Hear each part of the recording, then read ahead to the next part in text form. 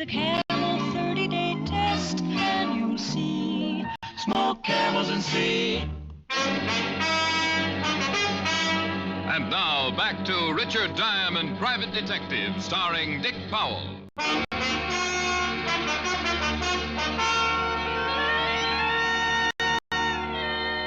Fred Lane's body lay on the floor of his den. There was a letter opener lying beside the body, and it fit the hole in his back. Tomorrow morning's paper would carry Fred Lane's obituary. It would tell where he was born, what he did with his life, and when he died. But it wouldn't tell who killed him. And that's what I wanted to find out. Looks like you really put up a fight, Rick? Yeah, the room's torn up a lot. Who did it, Walt? Louis Dixon, the guy you've been out looking for. Do you have him? Mrs. Lane gave us the information. Seems Dixon came here to the house about 2 hours ago. He wanted more dough from Mrs. Lane. Pretty nervy to come right here. Yeah. Guess she figured Lane might be out. Anyway, Mrs. Lane called her husband. Fred came in, invited Dixon into the den for a talk, and sent Mrs. Lane upstairs. Oh, well, that fits. Lane starts beating up Dixon. Dixon grabs the letter opener and kills Lane. That's the way it figures. Mrs. Lane said she heard the struggle, but her husband had told her to stay in her room, and then she heard Dixon run out, so she came down and found the body and called us. Did you get the prints off the letter opener? No. Miss Lane said Dixon was wearing a pair of gloves when he came in. Chances are he never took them off. Oh, that's great. Well, Fatty, I hope you have more luck picking up Dixon than I had. Nobody around town seems to know him. Well, Miss Lane gave us a good description. I put out an APB. What about you? You still on the case? I was about to give it up when I phoned. But I can keep going as long as my legs hold up. Good. I'd like to nab this Dixon guy as quick as possible. Me too, Walt. I don't like people to go around killing my clients. Just isn't good for business. The boys were taking the body down to the morgue as I left. It looked like a hard day for my shoe leather. The only thing I could do was keep pounding the pavement in search of someone who knew or had known Lois Dixon. Cigarette stands, boogie joints, cheap boarding houses, nothing. Down to the Bowery, missions, small bars, guys on the corners. Lois Dixon? Yeah, never heard of him. And so it went. I headed back for my office in the comfort that comes when you sit in a chair with your feet on the desk. But when I reached the entrance of the office building, Squeaky Horner was standing there waiting for me. Hey, Ricky, where you been? I've been waiting here a long time, almost an hour. Oh, what's on your mind, Squeaky? You still looking for Louis Dixon? That's a silly question. Why? Because I seen him about an hour and a half ago. Are you sure? Sure, I'm sure. I got a good memory for faces. After I leave the arcade, I'm walking up 3rd and I see him. Big as life. Where is he now? I tail him, see? He goes into Henry's flop house. He's staying in one of Henry's rooms. Not in a hall like most of the guys. He's under another name. What name, Squeaky? Jack Layton. You want I should take you to the place, Ricky? Yeah, Squeaky. I want that you should.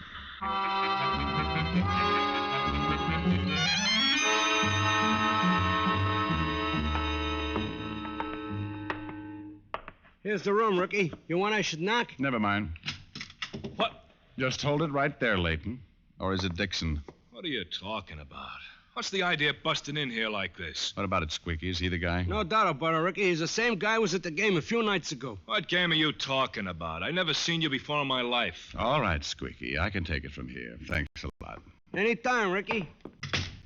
Hey, what gives anyway, bud?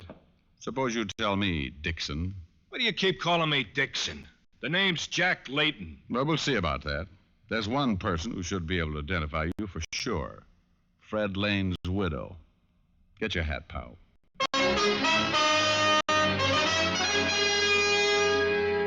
Well, it looked like the end of a hard day.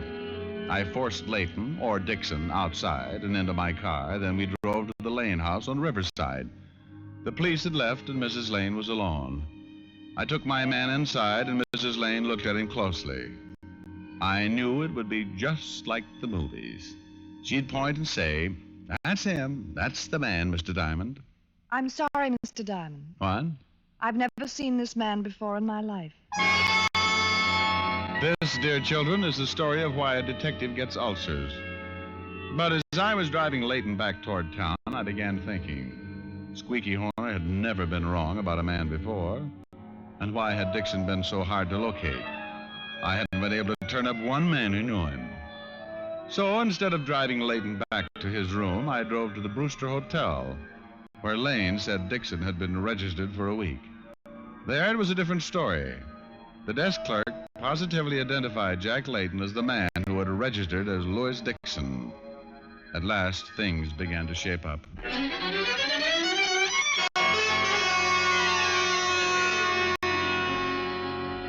Why did you bring me here to your office? I want to get back to my room. You heard what the desk clerk said. You registered as Louis Dixon. Why? Oh, that desk clerk was loony. He made a mistake. You heard what Mrs. Lane said. She never saw me before. So she said. But I think differently, Layton. And up here all alone, we can have a nice little chat. You're going to tell me all about it. I got nothing to say. No? Well, then suppose I open the conversation. Now, that was the first sentence, Layton. Now, do I start on a paragraph, or will you talk instead? I don't know a thing. Okay, stupid. We'll do it the hard way.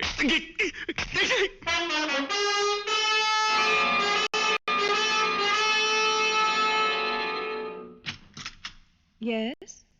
Oh, Mr. Diamond. Hello, Mrs. Lane. Mind if I come in? Of course not. Please do. Suppose we go into the den. I'd like to have a little talk with you, Mrs. Lane. Well, I'm sorry. I'm not feeling too well, Mr. Diamond.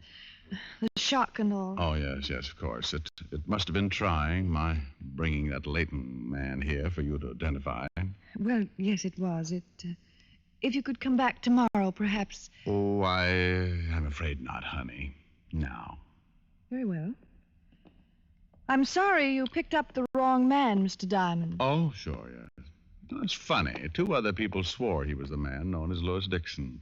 Well, it's hard to identify someone accurately, I imagine. But I was certain he wasn't Dixon. Mm-hmm. Well, you've tidied up the den quite a bit. Just what is it you wanted to talk to me about, Mr. Diamond? Well, there's no hurry. Say, this is a handsome room. Nice house, too. And all yours, along with everything else your husband owned.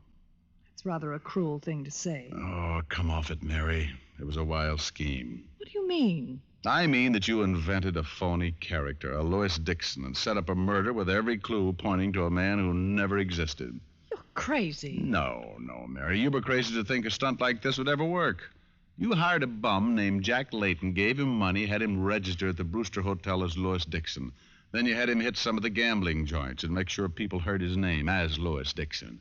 Then he was to disappear. I won't stay here and be insulted. No? Oh, soon I'll take it down to headquarters. You can be insulted there. Well, I hope you have proof, Mr. Diamond. You'll need it. Well, Layton was reluctant at first, but let's say I persuaded him to talk. I dropped him by the 5th precinct on my way over here. How much do you make as a private detective, Mr. Diamond? Oh, Mary, don't talk like that. First chance you got, you'd stick a knife in my back, too. Well, it was just a suggestion. After all... No, drop it now. Well. First a letter opener on your husband, and now you try to bean me with a paperweight.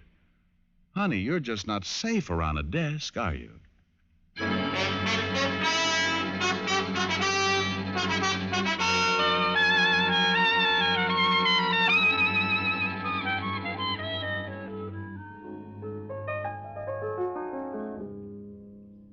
Rick? Yes, Helen, dear? I've been thinking. Show off. No, really. I think you should put your business on a more dignified level. You don't say. You should try and attract a higher type clientele. Oh, I don't know. This Lane fellow I work for today was no slouch. But what happened to him? He got killed. That's the trouble with your cases. They're too dangerous. If you don't get into trouble, your clients do. True. You should concentrate on more simple cases for wealthy clients, like divorce cases and inheritance claims. Oh, great. Maybe I should even carry a powder puff in my shoulder holster. All right, so it wouldn't be as exciting. Get the same fee and you wouldn't get so many black eyes. Then I couldn't come here to you for sympathy, dear. Rick, I'm serious. Okay, honey, okay. Now tell me, just how do I go about attracting a higher type clientele, as you put it? Well, you start off by putting on a more pretentious front. Meaning I eat more? Meaning you act a little more dignified. Well, do go on, Miss Asher. You should also have someone at the office to answer the phone for you. Oh, Helen, it only rings once or twice a day. I think I have enough strength to pick up the receiver that often. It's strictly for appearances. Oh, I see. Anyone in mind for the job? Well, I have a lot of free time. Well, fine, dear, fine. I'm glad it's free. I should be able to afford that. And then after we build up the business... Rick, are you listening? Hmm? Oh, sure, baby, sure. You are not. You're just waiting for me to take a pause so you can sneak in a song. Oh, honey, how can you be so suspicious? But, since you did bring up the matter, I should have known better. Oh, live and learn, dear, live and learn. If they ask me, I could write a book about the way you walk and whisper and look. I could write a preface on how we met, so the world would never forget. And the simple secret of the plot is just to tell them that I love you a lot.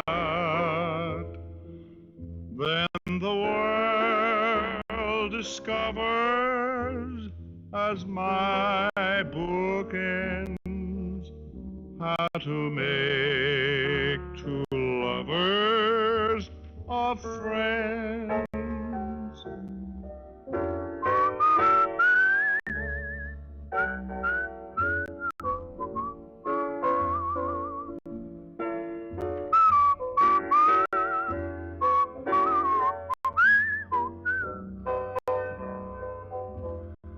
Then the world discovers, as my book ends, how to make two lovers of friends.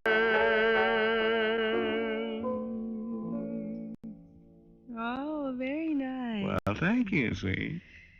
Only now let's get back to your business. Oh, who wants to talk about business? Come here. Now, Rick, stop it. Rick, I wanted to... Oh, Rick. Oh, now then. You were saying I shouldn't get on a more dignified level. I was? Oh, that's what I like. A gal with a one-track mind.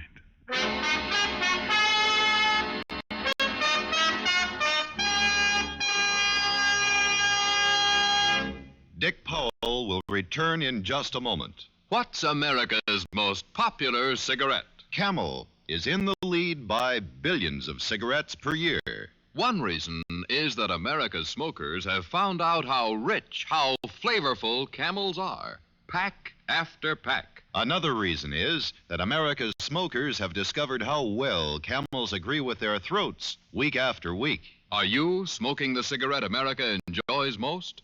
If not, start smoking mild, flavorful Camels tonight. How mild, how mild, how mild can a cigarette be? Make the Camel 30-day test and you'll see. Smoke Camels and see. Here's Dick Powell with a special message. Thank you. Ladies and gentlemen, as a token of friendship and to help show hospitalized veterans and service personnel that America remembers them, the makers of Camels send thousands of packs of Camels to service and veterans hospitals every week.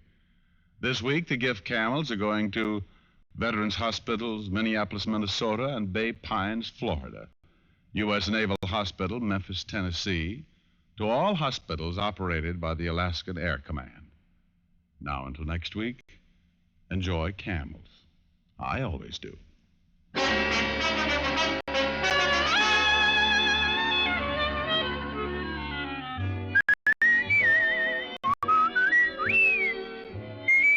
Tonight's adventure of Richard Diamond was written by Dick Carr with music by Frank Worth. Virginia Gregg was heard as Helen Asher and Alan Reed as Lieutenant Walt Levinson. Others in the cast were Benny Rubin, Mary Jane Croft, Howard McNear, and Peter Leeds. Richard Diamond, Private Detective, is transcribed in Hollywood by Jaime Del Valle.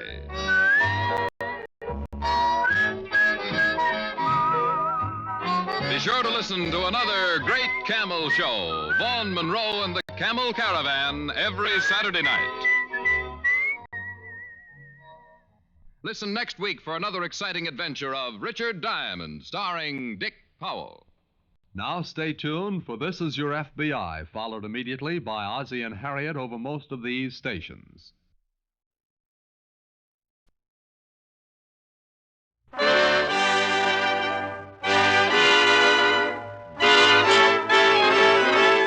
The makers of Camel cigarettes present Dick Powell as Richard Diamond, Private Detective.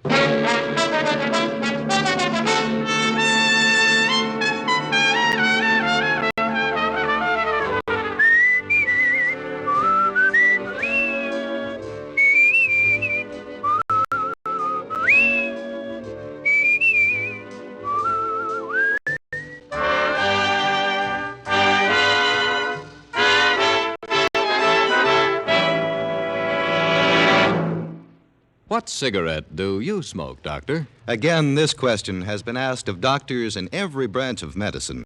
And again, the brand name most was Camel. Yes, according to this repeated nationwide survey, more doctors smoke Camels than any other cigarette.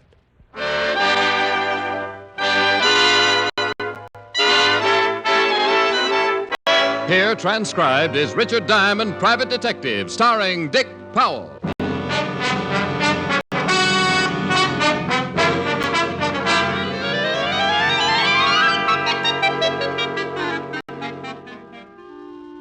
Being a private detective is like ordering stew in a cheap restaurant. You never know what you're getting until it's too late. It was that way the other morning. I was sitting in my office practicing curtain speeches to my creditors when she came in. She was wearing a casual item that must have caused a sharp dip at the mink population. When she reached my desk, she stopped and her perfume kept moving. She probably noticed the glassy look reaching my eyes because she said, Does my perfume bother you, Mr. Diamond? Well, no, not at all. My fangs always show like this. Mm-hmm.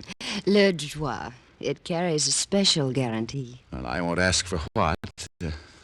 Won't you sit down, Miss... Not Miss, just Yvonne. It's not my real name, but I find it has a better effect on the trade. The trade? Cosmetics. Perfumes, facial creams, mud packs. I manufacture them. Oh. Mostly for women, but I have a lot of male customers. I'll bet you do. Unfortunately, I've just bought a magnum of shaving lotion myself. Oh, don't be silly, Mr. Diamond. I didn't come here to sell you anything. I'm sure you wouldn't have any need for my products. We'll save that debate for later. Well, I'll be brief. I'm a woman who likes to come to the point. I can see that. How would a $200 fee sound to you? Like a mirage, but beautiful. Well, here you are. 100 now, the rest when you finish the job. Well, far be it from me to hesitate over money, especially that nice, luxurious shade of green. But don't you think that... Of course. You want to know what you have to do. It would help. It's very simple. This afternoon, the Ile de France docks in New York. On the ship will be a man named Bouchon. One of your customers? Or is this social? Monsieur Bouchon has developed a wonderful new face cream. He's arranged for me to have the exclusive American rights. Well, that's fine. Where do I come in? Your job starts at 7 tonight. All you do is pick up the sample from Monsieur Bouchon at his hotel and bring it to me. Oh, I see. Do you mind if I look at your legs? Why, no. But I thought we were talking business. We are. Mm-hmm. Well, you've got nice legs, Yvonne. They take me where I want to go. What keeps them from taking you to Bouchon's hotel? You mean pick up the sample myself? I was sure you'd ask that. Well, I did. You don't know the cosmetic industry, Mr. Diamond. My competitors would do anything to get hold of that face cream. They know you expect Bouchon? Only one of them. A ruthless man. Does he have a name or just a disposition? Robert Mockler. He owns the Venus Beauty Enterprises. And you think he might follow you, take the sample away before you can start to manufacture. So you're paying me $200 to protect it. Oh, Mr. Diamond, I'm going to like you. You're so understanding. Oh, $100 bills make me that way. I'll expect you tonight around 7:30. My job's over when I deliver the sample to you, is that it? Yes. But don't make any plans for the rest of the evening. There's a new perfume I want to try out.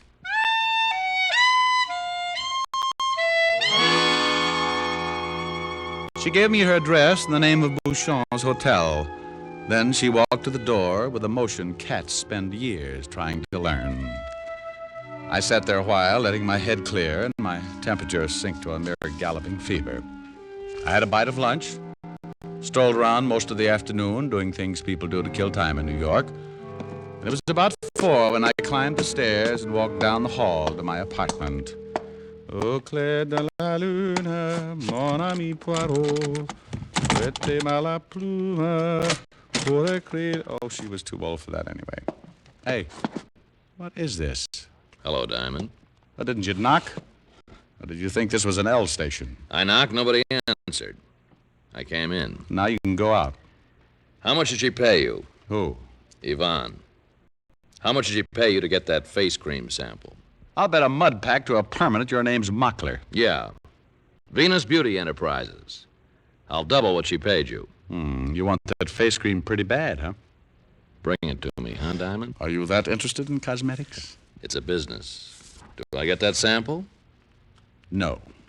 Be nice, Diamond. So I can be nice. Well, it'll be a strain for both of us. Triple. I'll give you 3 times what she paid. Mm-mm. And a bonus on the side. Why don't you get it yourself? Think I'd be here if I knew where Bouchon was? That door, Mr. Mockler, leads to the hall. Use it. I ask you to be nice. Once. The second time, I don't ask. You hurt me. Ow. Ow! You take your hands off me! I'm just being nice. You dirty! Get up. And then get out. All right, Diamond. I'm leaving. You take a hint nicely. I won't forget this. I wouldn't want you to. You just lost yourself a chunk of cash, Diamond. I'm not a very good businessman. It's a habit with me. Well, it's too bad. Might have helped pay the bill. What bill? The undertaker. Funerals run high these days.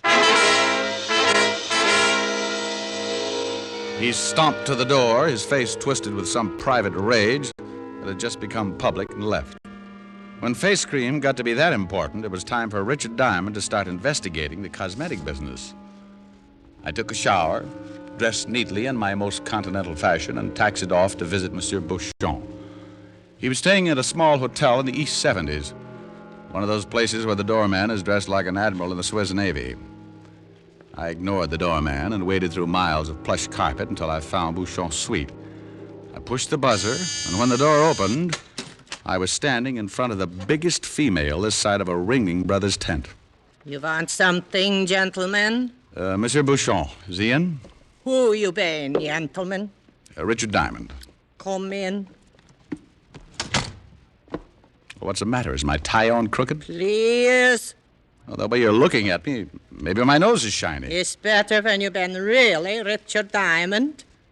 Because, gentlemen, if you know Ben Richard Diamond, they ben break your bones. One bone by one bone.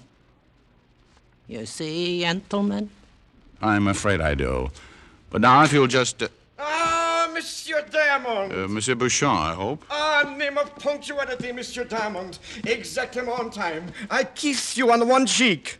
I kissed you on cheek number 2. We can stop it right there. Let me regard you. Ah, oui. It is as Yvonne say you will be. So young, so handsome, so viril. I feel like a midget next to your watchdog here. Watchdog? Je ne comprends pas. Ah, oui, Bertha. She is my masseuse. She makes new muscles as the old. And vice versa on occasion, I suppose. Regard her, Monsieur Diamond. Name of a Swedish smorgasbord. Is she not magnifique? Yeah, spellbinding. Now, about that sample I'm supposed to pick up.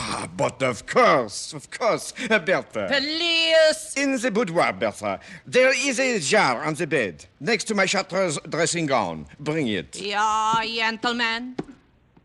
I wish to tell you, Monsieur Diamond, how pleasant it is to be back in your New York once more. What a truly magnifique city she is to visit. But you wouldn't want to live here. Name of a fortune teller, but you are psychic. How did you know I would say that? I've been hanging around the tourist bureau. I do not understand, but I think you are being droll. You would have a tiny brandy with me. Some logis du Mai, n'est-ce pas? Well, thanks, but I've got a date with a room full of perfume. The Yvonne. Naturally, the incomparable Yvonne. Well, I suppose I cannot persuade you to stay. Thank you, Bertha. Please. Here, Monsieur Diamond, is the latest Bouchon creation. That's all? Just this jar? I have worked so hard on this sample. Oui. How I have labored. You will take good care of it, yes? Well, for $200, I'd tuck it in bed and sing it a lullaby. But no. No. You must not do that. You must make haste and place the sample in the hands of the lovely Yvonne. Any message to go with it? The sample. She will be message enough. Okay, I'll be seeing you. Of a certainty you will, Monsieur Diamond. Of a certainty. I looked back on my way out of the suite. Monsieur Bouchon had an atomizer in each hand, spraying the room with cologne. The expression on his face reminded me of the python who had just swallowed his week's supply of rabbit on the hoof. I snowshoed my way down to the street and started to look for a taxi. I didn't have to look far. Hey, Mac! Huh? Over here, Mac! You looking for a hack? That's right. Hop in. 53 East. Sit down and be nice, Mr. Diamond, or I'll blow your head off. Well, you leave me a limited choice, Mr. Muckler. That's better. Fine work, Willie. Yeah, pretty neat, huh, Mr. Muckler? I'll answer that, Willie. It was neat. Now, I'd like to... Diamond. I thought you were going to be nice. I'll take that gun. Well, you might give me a gold star for trying. We're fixing your gold star right now. My place, Willie.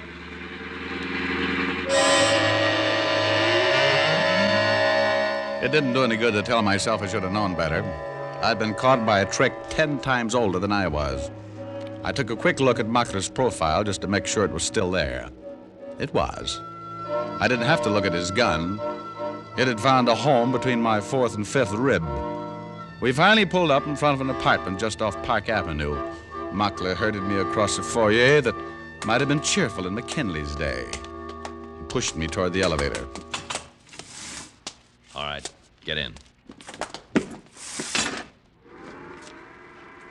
Would you mind shifting that gun a bit? My floating ribs run aground. Now, be nice, Diamond. Suits you better than being funny. And I was just trying to be pleasant. But if you insist, Don't talk so loud. My neighbors are refined. All right, get out. Aren't you making a lot of fuss over nothing? After all, it's only a jar of face cream. You'd be surprised. No kidding. Any drugstore. Shut up.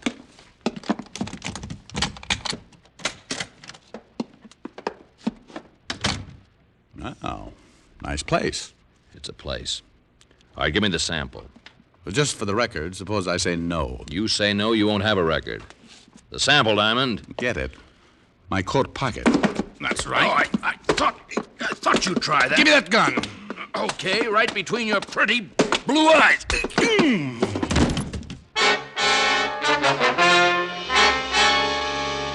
His gun caught me a glancing blow on the forehead, and I went down. I couldn't have been out for more than a few seconds because when I came to, Muckler was still in the room. I tried to get up, but my body had a will of its own. At the moment, what it wanted most was to rest comfortably on the rug. Muckler didn't notice me. He was too busy trying to get the top off the jar. When he finally did...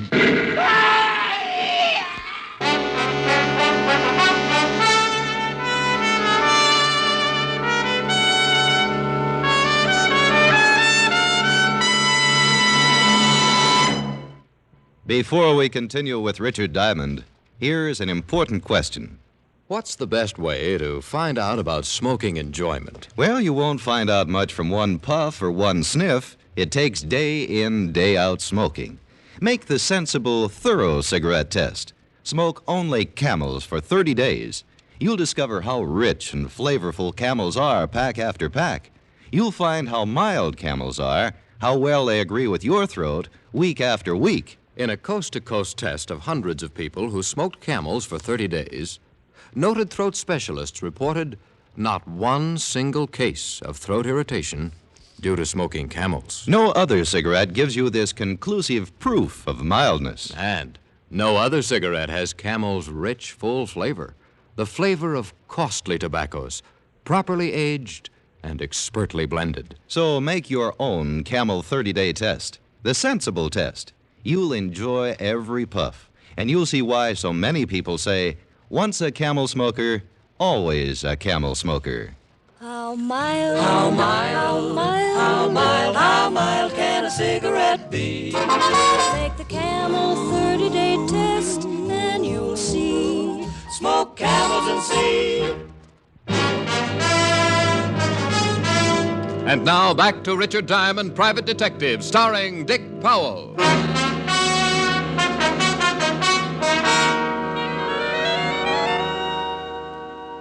Rick. Rick, come on, boy. Wake up. Oh. Wow, did they say nice things about me, Walt? Who? The preacher. The one who read my funeral service. Oh. This is a hospital, and you're not dead. Oh. You mean I've got to go all through that again? Why you're not dead is something I'll never know. What happened? You tell me, Walt. Well, we got a call an hour ago to come to the apartment of a guy named Mockler. There'd been an explosion.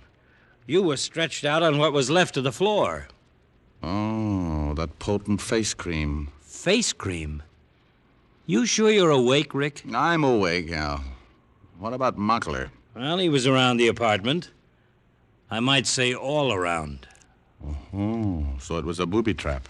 Booby trap? What's this all about? Walt, are those my pants on the chair? Well, what's left of them. Throw them over, will you? Now, wait a minute, Rick. Aren't you going to tell me what's going on? Sure. A Frenchman named Bouchon was trying to blow up a girl named Yvonne with a jar of face cream. That face cream again. Maybe you better stay here a while, huh? Look, Walt, nothing makes sense yet. That's the first sensible thing you've said since you woke up. Give me time to ask a few people some questions. How would it be if I asked them? You wouldn't get the same answers. All right, Rick. We'll give it a try. I'll call you as soon as I've made a visit. Don't wait too long. There's a murder rap crying for a head to fall on.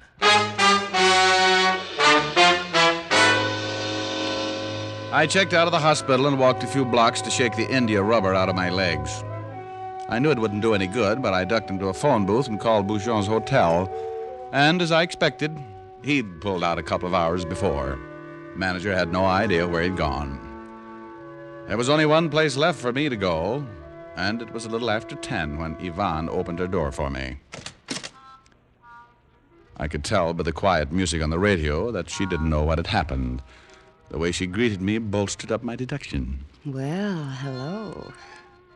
Do come in, Mr. Diamond. Thanks. Aren't you afraid of catching cold in that thing? You mean this negligee? I wore it specially for you. I've been waiting a long time. Too long. Well, you just missed waiting a lot longer. That Monsieur Bouchon, so talkative. He has a few other qualities. Come sit down. Here on the chaise longue, next to me. Well, I hate to make a detour, but let's get the sad news over with first. Oh? Something's gone wrong? Oh, you almost got it. Nothing's gone right. I should have known.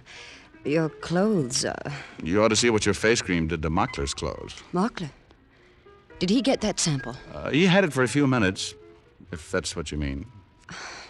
Mr. Diamond, if I didn't like you, I'd be very angry. Well, you shouldn't be. When Mockler opened that sample, he got very dead. It was a bomb. I don't understand. The face cream Monsieur Bouchon gave you was a bomb? Well, not quite, no. The bomb Monsieur gave me was a bomb. Just a minute, Mr. Diamond. Let me turn off this radio. You don't know how this upsets me. I know. I was upset myself this evening, violently. Oh, you poor boy. Well, no. That helps. Hand me that bag, please, there on the coffee table. Well, if you want a handkerchief. Now, I have what I'm looking for. Here, Mr. Diamond. $100. The other half of your fee. No. Does an explanation come of that? I'm sure you'll excuse me until another time. Won't you? Well, when you say it like that, I'm sorry. I was so looking forward to... Good night, Mr. Diamond. There were a few reasons why I'd like to have hung around, but I could tell this just wasn't my night. So I left Ivan, called Walt, and told him he could forward the bill for Mockler's murder to Monsieur Bouchon if he could find him. Then I crawled into a little bistro on 53rd Street to relax and count my $100 bills. I was on my second cup of coffee and third Campbell's cigarette when it came to me. Like the paraphrase of an old song, Bouchon knew that I knew. If he'd been foolish enough to let me be messenger for his booby trap, it was a cinch he wouldn't be foolish for very long. As long as I was walking around in one piece, Bouchon could never feel safe. I could have dodged him, maybe for a long time, but I decided it would be better to see him when he wanted to see me. I went home and made myself available. At 11:35, the walls of my room started to shudder when somebody pounded on the door. I didn't have any doubts about who it was. Oh, be careful, will you? It's just mahogany. It's only me, gentlemen. Bertha. I couldn't possibly have guessed. Please. Oh, never mind. What do you want? Monsieur Bouchon, they have been send me. It'll be a tight squeeze, but won't you come in? You come out, gentlemen. Okay, just as soon as I get my coat. You know they need your coat, gentlemen. Well, it's right over here. You come now, gentlemen. They will assist your arm. Please. Oh, nothing. I always thought my arm bent the other way. It's better this way. It's healthy for bones. You come now, gentlemen. Please. She put a little more pressure on my arm and led me down the stairs. She was so clumsy, I could have taken her with a few artful motions, but Bouchon had sent her, and I wanted to see Bouchon. When we reached the street, Bertha grabbed my other arm. We made an interesting entrance into a taxi, which took us to a shabby apartment house on Bleecker Street in Greenwich Village. Bertha adjusted her half-Nelson, and we climbed 3 flights of stairs. The end of our little pilgrimage was a pair of termite-ridden rooms, which I never would have associated with a fastidious Frenchman. Bouchon was not there, and Bertha didn't seem to know what to do with me. Then her eyes lighted up. She angled me across the room, pulled open a door, looked at me brightly, and said, Is bathroom, gentlemen. Well, thanks. I brushed my teeth this evening. Go in. Where's Bouchon? It's not good. You been asked questions. Go in. Well, we'll wait out here. It's more comfortable inside. If you know been go inside, they been glad to assist you. I was ready to argue the point when I looked in the bathroom and saw a table full of bottles and jars. So I let Bertha shove me inside and lock the door behind me. Then I walked over to the table. Next to a bottle labeled Valley of Indecision Cologne stood a jar, exactly like the booby trap Bouchon had given me earlier in the evening. I picked it up, decided that forever was a long time to live, and opened it. This time it really was face cream. I poked my fingers around in the jar to see what made it so wonderful. When I pulled them out, things suddenly became a lot clearer. Because just under the top layer of face cream was buried the biggest blue sapphire I'd ever seen. I wiped it off and slipped it into my pocket just about the time the outer door opened. Bertha? It was Bouchon, and he didn't waste time starting in on Bertha. Bertha, where is this diamond? You have not brought him. Ben bring him. But I do not see him. Ben bring him. Alors, where is he? Where is he? Lock him in the bathroom. In the bathroom? Oh, mon Dieu, unlock the door. Get the key. I had to do something, and I had to do it fast. I looked around. Then in the bathtub, I saw what I wanted. One of those rubber hoses with a shower attachment that can be pointed in any direction. I turned on the hot water full blast and waited. Monsieur Diamond! Monsieur Bouchon? Mon Dieu, the steam, I cannot see! Here I am. Ah! I am scalded! You have burnt me! Give me that gun! Oh, mon Dieu! That's right. Now stand back. Gentlemen! All right, Bertha, turn off that water. I am scalded! Now, you'll live. Oh, that was some face cream. Mon Dieu! The sapphire! You have taken it. You won't need it, Bouchon. They'll just take it away from you before they put you in the chair.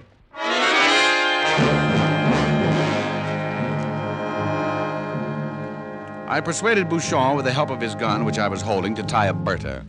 Then I knotted some bright red French neckties around his hands and feet and surveyed the situation. There was no phone in the apartment, so I locked the two of them in and raced down to a drugstore on the corner. I caught the owner just as he was closing and put in a call to Walt. Then I doubled back to the apartment to keep Bouchon and Bertha company. I thought it was funny that the door was open when I had locked it so carefully. I stopped thinking it was funny when I walked through the door straight into the barrel of an ugly automatic. Hello, Mr. Diamond. Well, Yvonne. You're just in time. We're going to start a treasure hunt. He has it. He is the one. Monsieur Bouchon seems to think you picked up a sapphire by mistake, Mr. Diamond.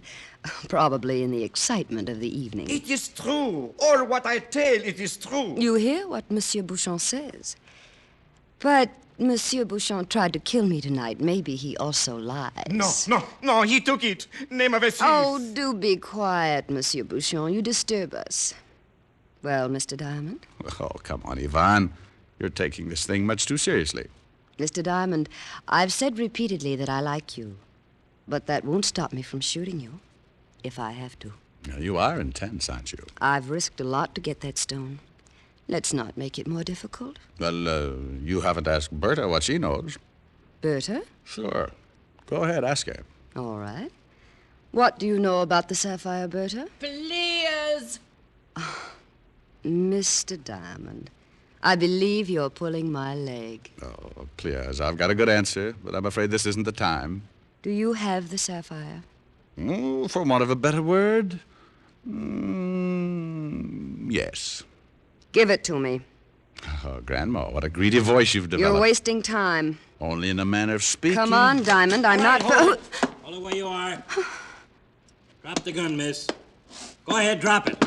Well, you certainly took your time, Fatty. I got here as fast as I could. I was just running out of words, wasn't I, Yvonne? Mm-hmm. You know something, Mr. Diamond. Tell me, dear. I'm sure I'll hate myself in the morning. But it's funny. I still like you.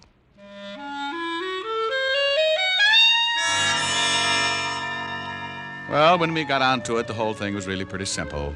Yvonne and Bouchon were running a fancy smuggling racket under a cosmetics cover. Bouchon wanted to make it a one-man operation, so he tried to dissolve the partnership the hard way by killing Yvonne. It didn't work because Mockler found out about the sapphire, got in the way, and stopped the bomb intended for Yvonne. Monsieur Bouchon summed the whole thing up rather neatly on the way to the station house. He said, Mon Dieu, I should have stood in France.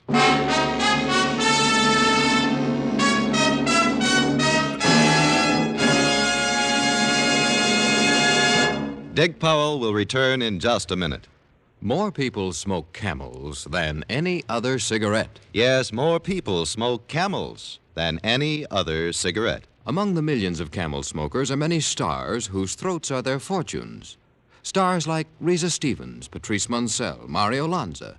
Great singers who insist on mildness in their cigarette and find it in Camels. Friends, make the sensible cigarette test. Smoke only Camels for 30 days and see how mild, how flavorful, how thoroughly enjoyable a cigarette can be. How mild, how mild, how mild, how mild can a cigarette be? Make the Camel 30-day test and you'll see. Smoke Camels and see. Here's Dick Powell with a special message. Thank you. Ladies and gentlemen, if you've ever spent any length of time in a hospital bed, you know how a gift can cheer you up. Every week, the Camel people send gift cigarettes to our hospitalized veterans and servicemen, both in this country and overseas. This week's free Camels go to Veterans Hospitals, Downey, Illinois, and Indianapolis, Indiana, Army and Navy General Hospital, Hot Springs, Arkansas, U.S. Naval Hospital ship, Constellation. Now, until next week, enjoy Camels. I always do.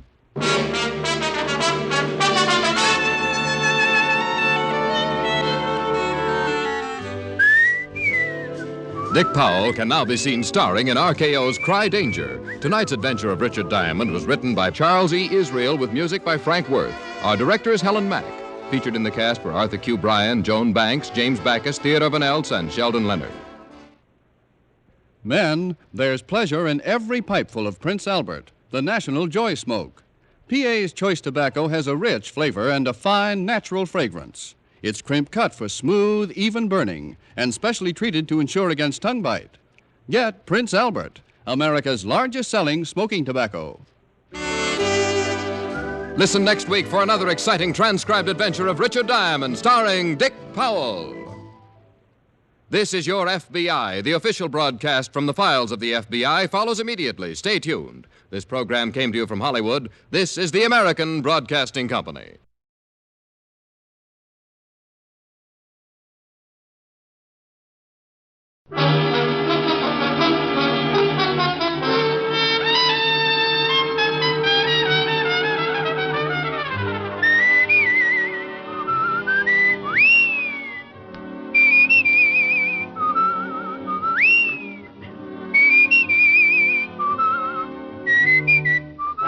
The National Broadcasting Company presents Dick Powell as Richard Diamond, private detective.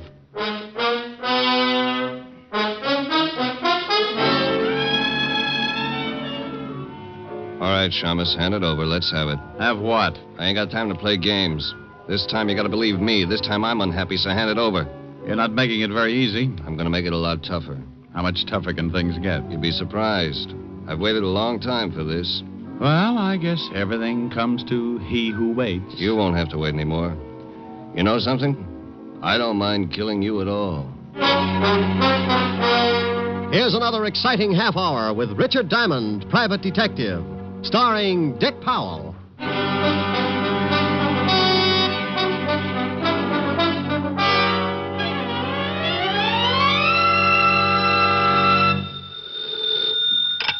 Diamond Detective Agency, homicide made easy. With us, it's the corpse that counts. Oh, I just don't think I'll ever get used to it. Hi, Helen. Hi. What are you doing? Right now, nothing. But I've been considering a few push-ups or something just to keep my heart going. I've been sitting behind this desk so long my blood doesn't circulate anymore. It just lies around in puddles. Oh, Rick. Morning, Mr. Diamond. Oh, hold it a second, honey. Morning, Phil. Who's Phil? The postman. Oh. Special delivery for you. Return receipt on it. Here, sign right here. Sure. Okay, there you are, Phil. Okay. See you later, Mr. Diamond. Yeah. Rick? Yeah, yes, dear? Well, what is it? Hmm? Well, what did the postman want? Well, wanted to give me a letter. Oh? Special delivery. From the City Hall. Oh, must be important. What does it say? Let's see. It says, Mr. Richard Diamond, address, so on and so forth. Oh, here. Dear sir, you are hereby notified that under the laws of this state, you can be called... Oh, for Pete's sake. Well, what's the matter? Of all the rotten... Oh, stop making noises and tell me what's wrong. You know what this stupid letter is about? I've been trying to find out. I, honey, have got to report to the police commission and get examined. Oh, Rick, have you caught something? Dear, in this state, the commission can call in any private detective and give him a test to find out whether or not he can still qualify to keep on operating.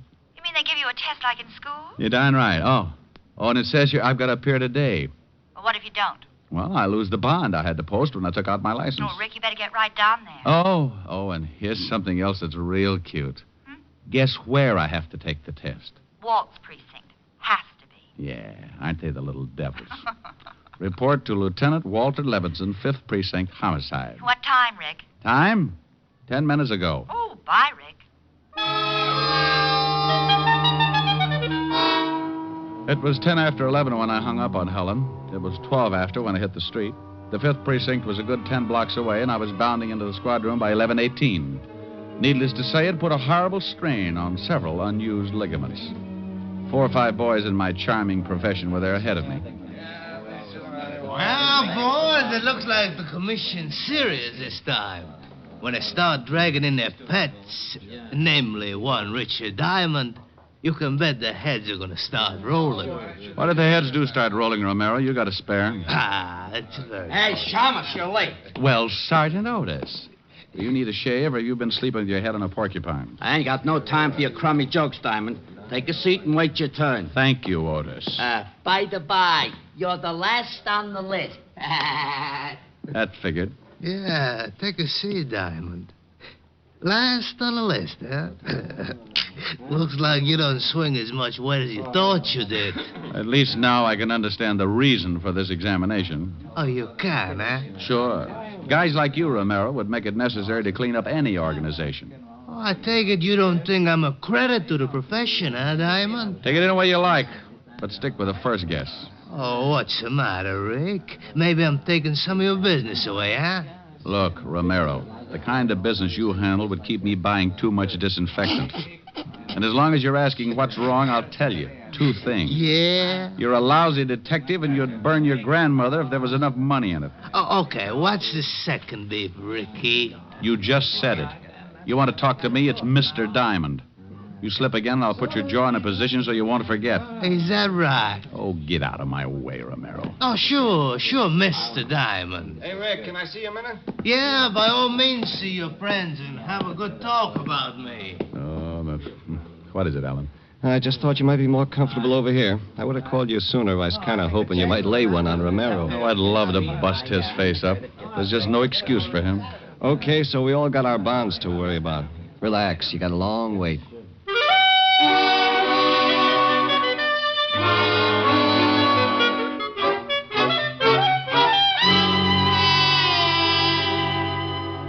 Okay, Diamond, it's your turn now. Not really. Go on in. Sorry you had to wait so long. Thank you, Sergeant Otis. You're very kind. If I'd waited any longer, I'd have been numb. And don't ask me where. Now, come in, Rick. Bring your slate pencil. Yeah. Sit down, Mr. Diamond. In a nice, soft chair? Oh, I'm afraid I couldn't do that, Lieutenant. I've gotten so used to that bench outside, sort of grown to fit it, you might say. Oh, now, Rick, I'm sorry, but there was nothing I could do about it. Mr. Diamond, Lieutenant. Huh? Oh, yeah. I hear you've been giving that to a lot of people lately. Otis tells me you and Pat Romero had some kind of discussion along those lines. Why doesn't the government stick Otis out on the beach somewhere and use him for radar? Let him look for flying saucers. Rick, there's no sense in acting like a child. The name is Diamond. Since when? Since 2 hours of solid sitting, Lieutenant. Okay, Mr. Diamond. Unfortunately, the commission set this thing up, Mr. Diamond. I had nothing to do with it, Mr. Diamond. As for your waiting, there's enough hard feelings about your relations with this department. If I put you at the head of the list, Mr. Diamond... shut up. Lieutenant. Lieutenant. Mr. Diamond. Mr. Diamond. That's better. It certainly is. Here's the first half of the examination paper. You'll get the second half later. Write the answers to these questions. How long have I got? Take your time. Still mad? Yeah. Oh. So for the next 30 minutes, I wrote. I wrote, and Walt stewed. It was something I could always count on with Walt, and being my best friend, he never had been able to get used to it. I looked up and caught him a couple of times, looking out of the corner of his eye to make sure I was getting them right. Don't misunderstand, Walt would never give me the answers. He'd just cough or blow his nose or something to show me I wasn't on the right track. Oh. Oh?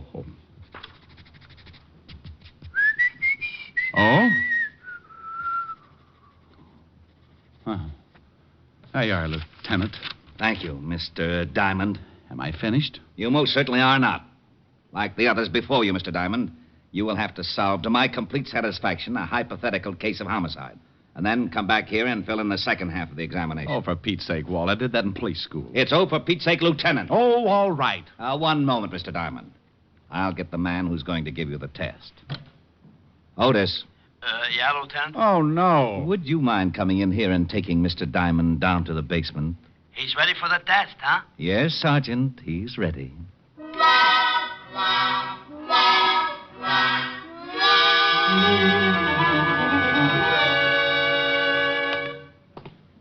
Now, there's a dummy in that room there, Diamond. You sure leave yourself wide open, Otis. Thanks. Now the dummy, or in this case, the victim, has been murdered. You will go in and try to solve the murder to the best of your ability. If you are intelligent and observing, you will locate the necessary clues which have been placed about the room. Go on in. How long have I got, Sergeant? 30 minutes, starting now. Go ahead in. Otis! Otis! Oh, now come on, Shamus. You ain't gonna tell me you solved it already. No, Otis, I ain't. But there's something I think you should know. Yeah, what? There are 2 victims in this room. And I hate to be the one to tell you, but I'm afraid one of them isn't really a dummy. What do you mean? One of them is a body, and it's very dead. Get the lieutenant.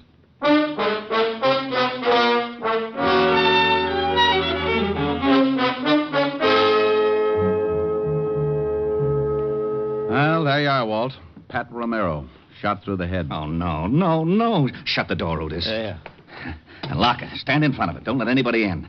How did this happen? How did Romero get shot in my department? Oh, what'll the commissioners say? Lieutenant... You shut up. Walt, relax. Will you take it easy now? Oh, sure. Relax. Take it easy. When the commissioner hears about this, I'll have a lot of time to relax on a beat in Flatbush. Look, Walt... And the newspapers. What's going to happen when they get wind of this? Listen, Walt... Private detective shot in lab room of 5th Precinct. Homicide. Relax. Take it easy. Sure. Well, at least shut up long enough to hear what I've got to say. Rick, what am I going to do? Well, now listen to me. If we can solve this thing before anyone gets wind of it, maybe it won't be so bad. You're right. Maybe it won't. We'll keep this room closed up as long as possible. Otis, if you let anyone in here, I'll personally see that you never... Where are you going, Diamond? I'm going to Romero's office. I'll call you from there. Make a check on his body and have all the dope ready for me. Oh, don't you worry about the dope, Rick. I've got more dope in this department than any other in the whole world. I've got the biggest. Otis. Yeah, Lieutenant? Walt chased Otis up the wall, and I headed for Pat Romero's office. Everything was happening so fast, I didn't take time to think much past the fact that the private detective profession had taken a step in the right direction when someone retired Romero. But Walt was in a spot, and someone had broken the law, so it looked like it was up to me to try and tie things together. I got to Romero's building, went up to the 8th floor, tripped over a couple of rats having a nervous breakdown because they couldn't find their way out, found his office, opened the door, and started feeling sorry for myself right away. Oh. I never saw him. All I remember is something black and shiny in front of my face just as I hit the floor. When I tried to take a better look, the bright, shiny something kissed me right in the mouth, and I went to sleep the hard way. When I finally came around, it was like trying to tiptoe through an acre of beach balls. I stumbled a couple of times, spit out a little blood. Very little, because the way I felt, there couldn't have been too much left. When I finally got around to a normal way of thinking, I perceived 2 things. It was still daytime, and the office of one Mr. Pat Romero, deceased, was a wreck.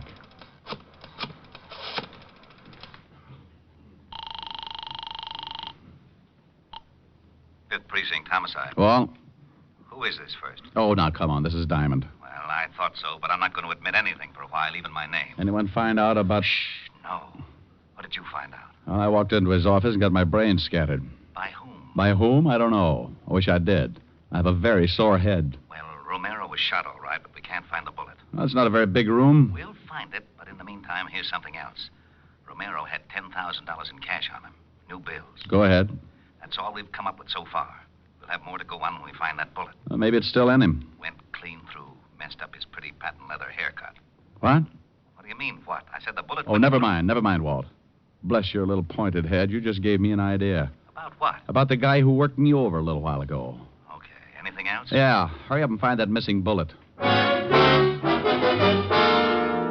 Walt had said something about patent leather when he referred to Romero's greasy hairdo. That was all I needed. It opened a door someplace, and there, sitting with its legs crossed, was the biggest hunch I've ever seen. And it was wearing patent leather shoes.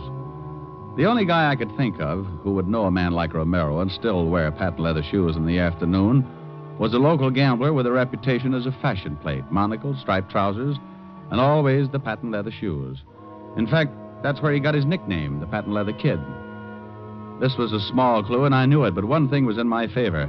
Anyone who would tear up Romero's office and kick me in the face had to be a bad little boy, and the Patent Leather Kid was typecasting. The kid's real name was Amos Fletcher, and he ran a small club over on 14th Street.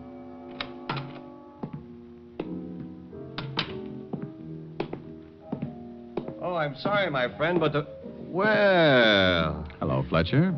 I was going to say I'm sorry, my friend, but the place isn't open until 6. I got a few questions. Come back at 6. Fletcher, I'm a little unhappy right about now.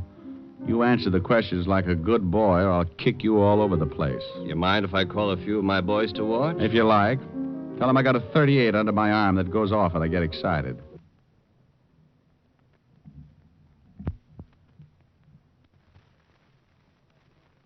Got a few questions. Come back at 6. Fletcher, I'm a little unhappy right about now. You answer the questions like a good boy, or I'll kick you all over the place. You mind if I call a few of my boys to watch? If you like.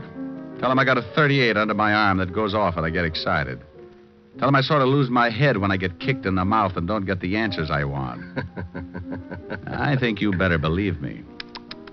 So you got kicked in the mouth? Yeah, by a pair of patent leather shoes, just like yours. I had nothing to do with it. You know a guy named Romero? Romero? No, I don't know a guy by that name. Where were you an hour ago? Right here.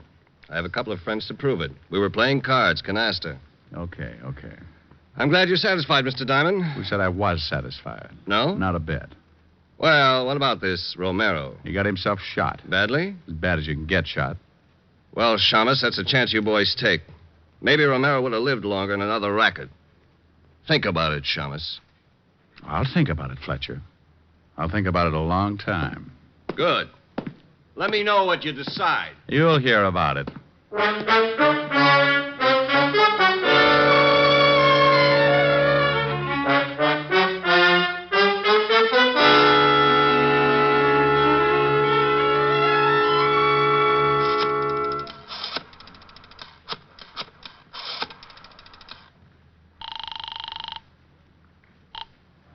Homicide, 5th Precinct. Walt, check and find out where Amos Fletcher does his banking. See if he's made any big withdrawals lately. Patent leather kid? What's he got to do with it? Just check. Okay. Now, what about the bullet? Have you found that yet? No. Oh, swell. Did you find anything else? A bunch of stuff in Romero's wallet. What? Oh, driver's license, social security number, some business cards. Card from a real estate office that might be important. Why should it be? A notation on the back. Says call Miss Crockett about new lease. Date after that. Yesterday. New lease? Romero has an office. Wonder what this new lease is. Why don't you check? Crockett Real Estate, Lexington Avenue. Bye. Au revoir. What?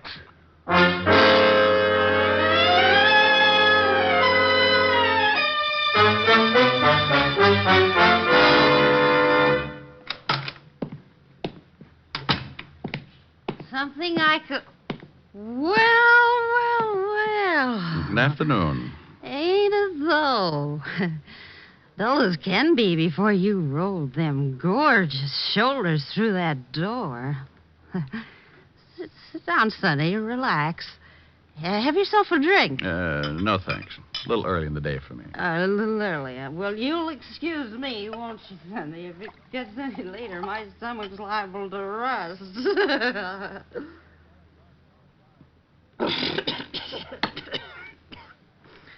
Get it? Yeah, all over me.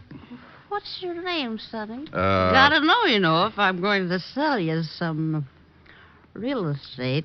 Play football in school, Sonny? Figures. Oh, look at them shoulders. Look, sweetheart. Huh? What did you say? I said, look, sweetheart. Oh. Why?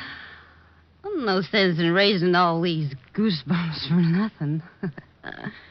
Sweetheart, huh? Well, what can I do for you, Sonny? You want Madison Avenue at 50 cents a front foot? Hey, that's pretty good. Sure you won't have a drink, Sonny? No, thanks. I'd just like to ask you one question. Go right ahead, Sonny. You know, I may not look it, but I'm considered one of the best real estate agents in this state. Do you know a man named Romero? Sure, I know him. Did you just rent him some offices? Yep. Signed the lease yesterday. A whole new suit of offices over on 46th Street. 46th Street? Where on 46? Oh, right there. Say, are you a cop? What makes you think that? Oh, I don't know. Romero's offices are right across from the police station. The 5th Precinct. Sonny, you bother me. You're too nervous. Now, why don't you just sit down and get comfortable and we'll What talk... building are the offices in? Carson Building on the 4th floor. But why don't you just take it easy, Sonny? Thanks, sweetheart. Oh, you devil, you.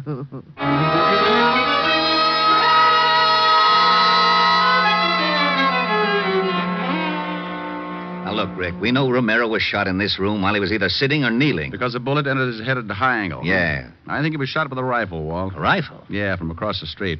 Romero rented some new offices in the Carson building, directly opposite this building. I just saw them. Somebody tore those apart, too. Well, I checked on Amos Fletcher.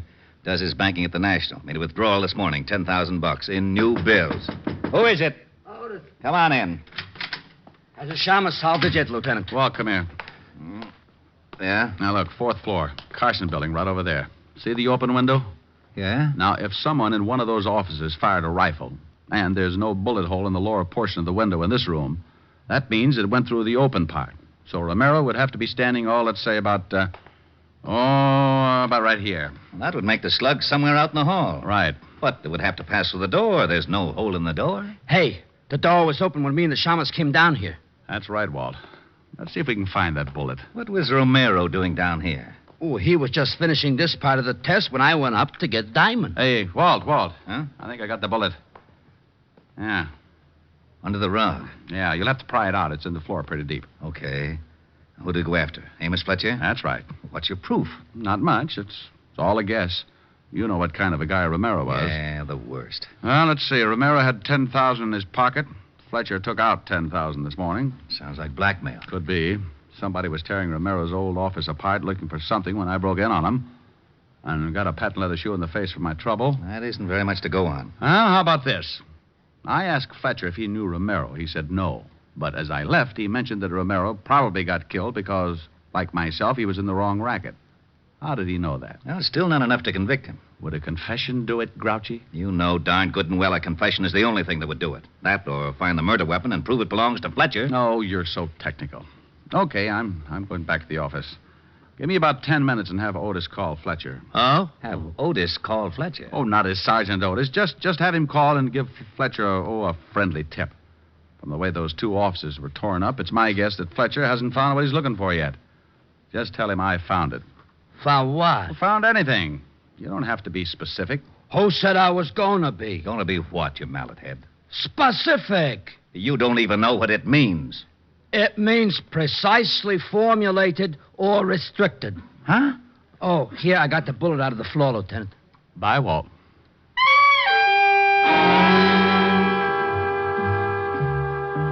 I left the precinct and headed back for Broadway in my office on the corner of 53rd. I knew that Amos Fletcher, the patent leather kid, was the boy we wanted. But whether or not he'd fall for the gag was a matter of luck. Luck is a big part of my business. So I went to my office and sat down behind my desk to wait. In case Amos Fletcher showed up, I wanted to be sure to be able to hold up my end of the conversation. So I took out my .38 and put it across my knees. Diamond Detective Agency. If you've slaughtered a dozen, no difference to me. 1 or 50, it's the same old fee. What kind of a remark is that, Shamus? What kind of remark did it sound like, Sergeant? I ain't got time to answer that. I called Fletcher. Good. What did you tell him? Well, I was pretty good, as a matter of fact. I disguised my voice like this, and I says, Amos Fletcher, and he says, yeah. So I says, just a little tip I thought you might want to know about. Richard Diamond has got that which you has been looking for. He found it in Romero's new offices. How was that, Shamus? Brilliant change of voice. You think it'll work? Put down the phone. You hear me, Shamus? You think it'll work? Hang it up. Hey, Diamond! Oh, that's better. All right, Shamus, let's have it.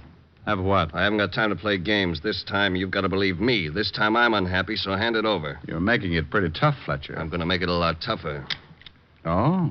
Oh, now, isn't that a pretty big gun to be carrying around? It's a little big, sure, but it does everything I want it to. Mm-hmm. A German Schmeischer, isn't it? That's right. Put a stock on it, and you could shoot it like a rifle. I'm going to count 3, and then I'm just going to shoot it. Now, why don't you be smart and give me the stuff? Let it ring. Well, it might be a paying client. It might. Let it ring. You shot Pat Romero from his new offices across the street from the 5th Precinct, didn't you, Fletcher? Is that what you say? Yeah. What was he doing, blackmailing you? You gave him $10,000 sometime today. You know, you're talking yourself right into a long box. Why did you shoot him in a police station? I paid him the $10,000, and he handed me the stuff, and I thought it was a McCoy. I went back to my office and started checking through this stuff. That phone's gonna bother me! There. You checked the stuff back in your office and you found out it was phony. You got worried, went back to Romero's offices. He wasn't there. He was across the street in the 5th Precinct. You spotted him through the window and shot him. That's right, Shamus.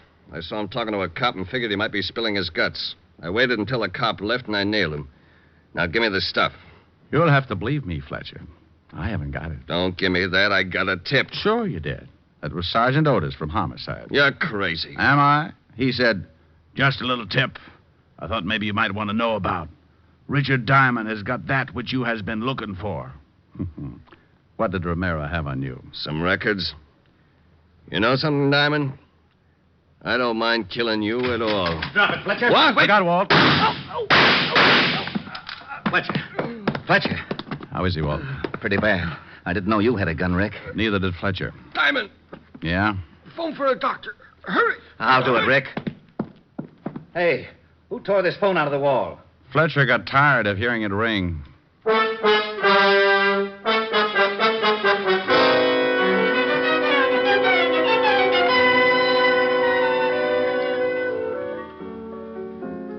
What's that you're playing, Rick?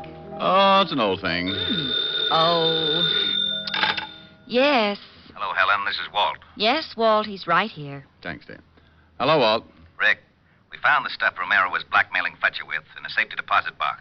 A bunch of books that exposed one of Fletcher's old rackets, enough to send him away for life. Well, bully for you. Oh, and something else. You better get down here right away. What for? You didn't finish your test. You don't want to flunk it, do you? What? You got the first part all right. The hypothetical part I can cover for you. But you didn't do anything on the last part of the written examination. Now, you listen to me, Fatty. Fatty? The fattest. I've chased my head off solving a case and getting your big feet... Big feet? Big feet out of trouble. I've gotten shot at, insulted, kicked in the face. Well, those things... I don't want to hear any more of your lame-brained excuses.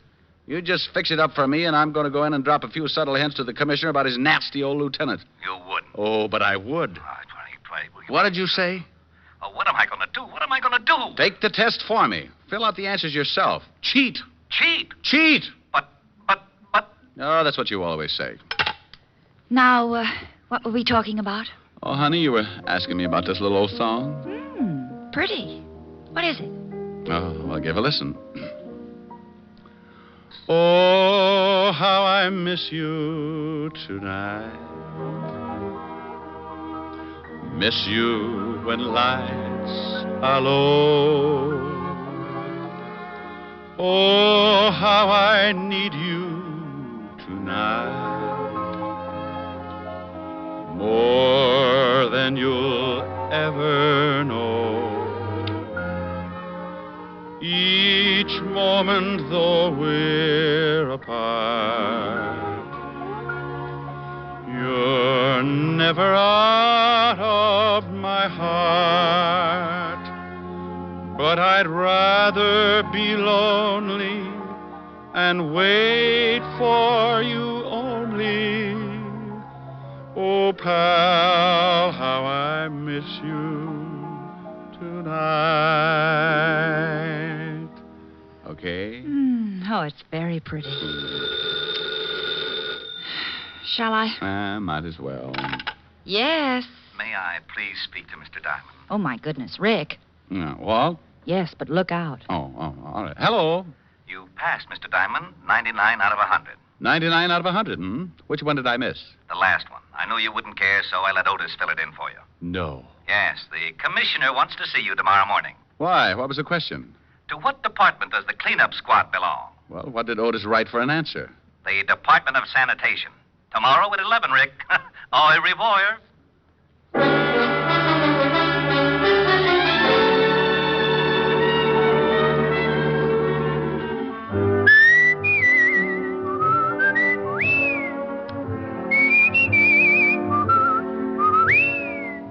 You have just heard Richard Diamond, Private Detective, starring Dick Powell. Ed Begley played Lieutenant Walt Levinson. Also in the cast were Wilms Herbert, Francis Robinson, Don Diamond, Ann Morrison, and Paul Dubov. Music was under the direction of Frank Worth. Today's show was written by Blake Edwards and directed by Russell Hughes. Dick Powell currently may be seen in the motion picture version of the best-selling novel, Mrs. Mike. This is Eddie King inviting you to be with us next Sunday at this same time when we will again bring you Dick Powell as Richard Diamond, Private Detective.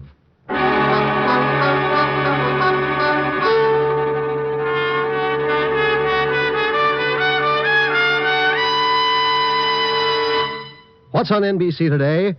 One of the finest programs in NBC's Sunday lineup of stellar entertainment is Theater Guild on the Air. Later today, be sure to hear Richard Widmark and Teresa Wright in the romantic comedy There's Always Juliet. That's Richard Widmark and Teresa Wright on Theater Guild on the Air today on this NBC station. Next, hear James Melton and Harvest of Stars on NBC.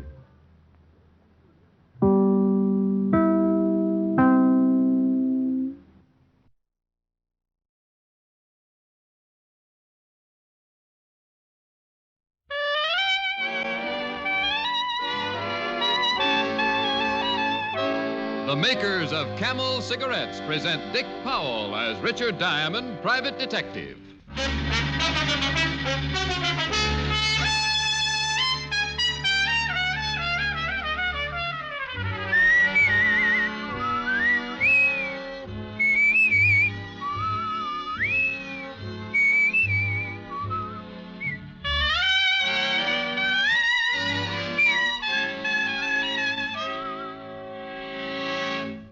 What is the 30-day Camel mildness test? It's a sensible test of cigarette mildness based on steady smoking.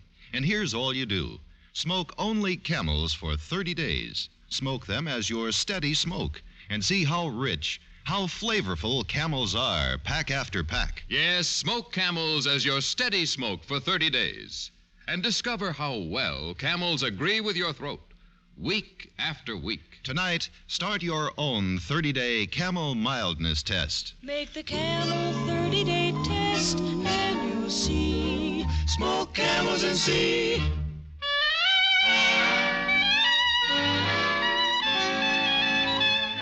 Now we bring you another transcribed adventure with Richard Diamond, private detective, starring Dick Powell.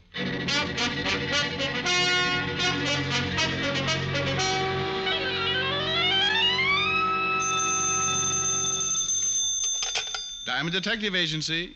A pleasant smile, a cheerful rhyme, and we'll keep you from doing time. Oh. Hi, Helen. Hi. Rick, where do you get that cheerful rhyme bit? You didn't think so? I didn't think so.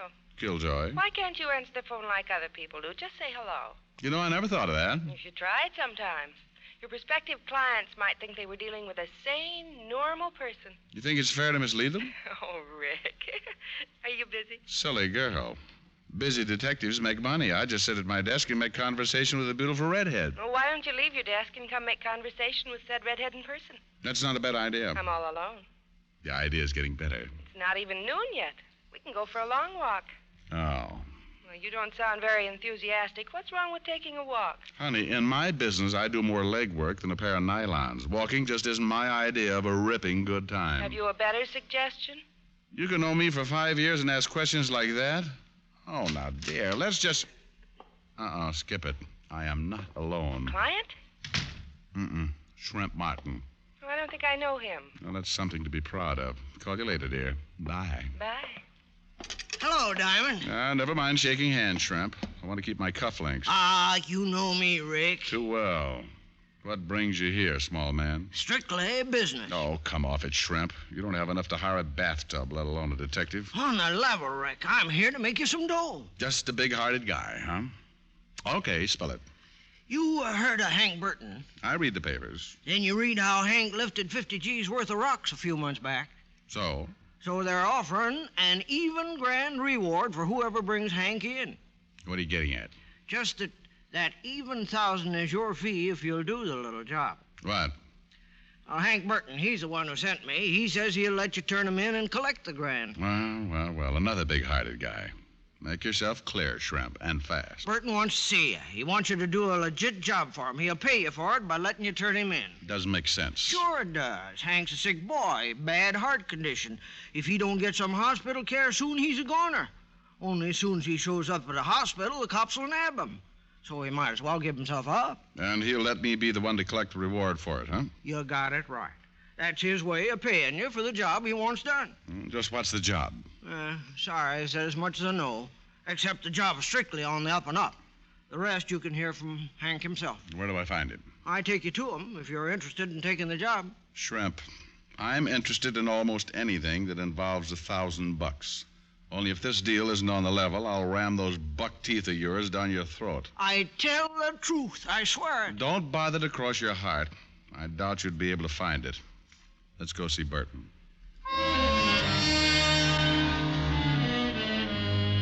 I didn't have any faith in Shrimp Martin, but the thought of 1,000 green pieces of paper did wonders for my bankrupt morale. We took my car, and Shrimp directed me to the warehouse section on Front Street. We parked beside a deserted-looking warehouse, and Shrimp led me inside through a rear door. He should be here by now. Hank! Over here, Shrimp. Or behind those boxes over there, Diamond. I heard him. Hello, Diamond. Hank, Shrimp tells me you have a deal to make. Yeah, that's right. Shrimp, go outside so we ain't interrupted. All right. Sit on one of them boxes, Diamond. I got a lot to say. I'll stand. It's up to you. You look bad, Hank. Never mind that. Did Shrimp explain the setup? All except the job you expect in return for handing you over. Okay. I want you to find a girl, Diamond, that's all. That could be enough. Who's the girl? Her name is Lee Thorpe. You find out where she's located now, and I'll let you turn me in. Uh-huh. Why is it so important you know where this Lee Thorpe is, Hank? Because if I have to take the rap on that jewelry heist, she takes it with me. Keep talking. I met her about 4 months ago. Felt pretty hard. She seemed to go for me, too. We made plans, big plans. And my ticket went bad. She suggested we go to Mexico where I could be taken care of, but that took dough. So you pulled the jewelry store robbery? Yeah. It was her idea. She said she knew of a fence where she could change the rocks in the dough and we'd be out of country within a month. But the deal fell through, huh? Yeah. I was spotted during the job. I had to hide out, but I sent her the rocks. She said to give her a week. I think I can guess what happened. Ain't hard. When I contacted her a week later, I found out she moved, disappeared. What a sap I was. What a sap. You were a sap to steal the stones in the first place, Hank. Okay, no speeches. All I want you to do is locate this dame so the bulls can nab her, too. Uh-huh. Well, why not go to the police right away, Hank? Tell them the story and let them pick her up. No, she's smart. As soon as the word gets out, I've been picked up, she'll figure I squeal on her. It'll be harder to find her then. Won't be so easy now. Any idea where she might be? If I knew, I'd find her myself. You're the gumshoe'll get to work. $1,000 ain't bad pay, you know. No, it's not bad at all. Only how do I know you'll keep the bargain? Look at me, will you? I'm a dying man unless I get help. Don't worry, I'll let you turn me in. After you find the girl. All right, Burton, I'll take a chance. Where do I get in touch with you? You don't. I'll call you at your office around 6. Work fast, huh, Diamond? Find her as soon as you can. Yeah, Hank. As soon as I can. Hank Burton was in a bad way, and if he wouldn't give himself up until Lee Thorpe was located, then it was true she'd have to be found quickly. Hank didn't have much time left. We left the warehouse together. He and Shrimp Martin disappeared down Front Street, and I drove back uptown. At the 5th Precinct, I found that Lieutenant Walt Levinson was out to lunch. But in the meantime, the sergeant let me look through the files. Well, make yourself right at home, Mr. Diamond. Well, thank you, Lieutenant. I have. It's a wonder you're not sitting behind my desk. I'm sure you'd be more comfortable. Well, now, I might just take you up on that when I get tired. Fine. Maybe you'd even like one of my uniforms to wear. No, Walt, let's not carry the joke too far. When I was on the force, I tried to get into one of your uniforms. It looked like Bonnie Prince Charlie in a raccoon coat. Just when I need after a nice lunch. You around to give me indigestion. What are you looking for, anyway? I found it. File on a girl named Lee Thorpe. Thorpe. Yeah, I remember her. Used to be married to Davy Thorpe. Used to be? Yeah, it's all there in the folder. She split up with Davy, maybe 3 years ago when he was sent up. Davy's still in prison? Out about a year ago. What do you want this Lee gal for? Sorry, Walt. Confidential. Oh, great. I ask a question, you tell me it's confidential, but you think you can walk in here and poke through our files all you please. Cheer up, Fatty. I'll tell you all about it after I find Lee Thorpe. Well, now, that's mighty big of you, Mr. Diamond. Well, think nothing of it, Lieutenant. I don't. Find anything in the folder? Not much. She's been picked up on a few minor offenses, that's all. What about Davy, her ex-husband? Oh, he seems pretty legitimate these days. Running a pool room over on 3rd. Listed in the book as Davy's Billiard Parlor. That's an original name. Well, I guess I'll go see Davy. Maybe he's seen his ex-wife lately. Oh, don't rush off, Bright Eyes. Things are so dull around here when you're not poking your nose into our business. I know, but don't feel bad, Walt. I may be back. Well, goody, gumdrop. I'll have our best cell waiting. You're such a wonderful host. See you later, Walt. Davy's pool room turned out to be a dingy joint. There were no customers this early in the afternoon, but Davy must not have liked his tables to go to waste. He was playing at a front table all by himself. I walked over to him. Well, nice shot, Davy. Huh? Oh, you want a game, Mac? I'd rather talk. This is a pool room, not a conversation club. It's about your wife, Davy. I got no wife. You did have. Yeah, I had measles once, too, but that don't mean I'm still scratching. Have you seen Lee recently? All depends on how recent you call recently. Oh, in the last month or so? Seen her when I first got out, close to a year ago. She wants to pick up where we left off. And? I told her where to get off. You beat these dames. I get sent up out of circulation for a while. She wants to be free. Then I'm out. She wants to get all chummy again. Well, maybe you know where she might hang around, Davy. Yeah, maybe. You a cop? Private. Well? Well, what?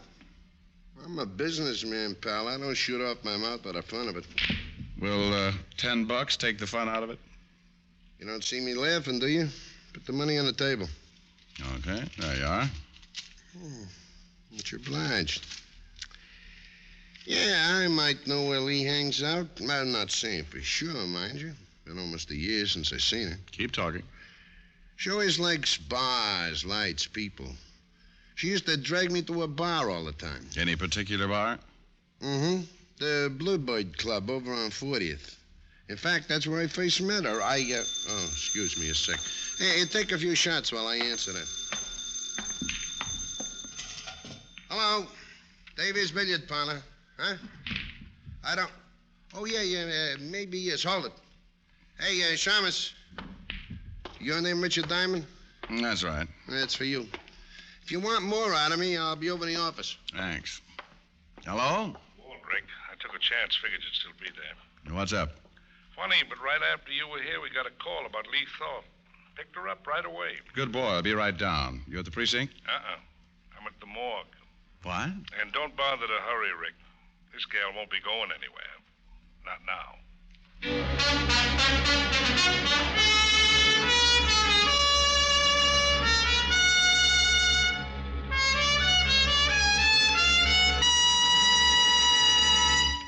Before we continue with Richard Diamond, here are a few words about smoking enjoyment. According to nationwide surveys made by independent fact-finding organizations, more doctors smoke Camels than any other cigarette. That fact was brought to light a few years ago when 113,597 doctors were asked this question. What cigarette do you smoke, doctor? The brand named most was Camel. In repeated surveys, doctors in all branches of medicine have been asked the same question.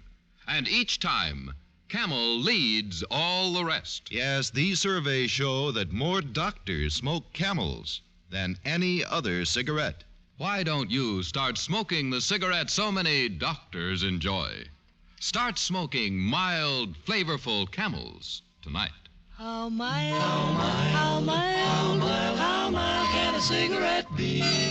Make the Camel 30-day test and you'll see. Smoke Camels and see. And now back to Richard Diamond, Private Detective, starring Dick Powell.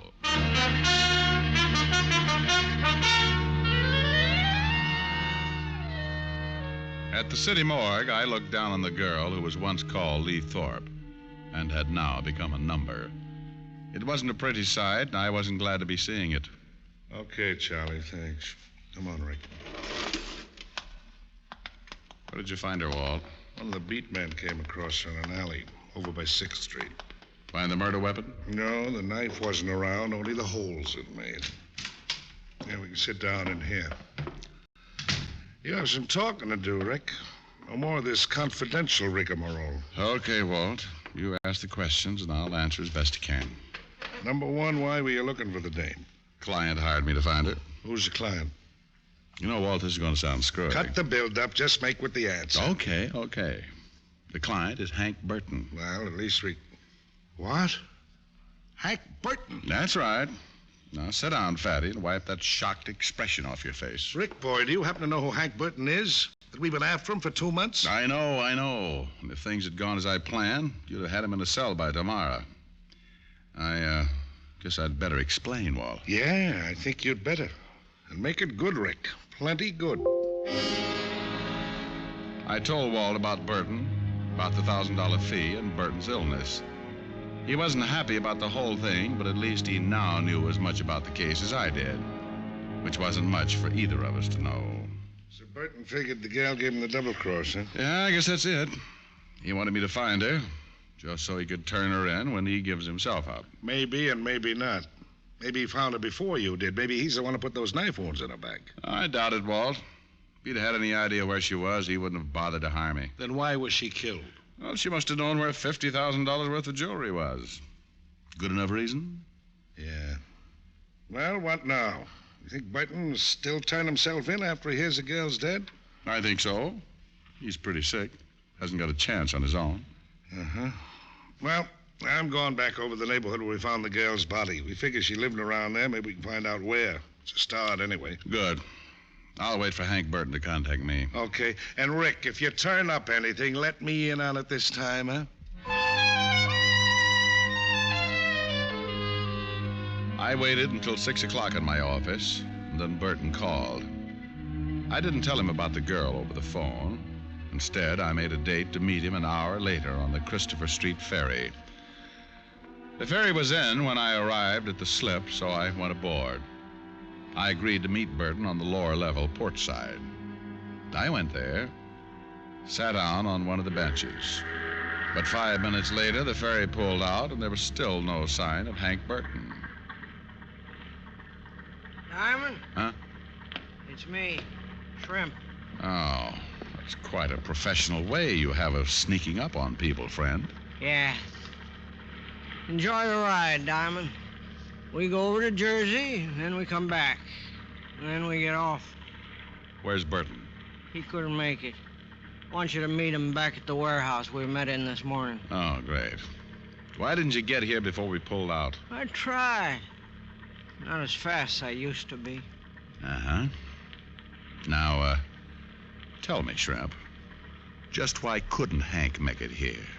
It's as safe as that warehouse. Oh, well, he's sick. He's feeling bad. He felt bad all day. Oh? It didn't sound so bad when I talked to him on the phone. But he was sick. He was. Real pain. He could never make it down here. Let's enjoy the ride, huh? Let's talk some more first. If Burton knew he was too sick to meet me here, why did he suggest it in the first place? How should I know? Hank says we come to the warehouse, we go to the warehouse. Don't ask him any questions. Oh, I just have an inquisitive nature. I like answers, Shrimp. Okay. How's this for an answer?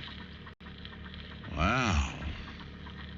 Little man with a big gun. That's right. And the gun says we go to the warehouse. Now settle back and enjoy the ride.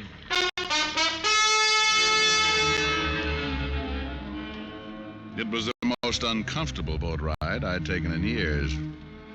Shrimp put the gun back in his pocket, but kept it pointed toward me. The ferry finally returned to the New York side, and we got off.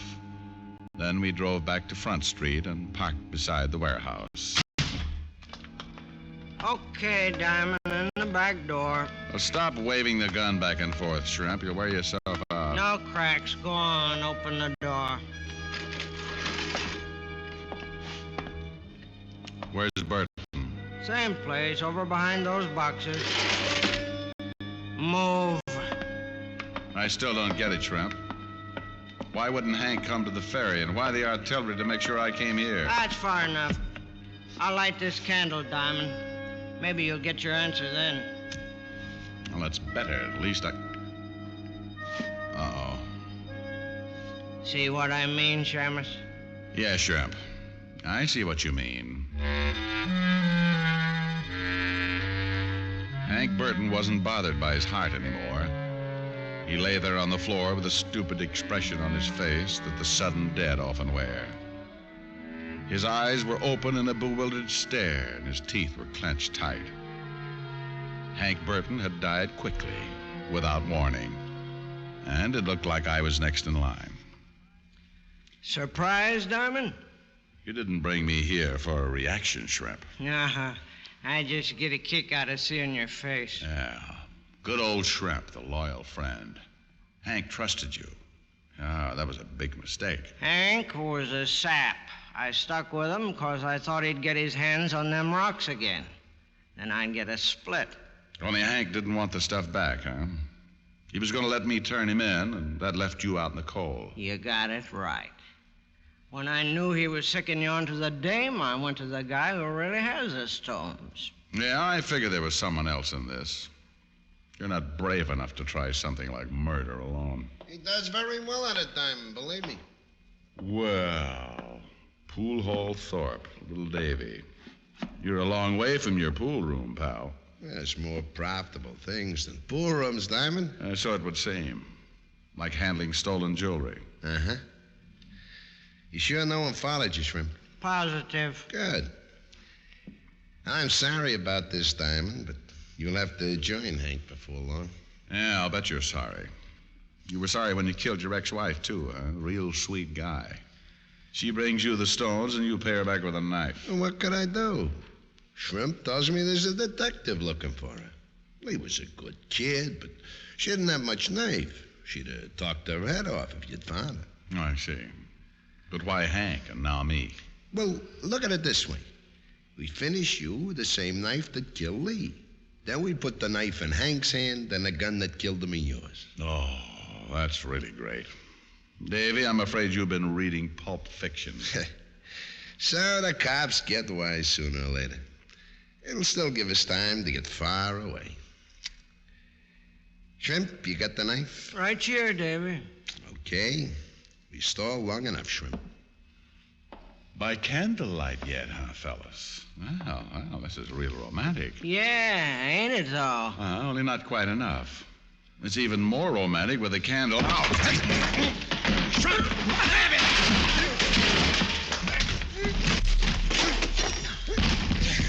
Shrimp! Shrimp! He's taking a little nap, Davy, and I've got his gun. What?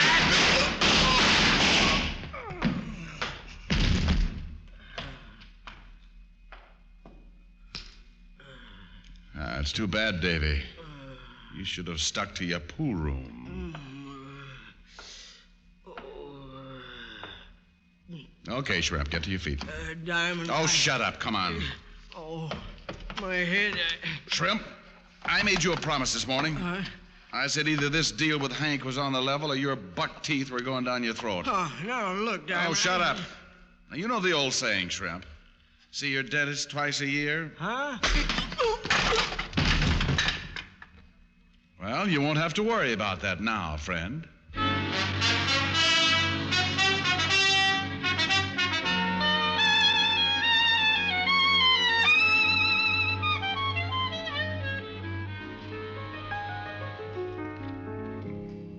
Rick? Yes, Helen, dear? It's nice outside. If you're wearing a fur coat, it is. Oh, it's not really cold. Besides, you have a heavy coat. Helen, are you hinting that I should leave? Uh-huh. With me. I'd still like to go for that walk. Oh, no. Well, why not? The only time I see you is after a case. Then you just drop in, seat yourself at the piano, and take it easy. But, honey, I'm tired. Well, I'm not. I've been in all day and I could use the exercise. Exercise, you want, huh? Well, I got a good idea. I'll chase you around the piano. It's your idea of exercise, huh? No, but just think of the fun we could have after I caught you. Oh, Rick, I'm serious. Just look out that window. Oh, stop shivering. Look at that moonlight. Isn't it romantic? What chances to give the Dodgers this year? A long walk. Just you and me. And the Giants. Now, there's a hot ball team. Maybe over to Central Park. And the Arkansas Aggies. Oh, they'll be fighting all the way. Hand in hand. We get Arkansas Aggies. Yeah, my old home team. Richard Diamond, you are the most unromantic man in town. Helen, how can you say that? Don't I build a nice fire in the fireplace? I could get a Boy Scout to do that. Here we are, a fire, lights down low, a nice romantic song. And your idea of romance is a walk. Well, after all, Hey, where does that nice romantic song come in? Right about now. Well, couldn't you sing while we walk? Oh, sorry, honey. Throw another log on the fire. Keep my golden memories aglow. I don't see the face of my loved one when the logs are burning low. Throw another log on the fire.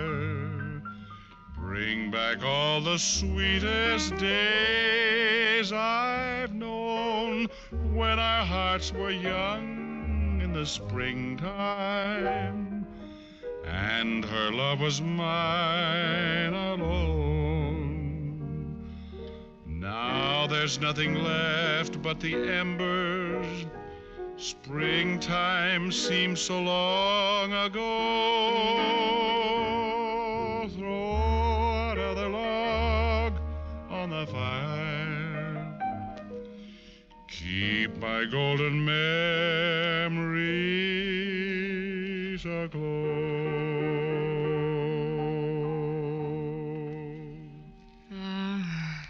That was very nice. But I still didn't like it. Oh, that's a brilliant statement. I still want to go for a walk. Millions of girls in New York, and I had to pick a nature lover.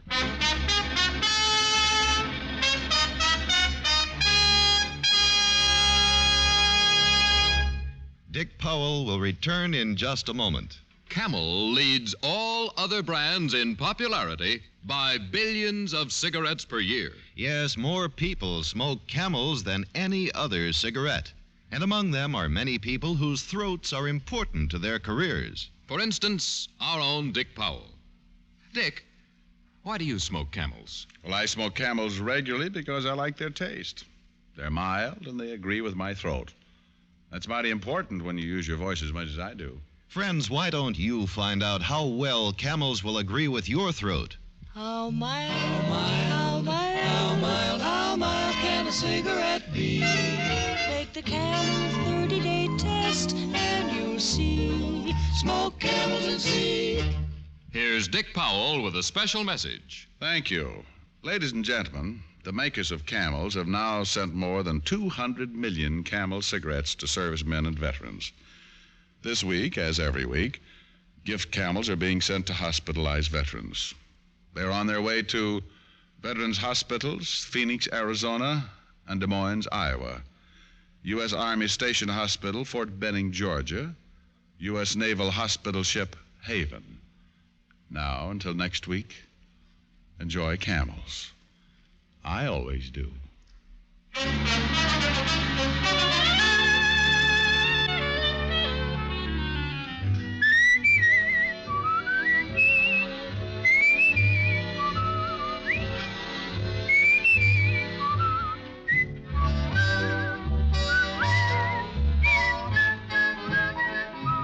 Tonight's adventure of Richard Diamond was written by Dick Carr with music by Frank Worth.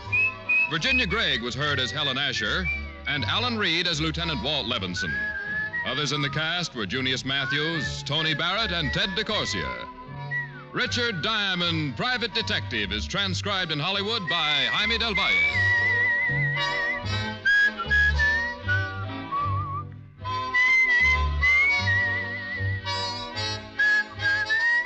Be sure to listen to another great camel show. Vaughn Monroe and the Camel Caravan every Saturday night. Listen next week for another exciting adventure of Richard Diamond, starring Dick Powell. Now stay tuned, for This Is Your FBI, followed immediately by Ozzie and Harriet over most of these stations.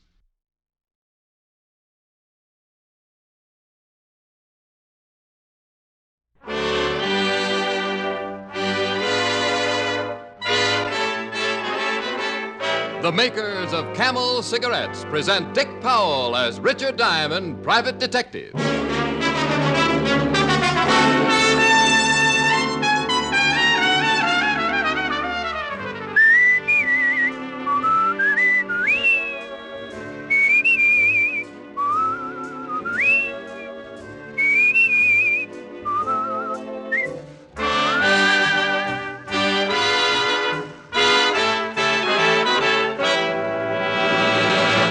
How mild can a cigarette be? One puff won't tell you. One sniff won't tell you. It takes day in, day out smoking to find out how mild a cigarette is, how well it agrees with your throat. Make the sensible cigarette test, the thorough test. Smoke only Camels for 30 days and see just how mild a cigarette can be.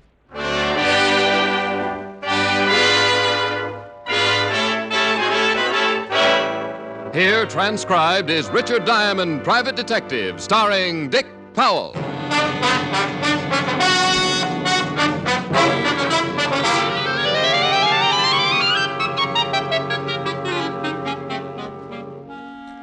It was about 2 o'clock in the afternoon. It was cold out, and it had been raining. When it got a little warmer, it would probably snow. The whole city was covered with a heavy sheet of ice, and the steam heat in my office gurgled and clouded up the windows.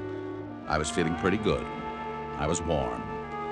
I'd had one client in the past week, and my bank account was on its way to recovery, and a good breakfast in the drugstore downstairs had made me comfortable and drowsy. I put my feet up on the desk, leaned back in my chair, and closed my eyes. Mr. Diamond? Mr. Diamond? I must have been napping and didn't know it. I hadn't heard the door open, but there he stood, framed in the door, resting his weight on the jamb, and looking across the room at me with tired eyes. Mr. Diamond? Yes, what can I do for you? My name is Abel Gunther. I want to hire you. All right, Mr. Gunther. I charge $100 a day in expenses. I don't think I can pay it. I can pay you some, but I don't think I can pay you that much. Well, that's my fee for you or a Rockefeller. I got expenses. I see. Well, I'll keep looking. I need help. Perhaps you could recommend someone? You'll pardon me for saying so, but you don't look too well, Mr. Gunther. I'm pretty sick, Mr. Diamond. Maybe you'd better sit down and tell me what your problem is. I can't afford the money. That's all right. Tell me about it anyway. I think I had better sit down. Yes, you better. What's wrong? You got the flu or something? No. I'm afraid it's a little more serious. Would you really like to hear my story? I think I really would. I'm a farmer, Mr. Diamond. My home is Haiti, near Saint-Nazaire. Haiti? Yes, the West Indies. I was born there, raised there. My parents died when I was 13. I have a wife. She's there now, and she's the main reason I have come here seeking help. My wife is dying, Mr. Diamond. I must get help quickly before it is too late. I have a farm. Kept talking, telling me about his life on Haiti. He told me about his farm, a fairly good-sized farm by his description. He told me how in the past 2 years things began to go wrong on his farm. And soon all the farms in the area were also having trouble. The cane fields would burn every year. Then it was the cattle.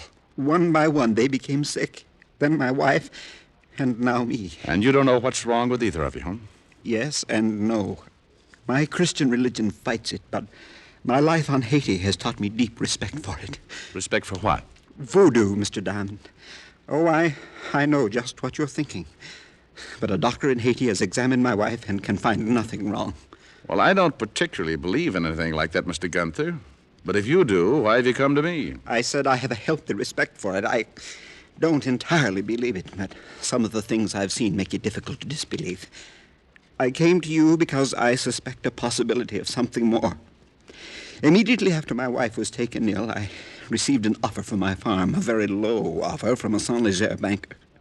I investigated, found it had been made in the interests of one Arthur Cotswold. Arthur Cotswold? Haiti's biggest planter. Oh. How about the other farmers? They received offers like mine. Being the oldest farmer, the rest looked to me for guidance. I told them to wait. Then I came here to hire someone to look into the matter. Would you like some water? No. No, thank you. I'm all right. Anyone else become ill besides you and your wife? Yes.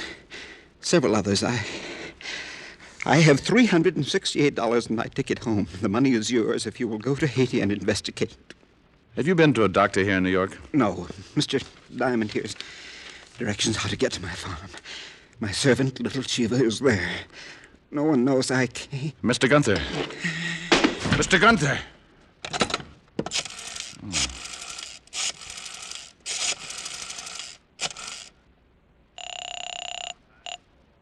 Levinson homicide. Hello, Walt. Oh, Rick. Yeah. Better get up to my office. I've got a dead man for you.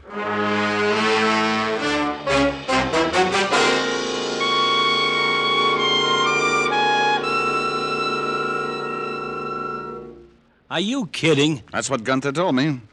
Voodoo? Voodoo smoodoo. That's what the man said. Now, steady, boy. Oh, stop it, Walt. You know I don't believe it. But you're going down to Haiti. Well, somebody's got to tell the wife. The local authorities can do that. Hey. No, what's the matter? The local authorities in Haiti. Why didn't Gunther go to them if he thought there was something phony about the setup? You want an opinion? If you can strain one out. Well, Gunther probably didn't go to the Haiti authorities because he knew they'd think just what you're thinking. Okay, so I'm crazy. Well, Gunther died in my office. He came a long way for help, and the poor guy wanted to give me his last $368. So I'm going to Haiti. I'll send you a zombie.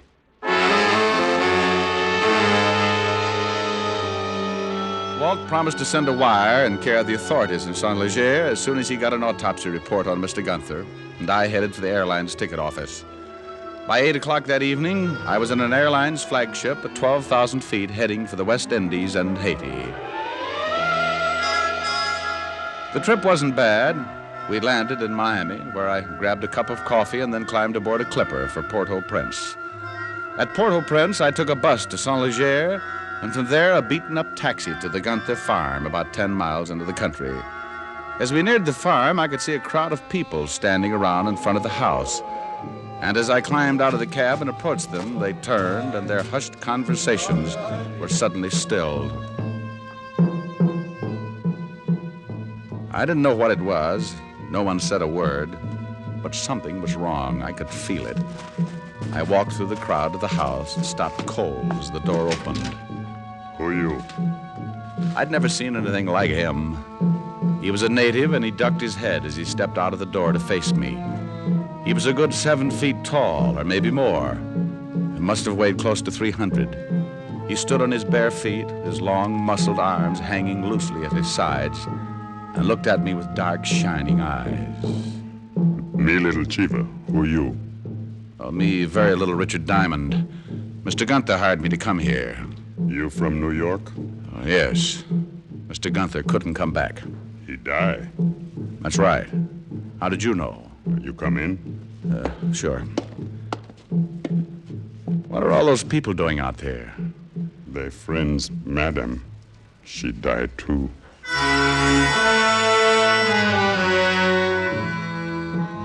Little Chiva led the way into the bedroom where Mrs. Gunther lay on the bed, covered with a fresh white sheet, her eyes closed in death, her face drawn and tired. Little Chiva told me she had died the day before, about 3 in the afternoon, and a cold chill ran up my back. I remembered her husband lying on the floor of my office about 3 o'clock in the afternoon, the day before. What do you do here? Mr. Gunther wanted me to find out why the cattle are getting sick, why the fields are burning, why he and his wife became ill. Bad voodoo. Well, he thought it might have something to do with a man named Cotswold. He big man. What are those drums? For Madam and Mister. They voodoo. Good voodoo. Give blessing for spirit. For Madam and Mister. Oh. You see, Little Chiva, the Mr. Gunther wanted me to help him. He paid me money to help him and died asking for help. I'm going to try and do what I can. The Madam and Mr. Good people teach little Chiva. They take little Chiva when he's small boy and make good life. You good man, little Chiva help you.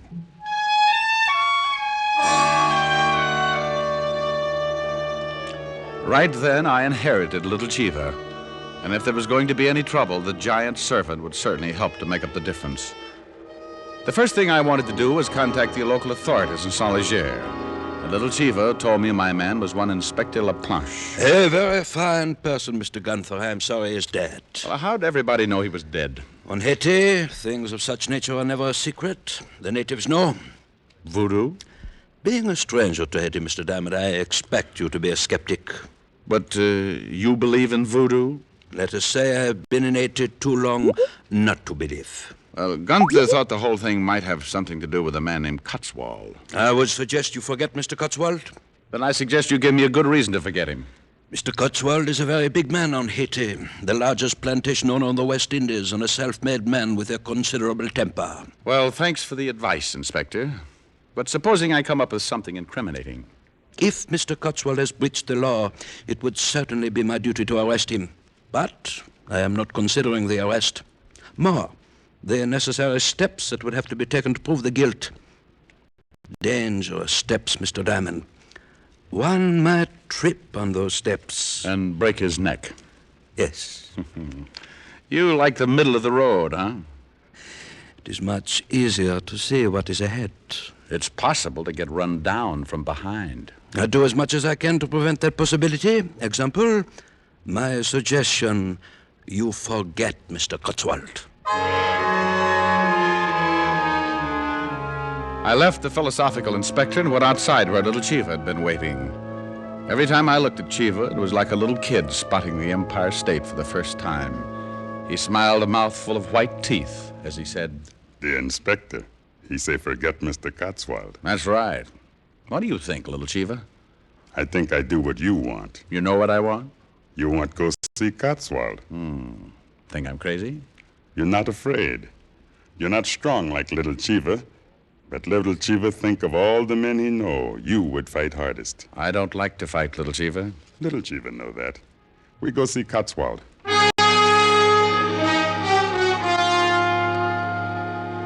Little Chiva led the way up a long, narrow road surrounded on both sides by high sugarcane fields. Somewhere from not too far away, I heard the drums start again. Little Chiva stopped, looked off to the north. He began moving his shoulders, slowly, keeping time to the steady rhythm of the drums. He began to sing softly. Oh, hey, c'est Papa nous qui peut passer. Oh, hey, c'est Papa nous qui peut passer. What does that mean, little Chiva? It means in your language, it is our Papa who passes. Papa? Papa Dambala, the great source. Voodoo? Yes. Later I must leave you. Today is Wednesday. This is the day of Papa Dambala. Oh, hey, c'est Papa nous qui peut passer. He continued his little chant until we reached the beginning of a long, high fence running along next to the narrow road. Chiva leaned down and swung a gate open. Then we walked up the path that led through the Cotswold property until we reached the house. There, sitting back between two huge trees, was the Cotswold mansion. I walked up to the front door alone. Mr. Diamond. Yes, Chiva? Watch out for Mr. Jocelyn. He guard Cotswold. Thanks, I'll do that.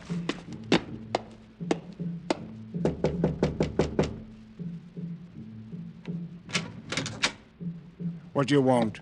I want to see Cotswold. You do, eh? What are you doing here, little Chiva? I wait for Mister. Found himself a new governor, what? You must be that fella Diamond. I must be. Well, come in. Mr. Cotswold's been expecting you. He introduced himself as Jocelyn and led the way into a large paneled study. And I met the big man himself, Arthur Cotswold. The drums stopped. Today is Wednesday. He belongs to the great god Damballa. So I understand. Most days of the week are significant in voodoo. Will you have a drink, Mr. Diamond? No, thank you. Jocelyn, mix me a gin and tonic. Yes, Mr. Cotswold. Thursday and Saturday belong to Uzile Frida, the goddess of love. I'll have to remember that. I know why you are here, Mr. Diamond. I'm glad you do. For some reason, Gunther and the rest of the miserable farmers think I'm responsible for their trouble. Of course you're not. I simply tried to help them. With their cattle sick and their crops gone, I had my banker make them an offer. Have any of your cattle taken sick? None. Pretty strange. Haiti is a strange land. Now, you're not going to start talking voodoo. You're a stranger, Mr. Diamond. There are many things that you would not understand, and I would certainly not try and convert you. Well, I appreciate your interest, but I intend to find out why Gunther and his wife died. This point I would most certainly give you advice on. Go home, Mr. Diamond. Leave well enough alone. After I come up with an answer. Mr. Diamond, I am not a patient man. I have gone out of my way to give you some healthy advice. Heed it. For your sake, heed it. No, thanks. I'll let you know what I find out. You persist in this investigation? I always persist. In fact, I'm the persistentist.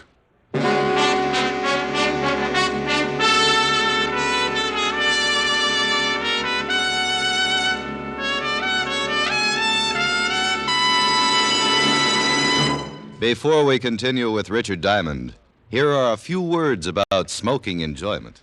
The things we look for most in a cigarette are mildness and flavor. You'll find both of these things in Camels, day after day and pack after pack. No other cigarette has Camel's rich, full flavor, the flavor of costly tobaccos properly aged and expertly blended. And no other cigarette gives you this proof of mildness.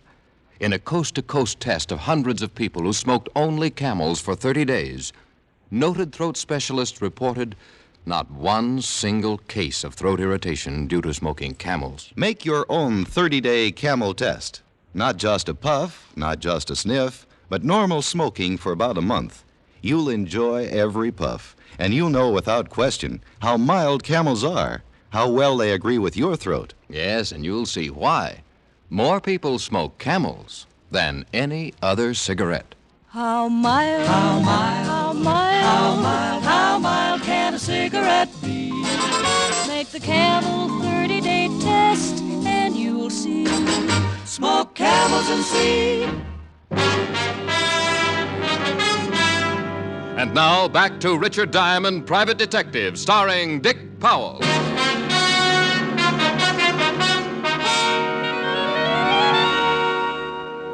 I left Arthur Cotswold cooling his fit with a gin and tonic, went back to Chiva, and he led me back to town. On the way, I got an idea. When we arrived in town, I sent little Chiva back to the Gunther farm. Then I went in to talk to Inspector LaPlanche. The inspector had received a wire from one Lieutenant Walt Levinson, 5th Precinct, New York Police. Well, I had no idea the New York police were interested in this affair. They're always interested when someone drops dead. Now, here's something pretty interesting, Inspector. Mr. Gunther died of a disease known as brucellosis, commonly known in cattle as Bang's disease. Ever heard of it? I am not a medical man, Mr. Diamond. Well, it's undulant fever. Both Gunther and his wife probably caught it from their sick cattle. What do you intend to do? Well, I think those cattle were infected deliberately, and the cane fields burned purposely. If the cattle were infected deliberately, there must be some of the brucellosis still around, and I'm going to find it. Maybe at Mr. Cotswold's. I think you better issue a search warrant and come with me. Mr. Diamond, the middle of the road, remember? I think you'd better forget the middle of the road, Inspector. Unless you want me to get in touch with the authorities and have you held as a material witness in a murder case. I will issue the warrant. I kind of thought you would. I will issue it, but you certainly do not think it will be enough to get you into the Cotswold house? No, but it'll make it legal. I sent little Chiva back to collect some of his friends. They're going to help us get in that house, Inspector. I will have no part of violence. Oh, they won't even be with us. It would be easy to search the Cotswold place if Cotswold was out fighting a fire. Fire? Just a harmless fire, Inspector. But far enough away so that Cotswold will think it's his cane fields. Oh, well, then I will certainly issue the warrant, Mr. Diamond. As long as we are going to do everything open and above board, I will certainly issue it. Welcome back to the gutter, Inspector. The view isn't much, but you can't miss where you're going. Let's go get Little Chiva.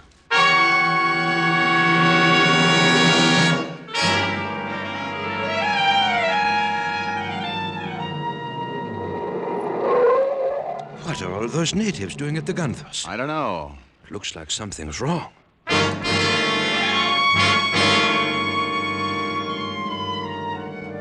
We piled out of the car and pushed our way through the crowd of natives.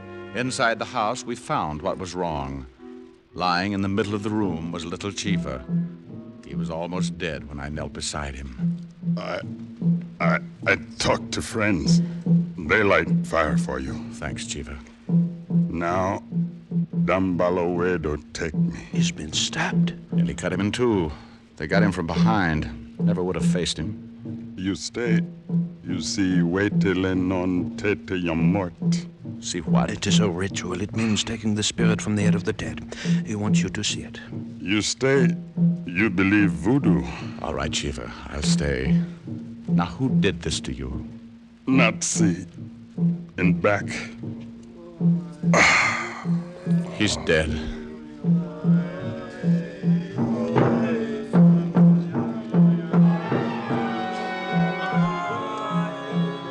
The next few hours I'll never forget. The inspector knew what was coming, and he wanted no part of it, so he waited outside. I don't know whether I can describe it, but I'll try. And even though I saw it with my own eyes, I still don't quite believe it. The natives came into the house and picked up Little Chiva. They placed him on a bench, and the ceremony began. Some of them had already obtained the necessary items used for Waitiloa non Teti Yum Mort. They included several live pigeons, olive oil, 30 pieces of fat pine wood, a pair of chickens, some coarse cornmeal, and a saddle blanket, and a large white plate. Little Chiva's body was covered by the blanket, and then the pigeons were killed and cooked without seasoning. The cornmeal was roasted, then placed in the white plate. The 30 slivers of pine wood were lighted and carried by the natives like candles. Then one of the natives took the white plate with the meal in one hand and the pot with the chicken in the other and approached the fire chanting a strange dirge.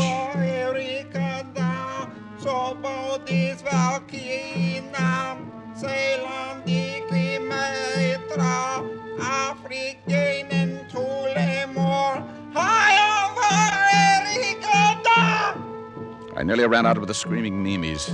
As he finished the last line of the chant, the dead body of Little Chiva sat straight up with straining eyes, bowed its head, and fell back.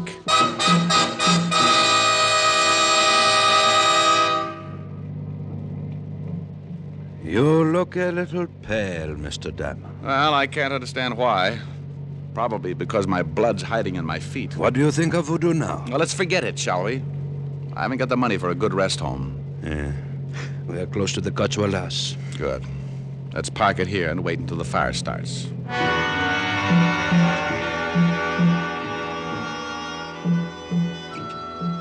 The inspector and I sat in the car and waited while the moon climbed up over the clouds and the drums in the distance tangled my nerves into complete knots.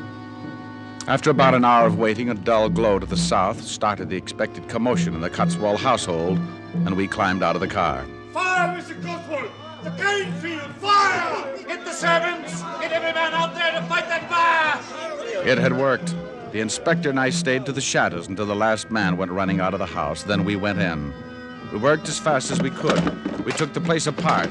Then I must say, the timid inspector had really gotten out of the middle of the road. He tore the place apart like he'd spent most of his time on a wrecking crew. I have not found a thing. Oh, the house is clean. There's a barn. Then let's go.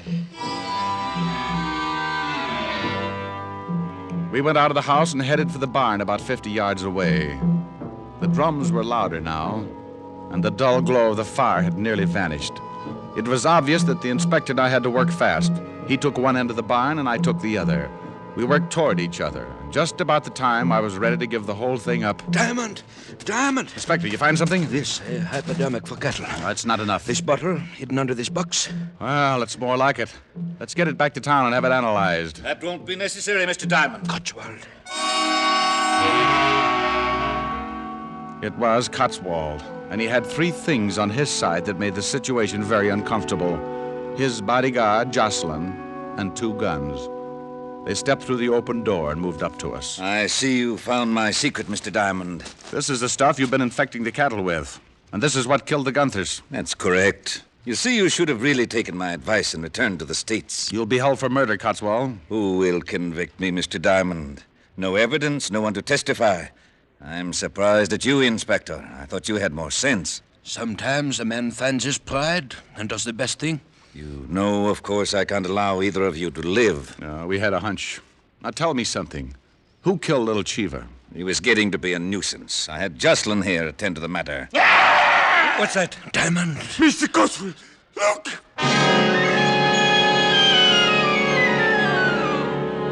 Well, now I want to tell you, I'd seen a lot that day, but that was just a little too much.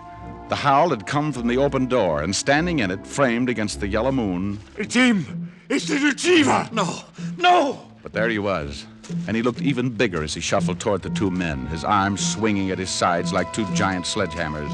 He was going all the way. He hadn't just come back from the dead to sit up. He was taking a walk. Get away! Get away! You're dead! Shoot him! Shoot him! But Jocelyn was too terrified to even raise his arm. The big native reached out, grabbed him with both hands, and crushed him like an eggplant. For a minute, I was too stunned to move. Then when I saw Cotswold bring up his gun, I threw the bottle. It stopped him long enough for the big native to drop Jocelyn's limp body and charge in. Like an idiot, I had some stupid reason for wanting Cotswold alive, so I tried to head Cheever off. Ever try to stop a freight train with both hands out? He brushed me off, and I crashed into the wall just as he grabbed Cotswold. No! No!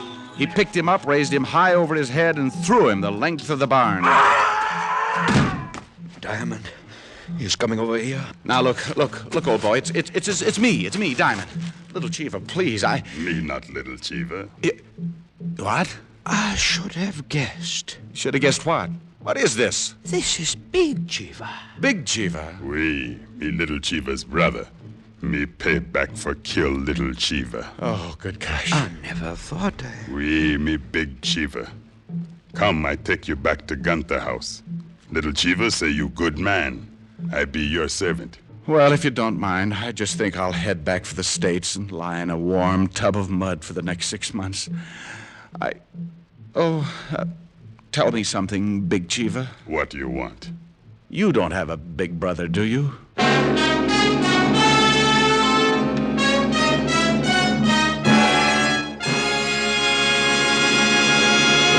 Dick Powell will return in just a minute. More doctors smoke Camels than any other cigarette, according to a repeated nationwide survey. Doctors in every branch of medicine, doctors in all parts of the country, have again been asked what cigarette they smoked. Again, the brand named most was Camel. Yes, according to this survey, more doctors smoke Camels than any other cigarette. Friends, try Camels and discover for yourself the reasons behind Camel's great popularity. You'll enjoy Camel's rich flavor and cool mildness pack after pack and week after week. How mild, how mild, how mild, how mild, how mild can a cigarette be? Make the Camel 30-day test and you'll see. Smoke Camels and see. Here's Dick Powell with a special message. Thank you. Friends, nothing can boost your morale like a gift, especially if you're in a hospital bed. That's why the Camel people send gift cigarettes each week to hospitalized servicemen and veterans in this country and overseas. This week, Camels are on their way to Veterans Hospitals, Rutland Heights, Massachusetts, and Lyons, New Jersey, U.S. Naval Hospital, Quantico, Virginia, and to all hospitals operated by the Far East Command of the U.S. Air Force. Now, until next week, enjoy Camels. I always do.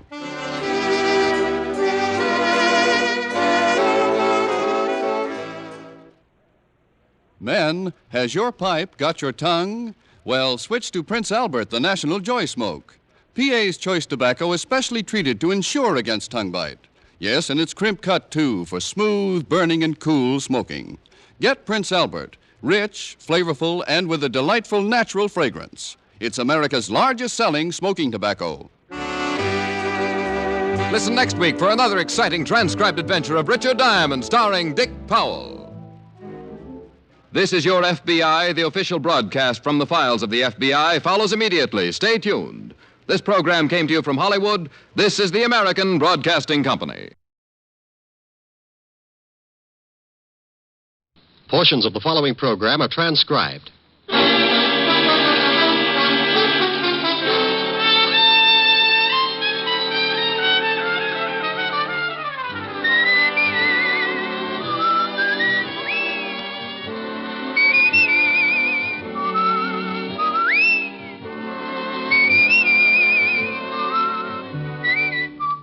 The National Broadcasting Company presents Dick Powell as Richard Diamond, private detective.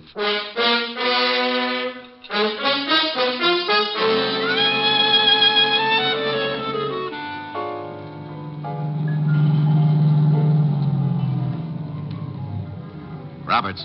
Hello, Walt. Hi, Rick. They show? Not yet. Fisher's covering the service entrance. We'll go in. Honk the horn if you spot anything. Right. We'll get out here, Otis. Get the car out of sight. Like old times, Rick. Yeah, but I don't miss them. Somebody always gets shot up.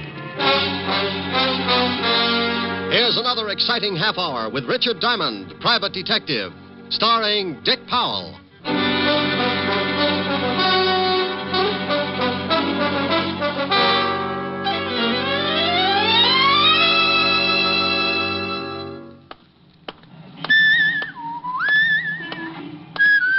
Hey, you, hold it. There you are, sir. Candid snapshot of yourself strolling down the Great White Way. Look, thanks, Bud, but just sending this card with your name and address. Look, friend, thank you, Mr. but Diamond, please. You don't know me, but I know you. You used to be a cop. I done time. That's how I know, see? Okay. Heard you was a private cop now. Came to your office to see you, but I was too early. Now, look, what is this? Please, you gotta take this card. I think I'm being tailed. Little men with the nasty old sledgehammers? I'll call you later. Take the card. I told you Take the card. Here, take it. Phone you later.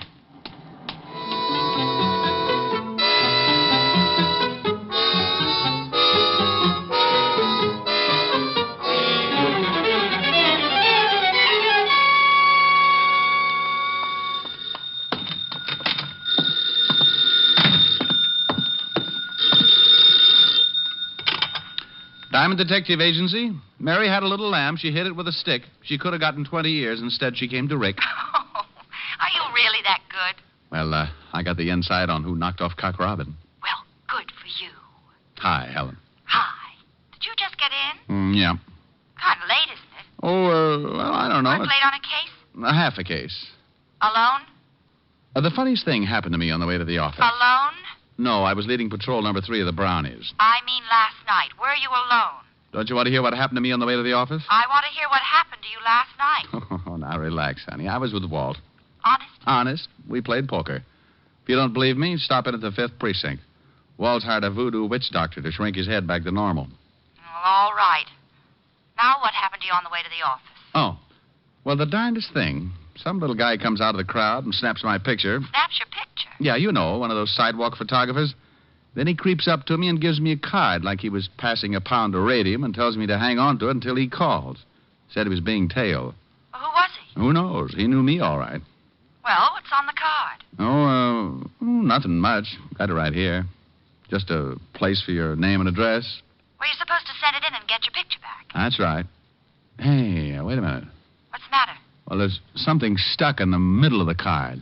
Didn't see it before. Well, Rick, hurry up. Find out what it is. Yeah. Hey. Well, stop with the mystery. What is it? Oh, it's a negative. Small negative. Oh, we couldn't have developed your picture that quickly. No, it's too small to make out what it is. Hold it up to the light. Honey, I am. Just looks like a bunch of people on the street. Oh, why don't you have a print made of it? I got a better idea. Why don't you hang up the little old phone and give my friend the frightened photographer a chance to call? I'll call you later. Brute. That's later, dear. Bye.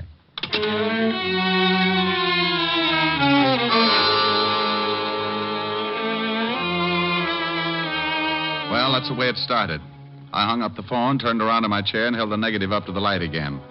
Couldn't see a thing that made it unusual. The more I tried to figure it out, the less sense it made.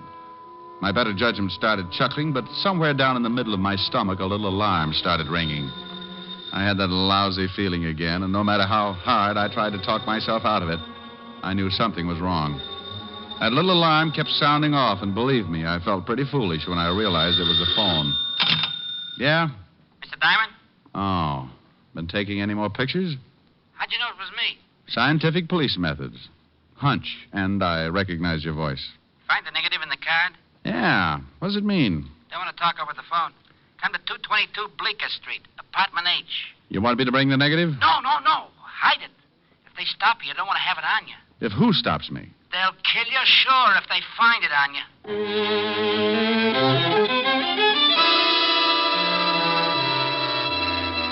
Well, one thing was certain. The little photographer sure knew how to get me interested. I started out of the office when I remembered he'd said to hide the negative. So, loving a good melodrama, and being the type who sits home Sundays to listen to Sam Spade, I found a piece of adhesive tape, put the negative back in the card, pulled out a desk drawer, and stuck the negative on the bottom of the drawer. Then I closed the drawer and headed for Bleecker Street, apartment H. I waited a few seconds and then gave it another try. Yeah? I'm looking for the guy who lives here. Oh, you are, huh? Yeah, short little guy, takes pictures. He does, huh? Well, your name's Einstein, isn't it? Nah. Look, I just want to see the little guy who lives here. Louie! Hey, I found some knishes in the icebox. Oh, that's swell. There's somebody out here wants to see George. Some liver waste, too. Huh? Somebody wants to see George. Oh. Well, maybe it's the guy he called. Hiya. You want to see George, huh? I want to see the guy who called me. If his name's George, swell. Shall I let him in? Yeah. Come in. Thanks, Toto. His name's Tony. You called me Einstein before. Funny. George is in the other room, right over there. Thanks. I seen you before. Goody. Used to be a cop. Yeah? Private eye now. Hey, what the... That's George. See the one you want? Name's Diamond, ain't it? Look, dreamy. Is he sleeping one off? No, he's dead. Who killed him? I did? I helped. Okay, you helped. I wouldn't, Chalmers. Yeah, I got a rod in my pocket. Had it on you all the time. Pretty good, huh? He sees a lot of movies. I'll just take your gun, Chalmers. Be careful with the holster. I knitted it myself. Funny. You hungry, Chalmers? Not a bit. You, Tony? Oh, I'm starved. Put him to sleep while we have lunch, huh? Certainly. Hey, now... Louie. Huh? Let's heat them knishes. I like them that way. Yeah. I hope they're potato.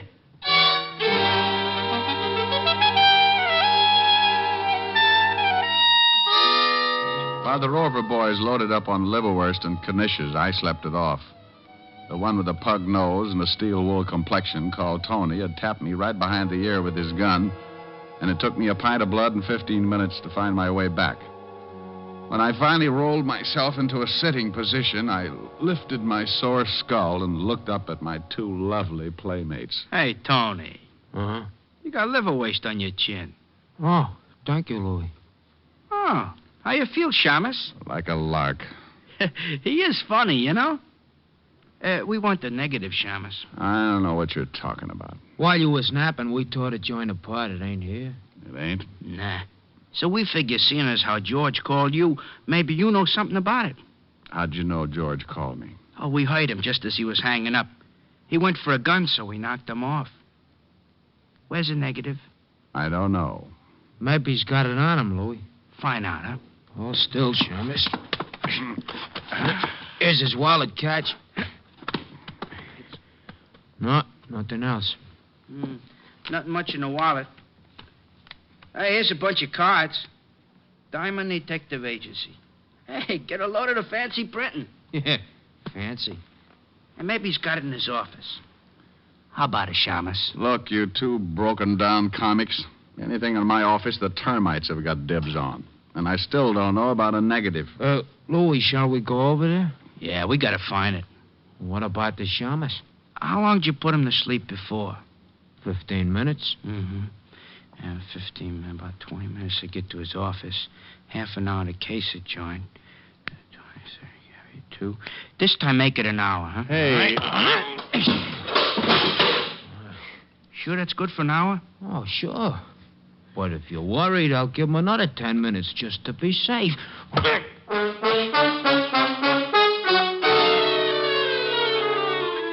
You know, it's little things like that that can get awfully monotonous. And if you're not conditioned, sometimes you end up with a few loose bolts. Tony was a man of his word, all right.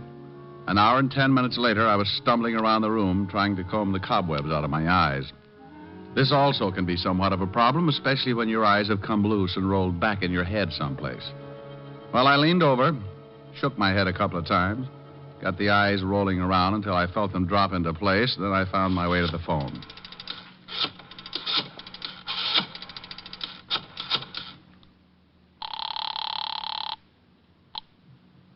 Fifth Precinct, Sergeant Otis. Well, don't worry about it. They'll find a cure someday. Oh, no. What do you want, Diamond? Your other head. I'm going bowling. Someday, Shamus, Someday, Sergeant, you're going to find your true niche. And Ringling Brothers will have to find you a mate. Now put the lieutenant on the phone. Oh, now, what do you want? How's your head? Don't you shout at me. Well, it's your own fault. Who in the world drinks old-fashioned stingers? I do, and I'm sorry. How do you feel? Numb. Take some orange juice, Tabasco, and 3 raw eggs. Walt, please. It's great. Makes you sick as a dog. Look, Walt, if my head is the wrong size, it's because it was beaten that way. Oh, no. Have you gotten kicked around again? I got so many Walts, I look like an advertisement for Puff Rice. What happened this time?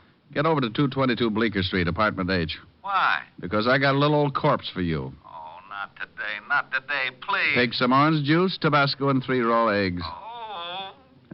Weak mind, weak stomach. What's the police force coming to?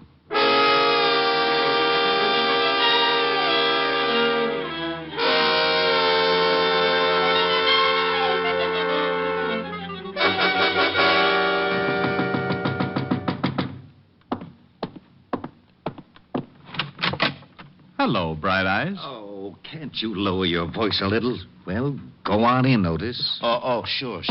Pelican Feet needs an engraved invitation. Well, shut the door. Yeah. Oh, no, you... Oh, what did I do? Relax, Walt, relax. You don't look so bad. I think I like you with the purple face. You said there was a corpse here. Where is it? And save the gags. The dead man is in here, laughing boy. You don't have to be nasty. Coroner should be here any minute. Well, there's the victim. Who is he? Otis, take a look. Yeah, Lieutenant. Yeah, Lieutenant.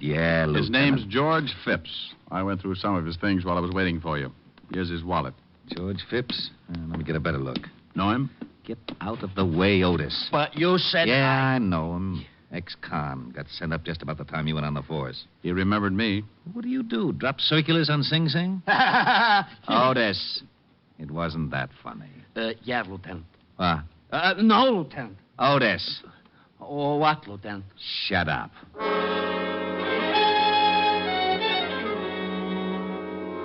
The rest of the boys from homicide finally arrived, along with the coroner, and I briefed Walt on everything that had happened up to that point. George Phipps had been shot in the back, and the boys found the slug on the other side of the room in the wall, so Walt asked for a complete report as soon as possible. Then we climbed into the squad car and went back to Walt's office. Now, what about that negative? You think it's still in your office? I don't know. I'll go over later and check. You think you can identify the 2 gun-ups who worked you over? Drag out the files. Well, if these 2 guys knew George Phipps, maybe they did time with him. Could be. One's name was Tony, huh? Well, Tony Payton did time at Sing Sing, and he sounds like your description. This look like your boy? Let's see. Well, you little Dickens, you. You win the butterscotch cake. I'm right? You certainly are. This guy is a sure cure for insomnia. Okay, let's see if we can find out about the other one. Here's the report, Lieutenant. George Phipps was shot with a .38. Hey, Tony Payton put me to sleep with the end of a .38. He did, huh? Would you mind finishing the report, Sergeant? Not at all. Been dead about 2 hours. Phipps started working for the Speedy Photo Laboratory 4 days ago. Has about 4 photographers working for them. You know the kind. Take your picture on the street and give you a card? Yes, I know the kind. What's the address of this photo lab, Otis? Down 36th Street. Walt, I'm going to my office, see if the negative's still there. Well, you've got to identify the other mug that worked you over. Oh, I don't know his name or anything else. Take an hour. Well, I'm going along. I want to see this negative. Then let's go. You want me to drive? I can make it, Sergeant. Oh. Shame on you, Walt. You know he just wants to turn on the siren.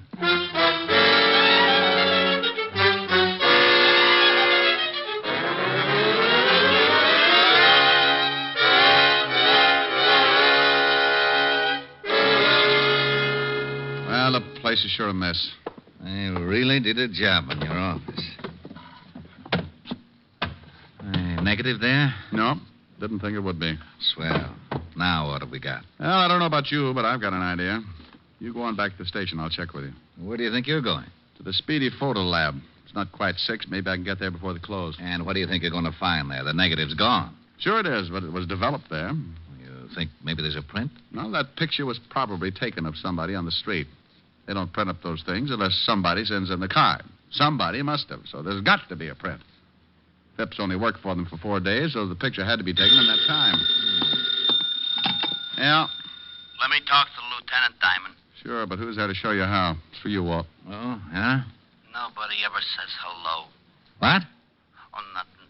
Yeah, I got something. We just got a report on a stiff in the river. Thought you'd want to go check. Oh, sure. In the river, huh? Yeah. Anything else? No, that's all. Well, good. I'll just go rent a little old rowboat and sail merrily up and down until I find the crowd. What's the address, you hornhead? Oh, 682 River Street. Thank you, Sergeant.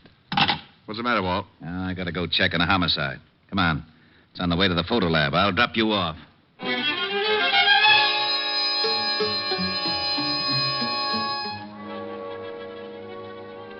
We climbed in the squad car and cut across town. In front of a small white building on 36th Street, Walt let me out and headed for the river. I went into the Speedy Photo Lab and flashed the badge just long enough for the guy in charge to think I was a legit officer. Then I went through the list of people who had been mailed pictures in the last 4 days. The Speedy Photo Lab must have been heading for a quick collapse because there were only 7 names. I wrote down the addresses and started to check. The first 4 were strikeouts, but the 5th was good for all the bases. Yes, what can I do for you? Mr. Andrew Troop? Yes? Did you receive a picture from the Speedy Photo Lab? Why, yes. What's this all about? May I see it? Well, I don't know. Here's the badge. A policeman? No, don't get excited. Everything's all right. Well, I can't help but get excited. A real live policeman. How wonderful. Oh, dandy. You see, I'm an amateur criminologist. I'll send you a magnifying glass. Now, may I see the picture? I'll get it right away. A real policeman. I may break out in a rash.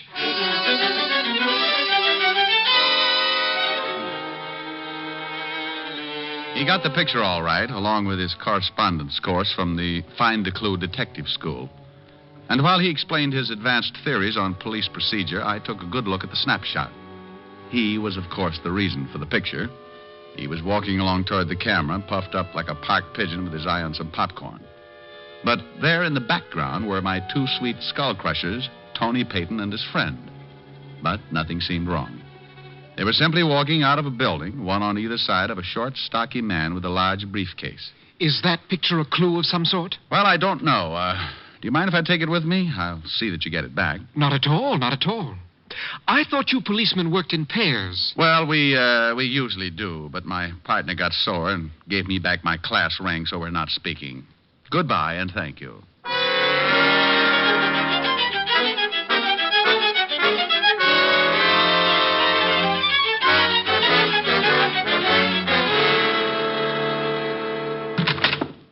I got it, Walt. I don't care what it is, I'll trade you. Otis for whatever you got. Here's the picture. Oh, this is swell. Well, now what's the matter?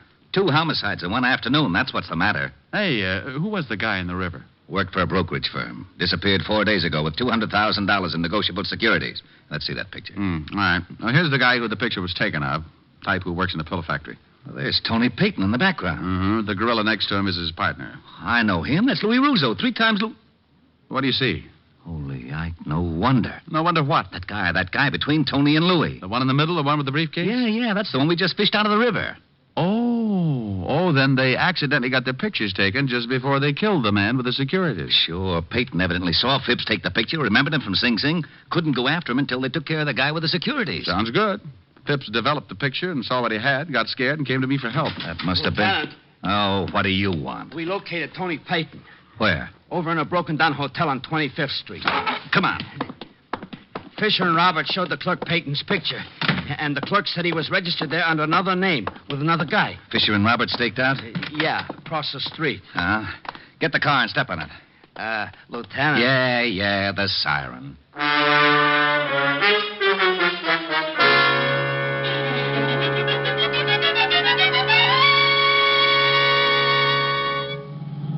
There's Roberts parked up ahead. Pull up by him, Otis. Right. Roberts. Hello, Walt. Hi, Rick. They show? Not yet. Fisher is covering the service entrance. We'll go in. Honk the horn once if you spot anything. Right. We'll get out here, Otis. Get the car out of sight. Yeah. Like old times, Rick. Yeah, but I don't miss them. Somebody always gets shot at. Get going, Otis. Okay. Ready, Walt? Yeah. Let's go.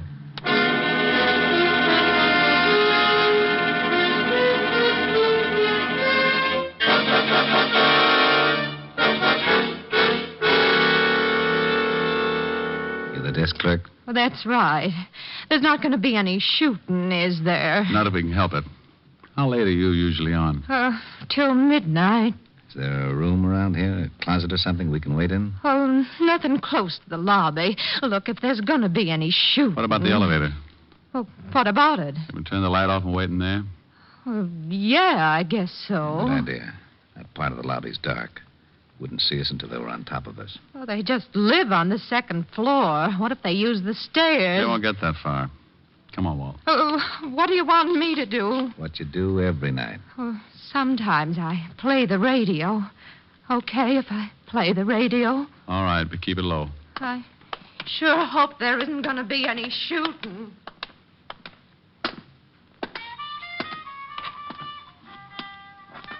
There's the light switch. That's not it. Oh, where the... Okay.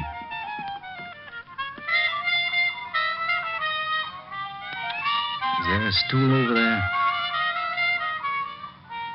Hey, that's too loud. Hey, lady. Hey, Yeah? turn it down. What are you doing? Getting that stool. That's it.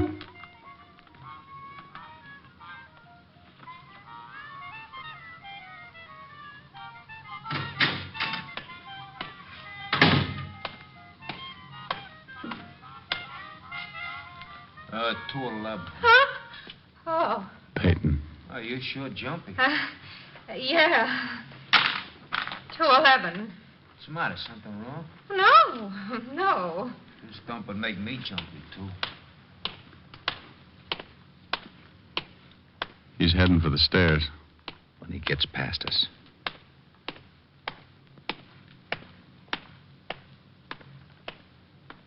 No. Hold it, Tony. All right. Don't move an inch. Oh, the Shamus. 38. Look, what is this? That's a bright remark. Where's your partner? You think I better make a guess? I'll make it a good one. Rick, not in front of taxpayers. I'm not a cop, and this guy gave me my lumps earlier. Now, where's your partner, Tony? Someone coming in. That's Louis. Coppers, Louis, bitch! Watch Tony, Walt. I'll go after Louis. Get the wire. He's coming your way, Roberts. He's cutting back your way, Rick. Stop, Louis. Stop. Okay.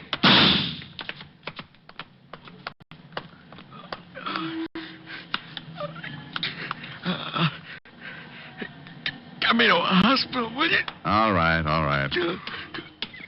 Sorry about the horn, but he slipped fast. Get him an ambulance. I'm going back in with Walt. Sure. Nice shooting.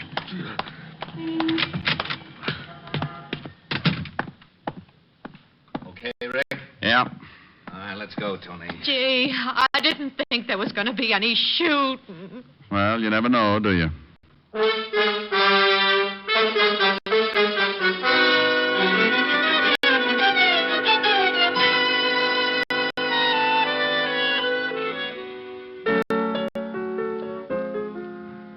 Rick, I'm getting a little tired of you getting your face all bruised up.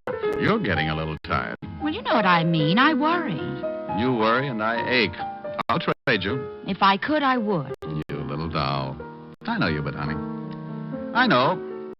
As long as we're going to give away your worry and my sore face, let's give them to someone who deserves them, Otis. Oh, he's got enough trouble of his own. Yeah. Have you ever seen those feet? There's not a shoe store in town that carries a size. Rick. It's true. He can only get one pair a year. Why only one pair? Takes 4 months just to lay the keel. Oh, there it is. Might as well answer it. Louis' pool hall. What? Louis Pool Hall, snooker, billiards, and straight pool. Now, you stop that, Helen. Helen? Look, I don't know what you want, Mac, but the name's Gertrude. Now, don't give me that. When you picked up the phone, I heard a piano. Well, of course I hate a piano. What do you think this is, a crummy joint or something? We got high-class entertainment. Anybody that runs 8 straight billiards gets a free beer and a song. Oh, yeah? Well, Gertrude, would you mind telling me who does the singing? You mean you ain't heard? We got the world's greatest lyric baritone, Clyde Cat. He's crazy. Oh, now, for Pete. No, Clyde. Wait a sec. I'll get him to warble a number. Hey, Clyde. Yeah, Gordy? Flex your tonsils. Sure. The bird with feathers of blue is waiting for you back in your own backyard. You'll see your castle in Spain through your window pane. Back in your own backyard. Oh, you can go to the east, go to the west, but someday you'll come. Weary at heart, back where you started from. You'll find your happiness lies right under your eyes. Back in your own backyard. There, you see what I mean? Now, look, I want to speak to Rick. Don't know him. Maybe he works in the bowling alley. Oh, you'll have to excuse me, Mac. My brother what runs the joint is real skinny, and some jerk just chalked up his head and is using him for a cue. Now, you wait a I minute. can't, Mac. I can't. He's liable to get a concussion. See you later. Why didn't you want me to talk to him? Well, do you really want to know? Yeah. Because I wanted you to hear exactly what you're beginning to talk like. I talk like that? Close. Oh, now, come on. I mean it, Rick. You associate with so many of the guys that talk out of the corner of their mouth that you're beginning to pick it up. Oh, well, honey, if you're going to get square on me. Now, do you see what I mean? Honey, if you're going to get square on me. Well, all right. You want a little proper diction, huh? Well, it certainly wouldn't hurt. Darling. Yes. Come closer. Oh, how nice. Oh, not that close, darling. You're fogging my glasses. Sorry. Nothing. Better? Much. Shall we? Love it. Ronnie. Oh, Cynthia. Hey, it works. I got to remember this.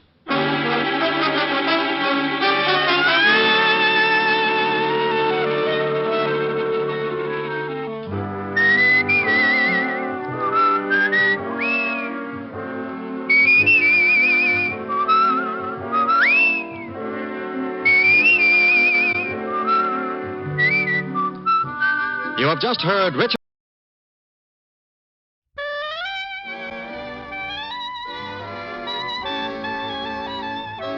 The makers of Camel cigarettes present Dick Powell as Richard Diamond, private detective.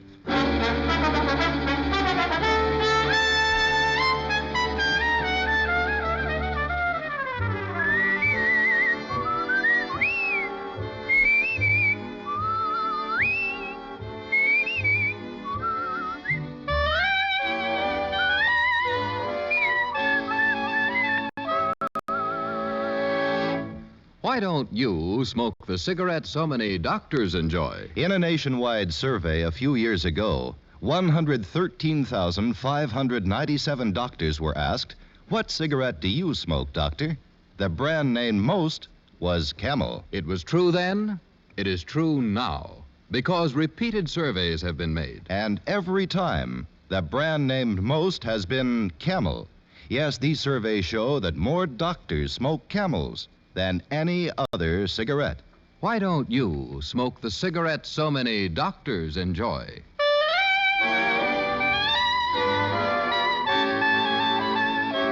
Now we bring you another transcribed adventure with Richard Diamond, Private Detective, starring Dick Powell.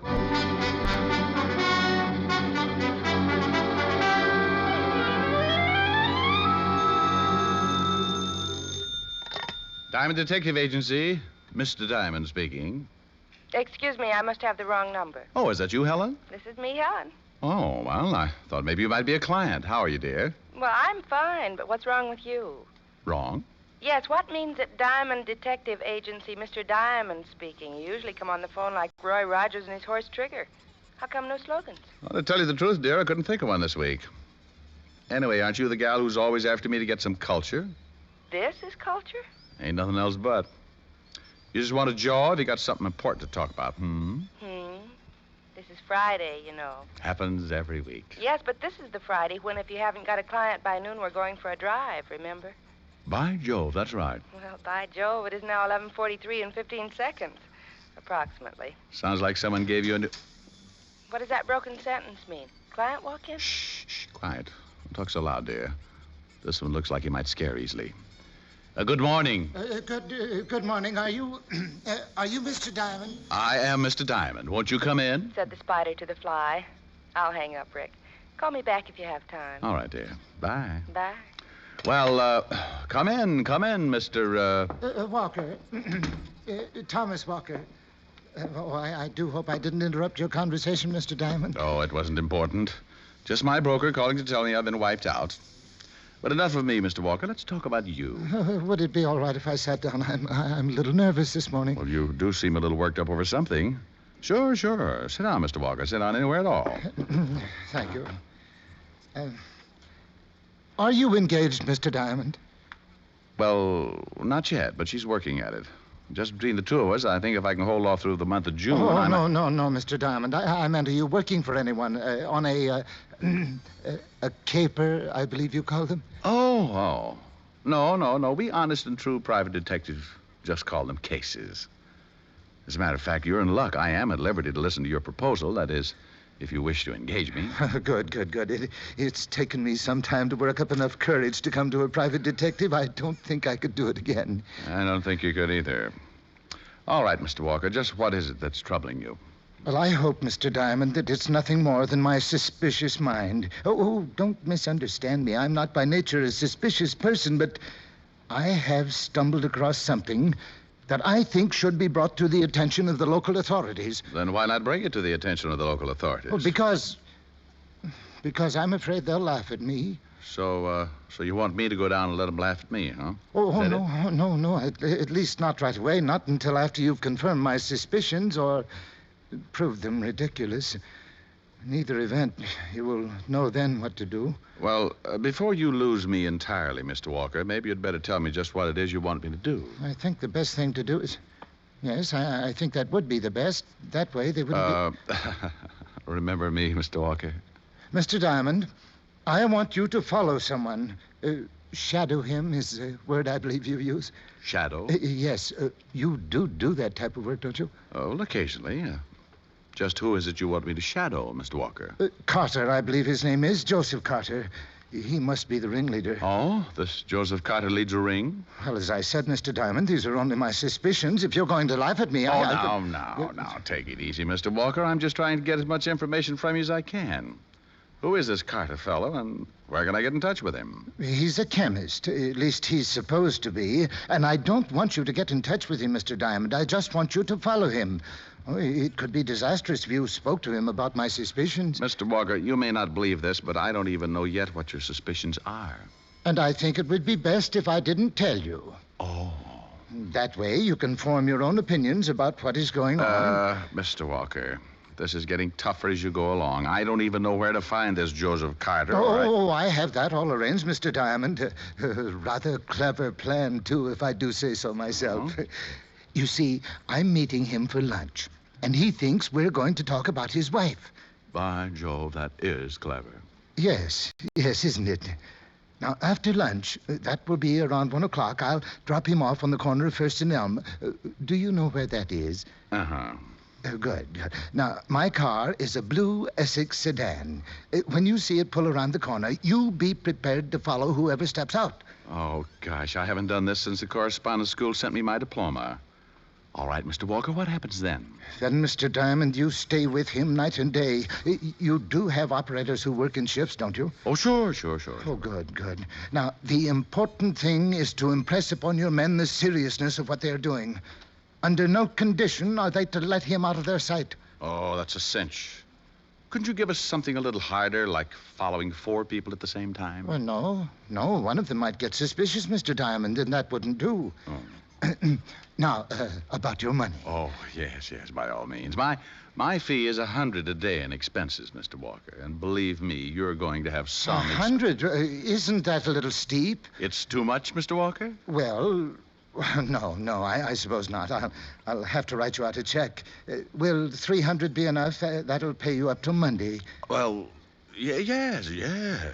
By then, you will have cracked this thing. Or written me off as a suspicious old fool.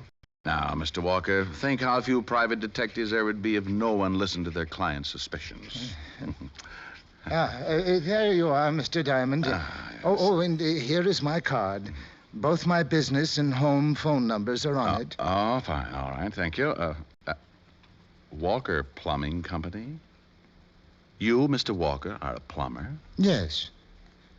It is surprising, isn't it? I smiled at him as he went out and then called Helen and broke the sad news. She pouted a little, I cooed a little, and then we both hung up feeling very good inside. I had an hour to kill, so I decided to get a little fresh air. I was half a block from my office building when a whole ounce of imported perfume floated out of a doorway. It circled around a while and finally settled over my eyes. What I could see through the haze would have caused any airline pilot to come in for an emergency landing. And even though I don't fly myself, I put the flaps down and kind of slowed up a little. Why, Mr. Diamond, I do believe you're staring. Oh, sorry. Do I know you, please? No, Mr. Diamond, it isn't that good. And of course you know me. Oh, I do, huh? Oh, sure, I remember now. Monte Carlo, wasn't it? Only you were a blonde then, with the moonlight behind you, making a halo for your lovely head, and I'm just ad-libbing, so get me out of this. Who are you, lady? Sandra Browning. And it wasn't Monte Carlo. Come on, I'll buy you a drink and refresh your memory. All right. But I hope we can cover everything in an hour. There's quite a bit of you to cover, isn't there? Heaps. Much too much to run through in an hour. You're working on a case, then? The luck of Ricky Diamond. Yes, Miss Browning, I am in the midst of what my client calls a caper. Go on the payroll at 1 o'clock. I see. And, just who is your client, Ricky? We were going to talk about you, remember? Oh, but I'm so dull, Mr. Diamond, and you're so fascinating. True, yes. This place look all right? Fine. Intimate, isn't it, Mr. Diamond? Oh. Say, just how well do we know each other? Can't you tell? Honey, right now, I probably could even tell you my name. And, I'm beginning to need that drink more and more. Shall we go mingle with those strangers? Stranger?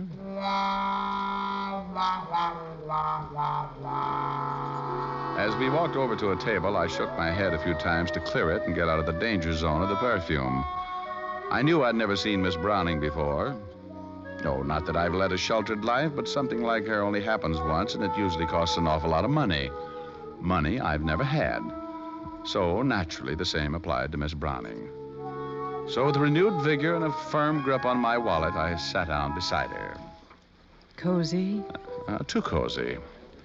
I'm a sort of a wide-open spaces man myself, and a couple of martinis. George? George. Now, about you, Miss B. Where was it our paths first crossed? No, Mr. D, I've changed my mind. I'm going to make you guess. It'll be more fun that way. Oh, and it will also be a long winter. Now, if we're going to get anything accomplished, maybe you better start talking. An hour goes pretty fast. What happens in an hour that's so terribly important, Mr. Diamond?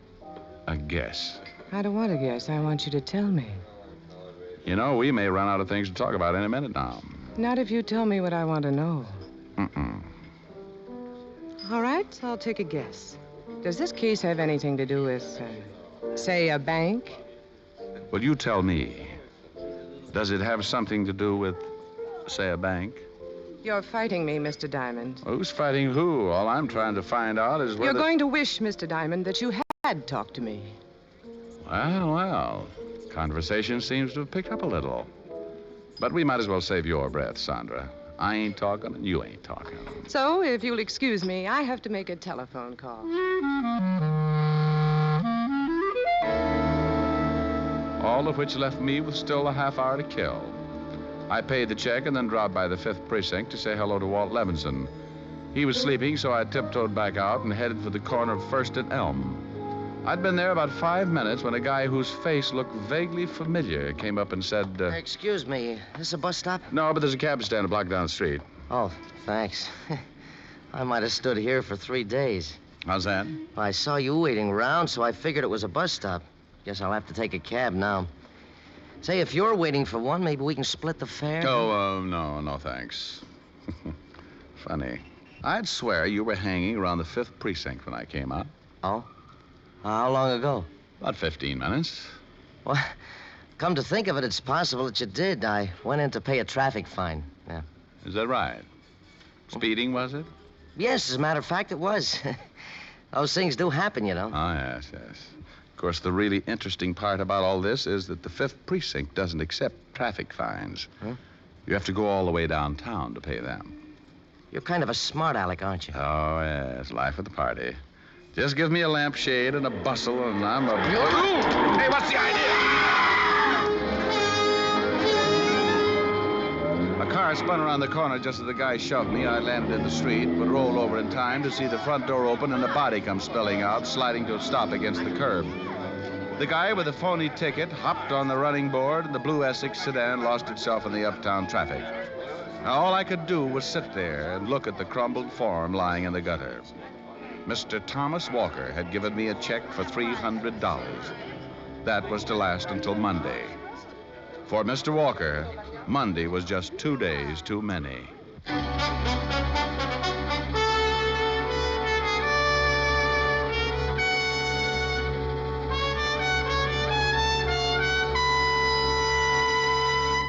Before we continue with Richard Diamond, here are a few words about smoking enjoyment. After all the cigarette mildness tests, including the famous 30-day Camel test, Camel leads all other brands by billions. Here's how you can make your own 30-day Camel test.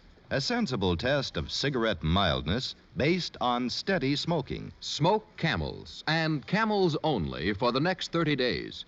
In other words, go steady with Camels for 30 days. Pack after pack, week after week. Here's what you'll find out from your own 30-day Camel test. You'll see how rich, how flavorful Camels are, pack after pack.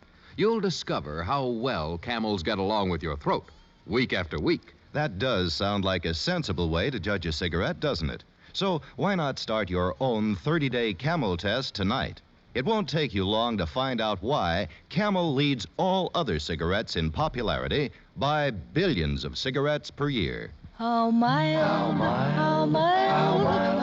can a cigarette be? Make the Camel 30-day test and you'll see. Smoke Camels and see. And now back to Richard Diamond, Private Detective, starring Dick Powell.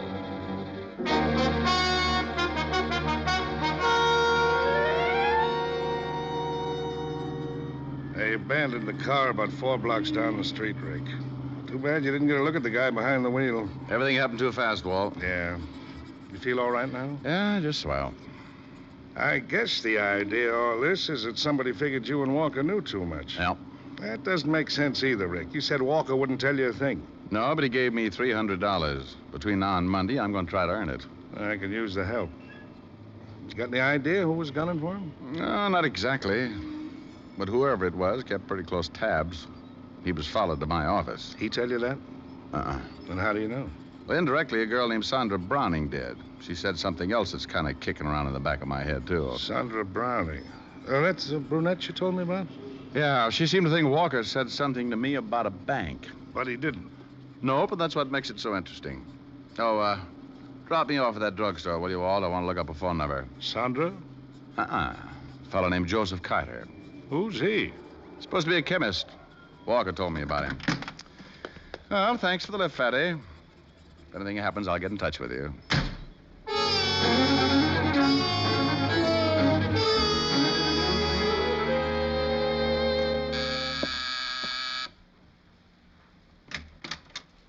Mr. Carter? Oh, yes, that's right. Well, I'm a private detective. May I come in? I'd like to talk to you.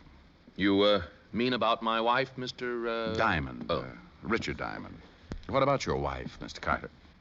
Well, nothing. I merely supposed. I mean, after all, you said you were a private detective. Oh, yes. But I don't handle divorce cases, Mr. Carter. Oh, I see. Then what, I just want to ask you a couple of questions about a plumber named Walker. Thomas Walker. Do you know him? A plumber? Now, that's strange. Mr. Walker called me on the phone this morning and asked me to meet him for lunch. He said it was important to me that I be there. Were you? Well, yes, I was. That is, I was at the appointed place at the proper hour, but this Mr. Walker never did make an appearance. Oh, I see. You said this Mr. Walker. Does that mean you didn't know him? Not to my knowledge. The voice didn't register, and the name wasn't familiar. This is very interesting, Mr. Diamond. Would you like some coffee? I'll ring for the house. No, thanks. If you didn't know Walker, Mr. Carter, why did you agree to have lunch with him? Well, for several reasons. As I told you, he said it was important to me, and since I was going to be downtown anyway... That isn't good enough, Mr. Carter. Well, I'm afraid I don't understand. Thomas Walker was killed less than an hour ago. You say you were supposed to have lunch with him. That puts you in a suspicious position. Yes, I see. So that's what this is about. How did you get my name, Mr. Diamond? Oh, that isn't important. What I want to know is why you agreed to have lunch with someone you didn't even know. Well, this Walker fellow, he said some things over the phone. What kind of things? About my wife.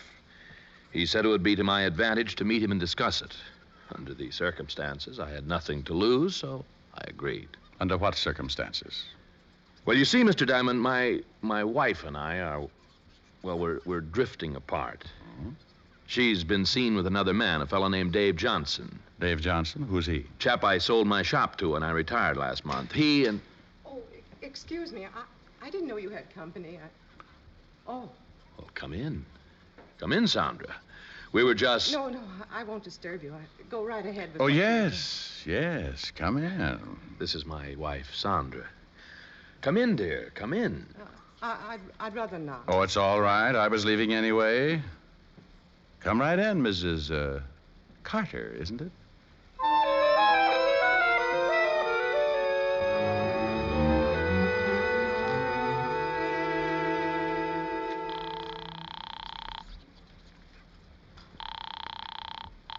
Lieutenant Levinson. Anything break, Fatty? Nothing but my head. I've been doing some thinking, Rick. Well, since you've already pulled the punchline, go ahead. What?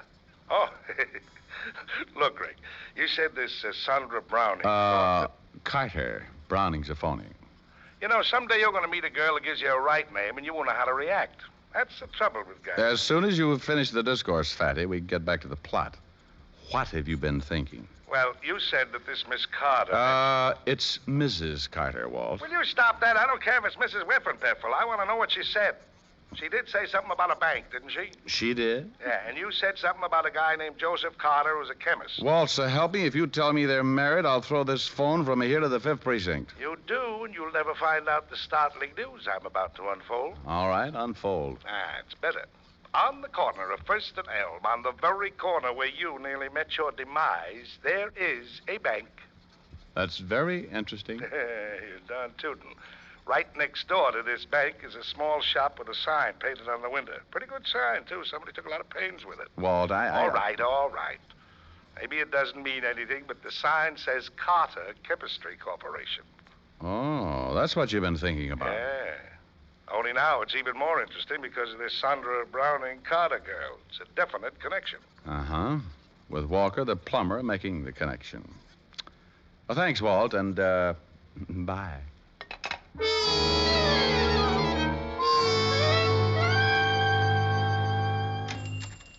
Oh, hello. Hello? I'm looking for Mr. Carter. Is he in? Ain't nobody here but me, and I'm getting ready to leave. Closing up a little early, aren't you? It's only 4 o'clock. Oh, I see you're doing a little repair work in the back of the shop there. Yeah, I had a little explosion in here a couple of days ago. Oh, must have ripped up a little plumbing down that close to the floor. Yeah, we're getting it fixed up. Sorry to rush out like this, buddy, but you know how it is. Friday afternoon, weekend coming up, you know. Oh, yes. Well, when you see Mr. Carter, just tell him Horace Crutchmeyer was in to see him. He'll understand. Horace, well, tell you the truth, Horace. Mr. Carter don't come around here no more. He's retired. Sold out everything, lock, stock, and test tube. Oh, is that so? Well, I'll get in touch with him at home. See you. Yeah, see ya, Horace.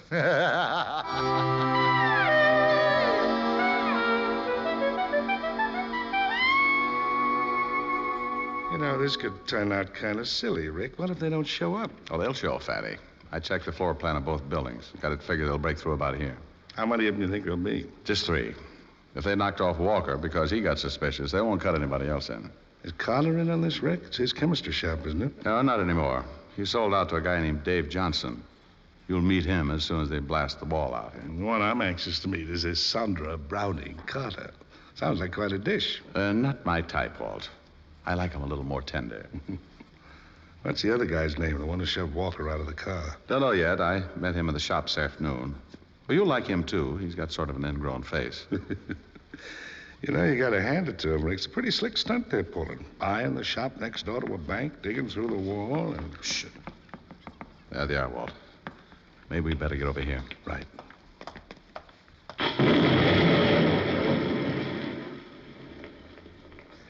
What'd I tell you?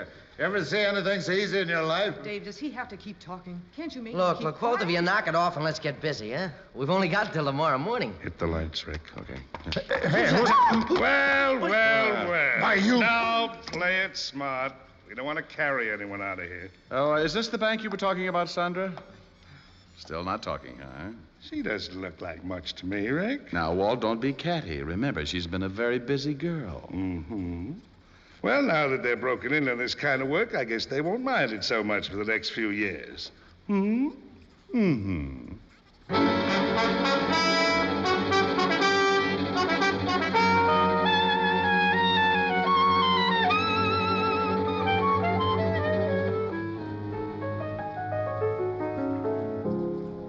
But, Rick, Hmm? why did Walker want you to follow Joseph Carter? He didn't have anything to do with this, did he? No, but Walker thought he did. He tumbled to what was going on when he went in to repair the plumbing. Naturally, he figured Carter was behind it. Ain't I getting smarter as the months go by? Uh-huh. And speaking of months going by, Yes, dear. it will soon be June, you know. June. Oh, now there's a month to conjure with. Oh, do you mean it, Rick? Well, sure, June must be about my favorite. Let's see now. Don't I know a song with June in it? Oh, Rick. Let's see. June. Kind of a strange name to me, but, well, this might do it. Oh, it's a long, long while from May to December, but the days grow short when you reach September, when the autumn weather turns the leaves to flame. One hasn't got time for the waiting game. Oh, the days tumble down to a precious few. September,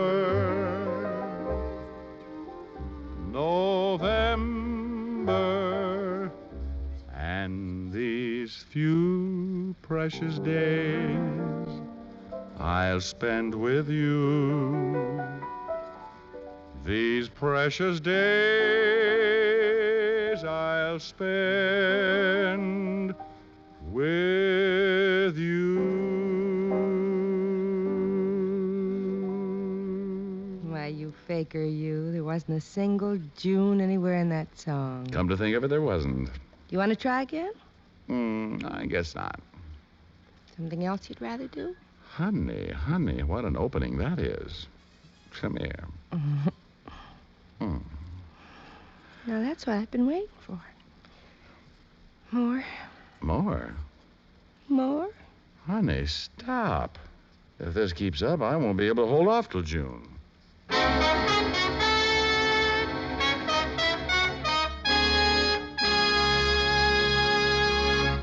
Dick Powell will return in just a moment. What's America's most popular cigarette? Camel is in the lead by billions of cigarettes per year. One reason is Camel's rich, full flavor. A flavor no other cigarette has. And another reason is Camel's pack after pack, week after week mildness. Tonight, start enjoying the one cigarette America enjoys most. It's Camel, of course. Yes, of all the cigarettes on the market today, Camel is in the lead by billions of cigarettes per year. How mild, how mild, how mild can a cigarette be? Smoke Camels and see. Here's Dick Powell with a special message. Thank you. Ladies and gentlemen, to bring a little extra cheer and comfort to our hospitalized servicemen and veterans, the makers of Camels send them thousands of packs of gift Camels every week.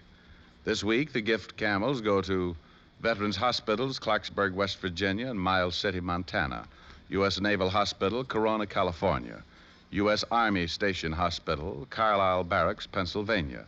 The Military Air Transport Service, which evacuates virtually all overseas wounded personnel. Now, until next week, enjoy Camels. I always do.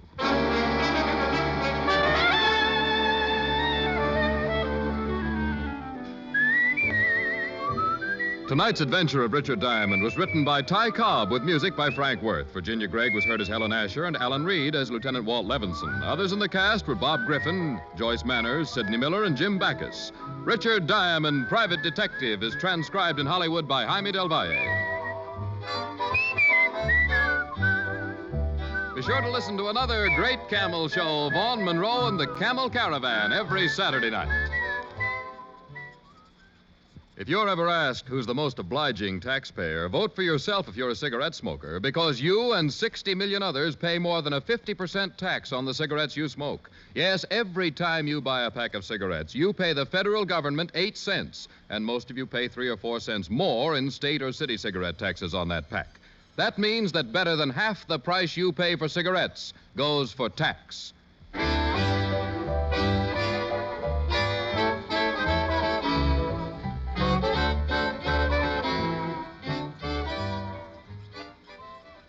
Listen next week for another exciting adventure of Richard Diamond, starring Dick Powell. Now stay tuned, for This Is Your FBI, followed immediately by Ozzie and Harriet over most of these stations. The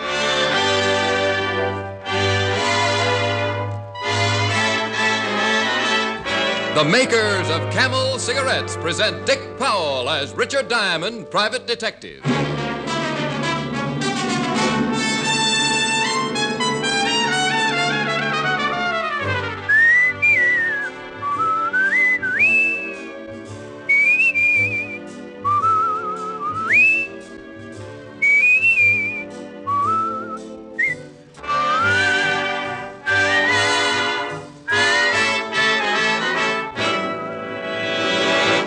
More people smoke Camels than any other cigarette. The reasons behind Camel's great popularity are flavor and mildness. Smoke only Camels for 30 days and see how rich and flavorful Camels are pack after pack.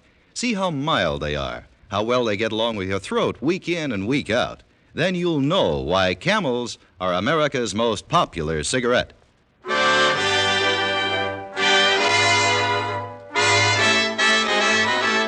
Here, transcribed, is Richard Diamond, Private Detective, starring Dick Powell.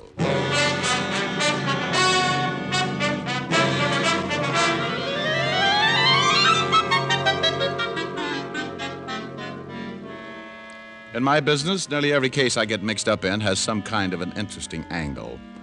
If it isn't some woman who spotted a neighbor floating bodies in his bathtub, or a lonely husband who got lonely because he disposed of his wife with a meat axe, then it might be a case like the one I got mixed up in last week.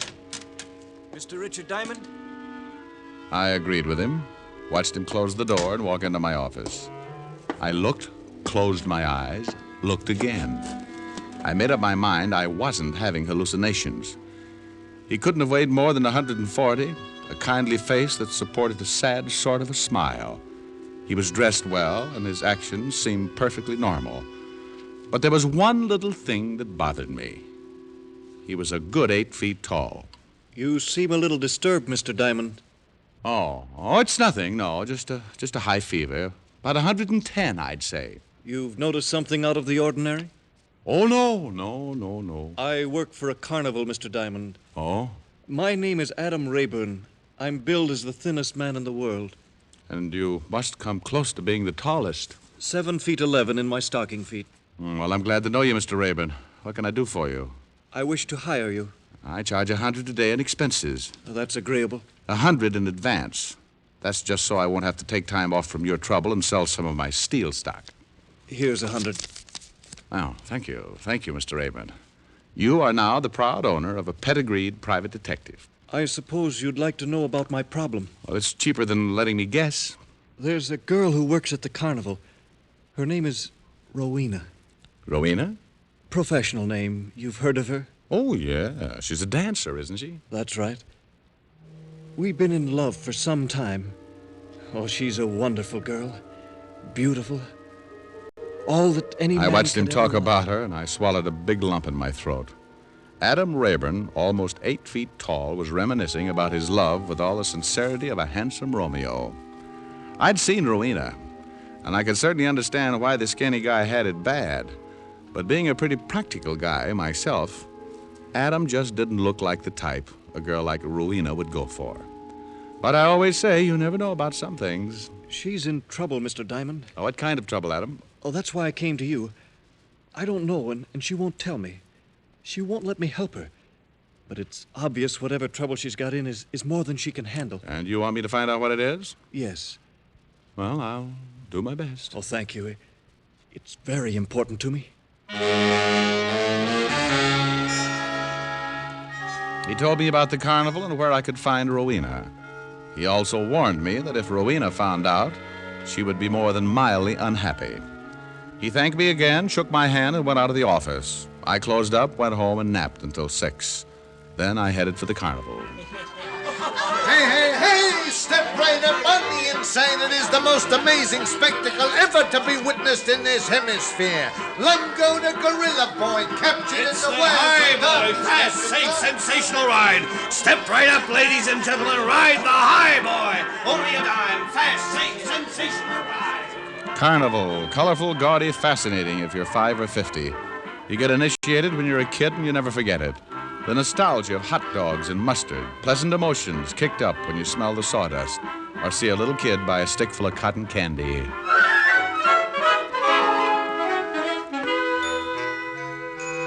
And then you look up and see Rowena dancing on the small stage in front of the tent, doing just enough of her bit to entice the customers and not offend the sheriff. And suddenly you realize how fast you grew up. I purchased a ticket, making sure to flash all of the $100 retainer, and went inside. The tent filled in a hurry, the lights went down, and on came Rowena.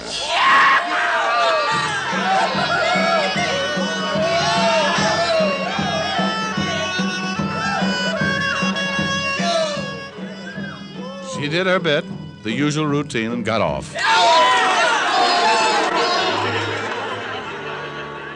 I waited for the tent to empty and then went back to look for the beautiful dancer.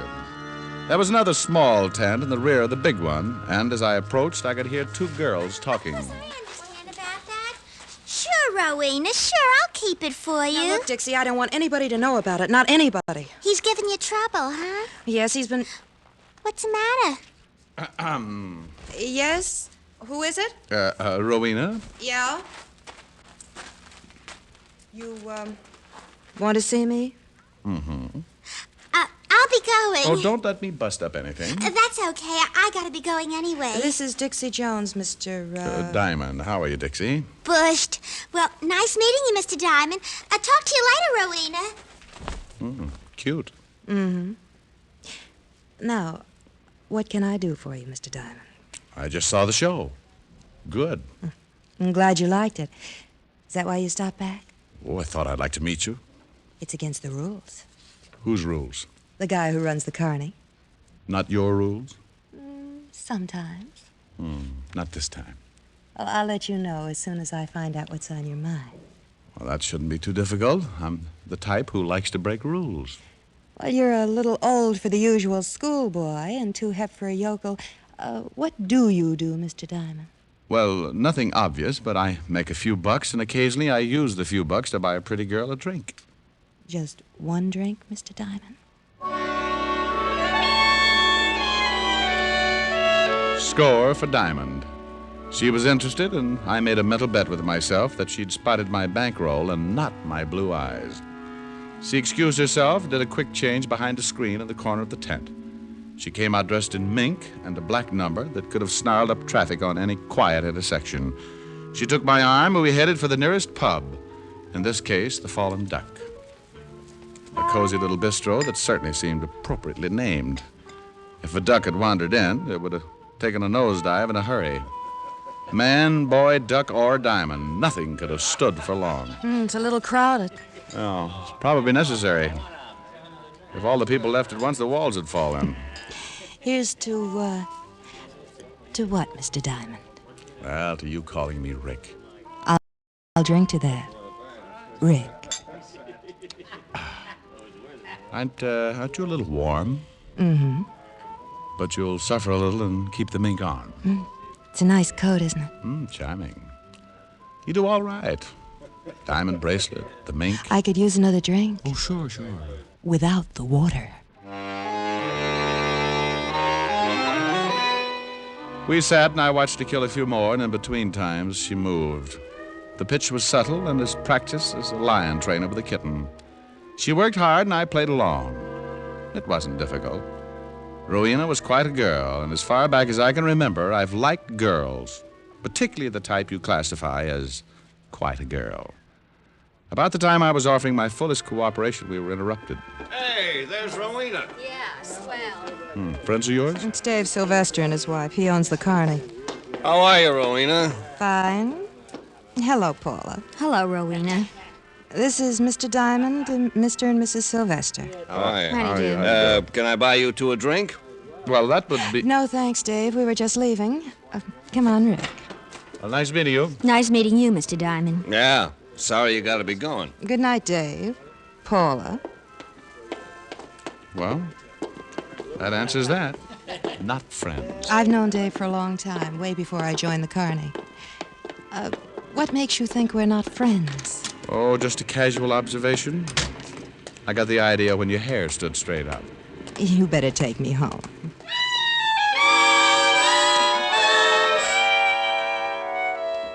And I took her home. Rowena didn't have much to say on the way. She was worried, and she'd dropped the pitch. We got back to the carnival about 1 a.m. and walked down the deserted boardwalk toward her trailer. Up to that point, I had made up my mind about several things concerning the lovely Rowena. First, she didn't figure to be in love with Adam Rayburn. Second, if she did have troubles, she hadn't given any indication until Dave Sylvester and his wife had shown up at the Fallen Duck. At her trailer, she stopped at the door and turned to face me. Oh, I could see it coming. The pitch was on again. But now she was being cautious, too. Who are you, Rick? Me? Oh, I'm just a guy. I told you, just a guy who wanted to buy you a drink. Nothing else. What else? Worried? A little. Why pick on me? Well, honey, you go on inside and take a look in the mirror. If you're a little objective about it, you'll get the idea. Rick. Yeah? Good night. Well, good night. Rick, Yeah? will I see you again? Yeah. Why did you do it? Why did you do it? Wait a minute, Adam. Wait a minute. Let me go. Oh, take it easy. What's the matter with you? What do you want to slug me for? Why did you kiss her? Why did you kiss her? Oh, for Pete's sake. I saw you kiss her. Well, you didn't see very well then. It was the other way around. I didn't hire you to take her out and make love to her. Oh, come on, Adam. Get hold of I don't want to yourself. hear. Oh. What's the matter? That tent. It's on fire.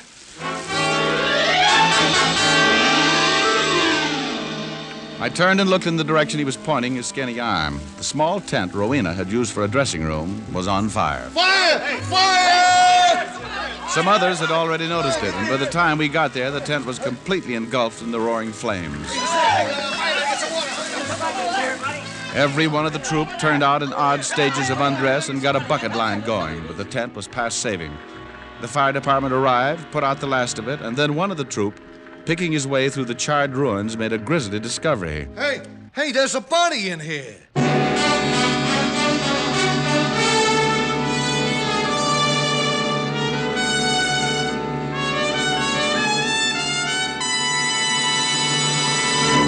Before we continue with Richard Diamond, here are a few words about smoking enjoyment. You know, smoking is a day in, day out pleasure. And it takes day in, day out smoking to tell you how rich tasting and how mild a cigarette is as a steady smoke. One puff won't tell you. One sniff won't tell you. Smoke only Camels for 30 days, and you'll see why more people smoke Camels than any other cigarette. You'll enjoy the first puff and every puff, for Camel's costly tobaccos are properly aged and expertly blended. No other cigarette has Camel's rich, full flavor, a flavor you'll never tire of. And no other cigarette gives you this proof of mildness, proof based on steady smoking. In a coast-to-coast test of hundreds of people who smoked only Camels for 30 days, noted throat specialists reported not one single case of throat irritation due to smoking Camels. Make your own Camel 30-day test and see for yourself why more people smoke Camels than any other cigarette. How mild, how mild, how mild, how mild can a cigarette be? Make the Camel 30-day test and you'll see. Smoke Camels and see. And now, back to Richard Diamond, Private Detective, starring Dick Powell.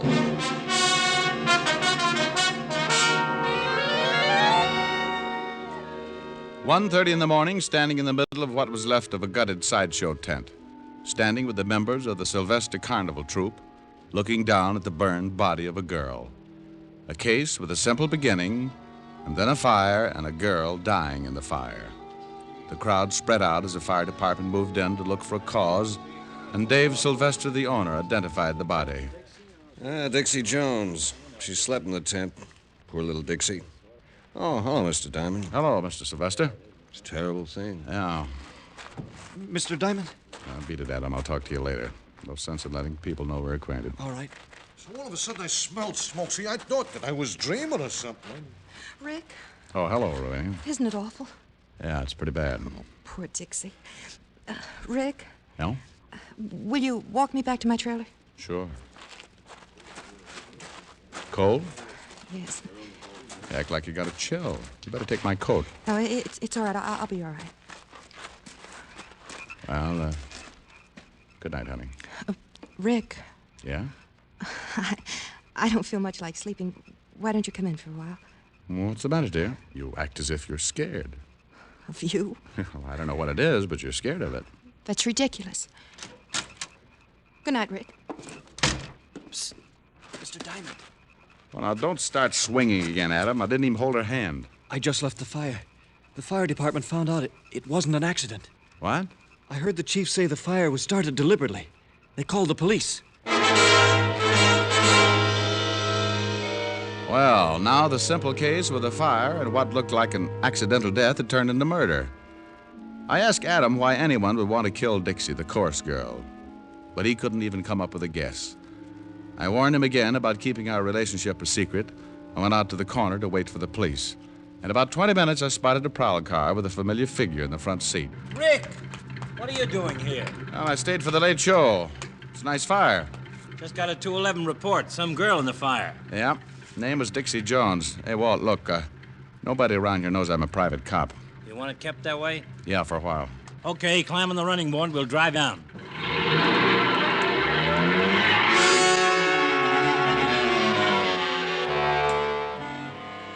We drove down to the scene of the fire, and I stayed in the car while Walt and Sylvester looked at the body of the dead chorus girl and talked with the fire chief.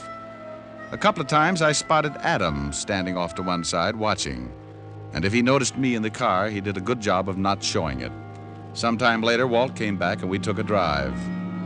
I told him everything up to date, how Adam had hired me to find out what was troubling his lady love, how I'd gotten the big pitch from her obvious dislike for the Sylvesters, and everything leading up to and after the fire.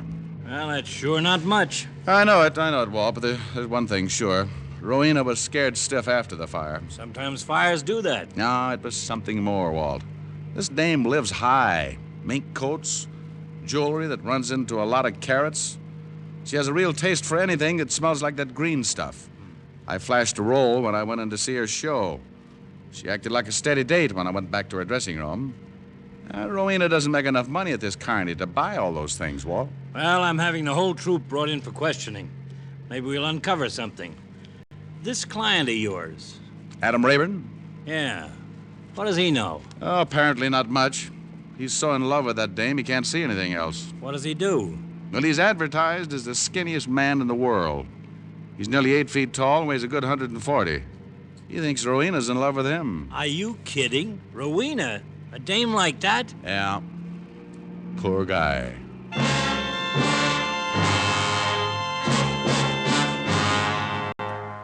Walt dropped me off at my apartment and I got some sleep. The next morning, I went down to the precinct and listened through an open line as Walt interrogated the entire troop of the Sylvester Carnival. It took all morning and most of the afternoon. Rowena answered her share of questions, and her voice was shaky and cautious. Adam answered his, admitting his association with me only after Walt informed him the fact was known. The last two questioned were Dave and Paula Sylvester. I have no idea why anyone would want to start a fire. How about wanting to kill Dixie? I can't imagine. How about you, Mrs. Sylvester? No, Dixie was just a nice kid. Slept in the tent. I don't know why anyone would want to kill her. Mr. Sylvester, how long have you known Rowena? Just since she's been with the carny. About 5 years, I guess. First break. First hint of a cover-up. Dave Sylvester had said he'd only known Rowena since she'd been with the carnival. I left the precinct thinking about the time I'd spent with Rowena and the Fallen Duck. She'd said she'd known Sylvester for a long time before she joined the carnival. I grabbed a cab and went back to the carnival grounds, where I hung around until my client showed up. We found a quiet spot and talked. I know she's never said much about Dave or Paula. Oh. Well, how about the girl who was killed, Dixie? Well, they were friends, that's all. Why, have you found out something? How much money have you given her, Adam? Oh, no, wait a minute. How much? Well, not much. How much does she make? About $200 a week. Then who's buying those minks? Well, she is. And the jewelry? What do you mean? She told me she bought those things with money she'd saved. Out of $200 a week? Well, yes. And then why ask you for more? Because she needed it. I didn't ask her why. She likes nice things. We're in love, Mr. Diamond. A man doesn't ask... Okay, Adam, okay. I lost myself for the rest of the afternoon in the newspaper files, looking up past history on David Sylvester, his wife, and Rowena. There was a story about David and Paula the day they got married, and enough about Rowena to give me a pretty fair background. She'd been in show business for a long time, from parents in the business. Never done much until she joined the carnival, and then her fame spread far and wide. There were some publicity pictures that certainly showed why she had become a headliner. She'd been married once to a man named Black, who had disappeared 10 years ago, a small-time agent who had left her stranded in a hotel somewhere in Ohio. And according to the article, he was wanted by the police for a forgery rap and left her holding the sack. I looked some more, but I couldn't find anything about a divorce or that Black had ever been caught. At 7 o'clock, I let myself in Rowena's trailer. I sat down and waited for her.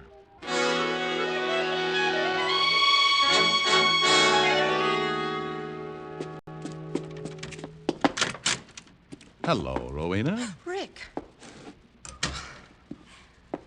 I'm glad to see you, Rick. Oh? Well, I'm a private cop, honey. Still glad? You're a... Private cop. Yeah. I don't understand. Well, I think I do. Whatever happened to your husband, Rowena? Oh, Rick... Whatever happened to him? Name was Black, left you stranded in Ohio with a forgery rap pinned on him. What happened to him? I don't know. He disappeared. How do you manage to buy minks and diamond bracelets? Rick, what is all this? Why How are you... come Sylvester hired you and shoved you right to the top when you didn't even have a reputation? I don't like this, Rick. I don't think it's I don't like it either. Now tell me about Dixie. Why was she killed? I don't know. Rick, you don't think It's I'm... the one thing I've got to tie up. Whoever set fire to that tent, did they think it was you in there? Don't be ridiculous. Well, see how ridiculous this sounds, honey. Dave Sylvester is your missing husband. No. He's paying you to keep your mouth shut. Get out of here. You don't care who you pick on, do you? If you can't blackmail a guy, you work him, like Adam Rayburn. Poor guy thinks you're in love with him. Get out! Get out! How much did you get? A couple of lousy dollars? Anything for $1, huh? If you don't get out of here, I'll have you thrown out. I want to know why Dixie was killed. And, baby, you're going to tell me. Rick, please. Oh, it won't work, honey. Now, what was the connection? Please. Baby, if you know why she was killed, that makes you an accessory before the fact. I'm not very happy about you, honey, and I'd be more than willing to do my bit to see you get a few years. Rick. Now, you better tell me all about it. Be a lot easier. All right. Dave Sylvester is my husband. His real name is Martin Black. You're right, I was blackmailing him. Somebody fired 2 shots through the open window and nailed her twice. I caught her, she dropped, and I lowered her to the sawdust floor. I kept my arm around her because she couldn't do much more than look up and smile a tired smile. Thanks. Thanks for the lift. Honey, It's all right. Dixie was keeping the marriage license for me, so Dave wouldn't find it. I guess he did anyway. He must have killed her and set fire to the tent. I'll get a doctor. No, I gotta say something, Rick. No excuses. I took Adam. I took everybody. Mixed up. Was going to take you, and something happened, I guess. Maybe I thought you might be the boy on the white horse. Baby, look. Telling the truth, Rick. A lady wouldn't lie at a time like this. No, I guess she wouldn't. I put a pillow under her head and went out. The carnival had suddenly turned into a bad dream, a lot of noise and confusion. There was a killer loose, and I wanted to get him. Look out, Diamond! It was Adam Rayburn again, standing near a tent. David Sylvester had been waiting for me to come out. Sylvester jumped as Adam yelled and turned his gun on Adam. He caught Adam with the first one, and the big, thin guy toppled like an anemic sapling. I got my gun out, but Sylvester had disappeared in the darkness. Go get him. I'm all right. I circled the tent and spotted Sylvester running up the main drag. He turned and tried a quick shot. People started running when they got the idea, and I kept low, trying to stay in the clear. The place emptied faster than a ballpark in a thunderstorm, and Sylvester was caught on the empty walk. He turned for another shot, but I beat him to it. The slug knocked him sideways, and he staggered into a building, and I went in after him. It turned into the weirdest chase I'd ever gotten mixed up in. I found myself looking at a dozen Richard Diamonds and an equal number of Dave Sylvesters. I was faced by a room full of mirrors, and to top it off, a recorded laugh was playing over and over. A gimmick to show the public how much fun they could have inside. Oh, some fun. The dozen Sylvesters had all turned and taken a shot at the dozen Diamonds, and the dozen Diamonds suddenly became one less. It was a process of elimination. Sooner or later, one of us would stop hitting mirrors and get the real thing. I picked one of the Sylvesters, and we both went to work.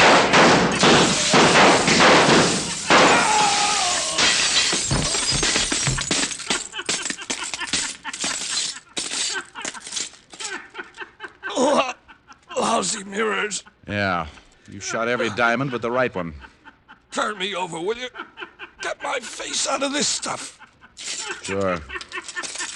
I don't mind dying, but I hate to watch myself doing it.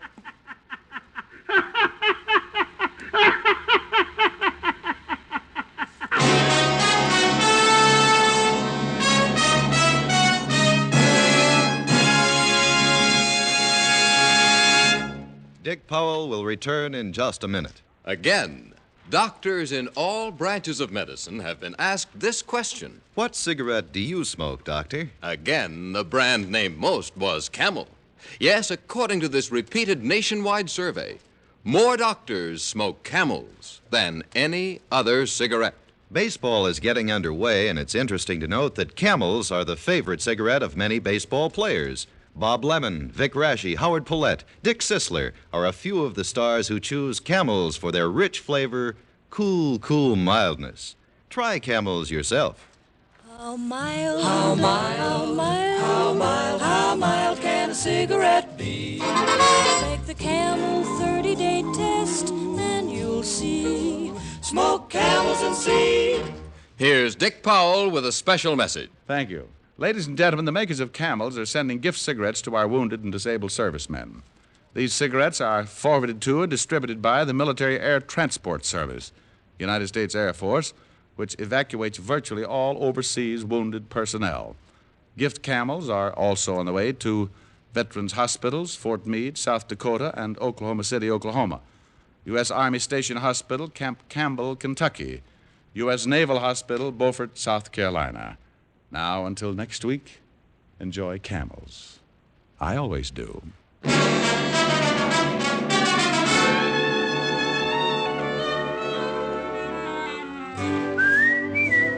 Dick Powell can now be seen starring in RKO's Cry Danger. Tonight's adventure of Richard Diamond was written by Blake Edwards with music by Frank Worth. Our director is Helen Mack. Featured in the cast were Arthur Q. Bryan, Michael Ann Barrett, Sandra Gould, Sheldon Leonard, Paul Duboff, and Bob Bruce.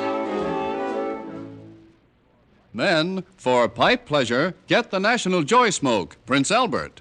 PA has a rich flavor and wonderful natural fragrance. It's crimp cut for cool, smooth smoking and specially treated to ensure against tongue bite. You'll enjoy Prince Albert, America's largest selling smoking tobacco. Listen next week for another exciting transcribed adventure of Richard Diamond starring Dick Powell.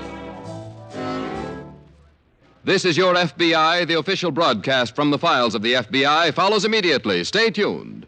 This program came to you from Hollywood. This is the American Broadcasting Company.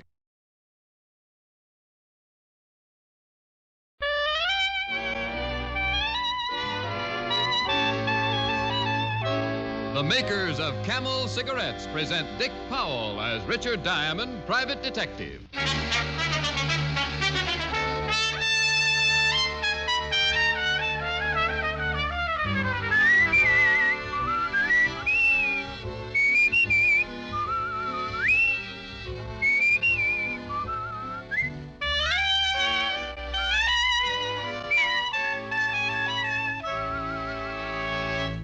What cigarette do doctors themselves smoke? In a nationwide survey a few years ago, 113,597 doctors in every branch of medicine were asked, What cigarette do you smoke, Doctor? The brand name most was Camel.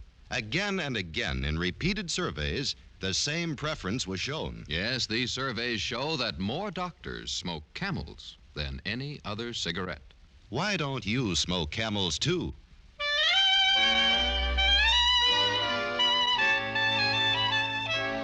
Now we bring you another transcribed adventure with Richard Diamond, private detective, starring Dick Powell.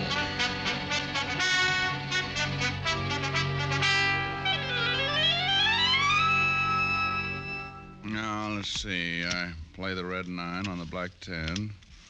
Move the 8 of spades off this pile and put it over here. That gives me another king. Now, where's the 3 clubs? I'll sneak a look under here. No, ain't there. Hello? Now, I'll be with you in a minute. Now, where do you suppose that 3 o'clock? Oh, well. Diamond Detective Agency.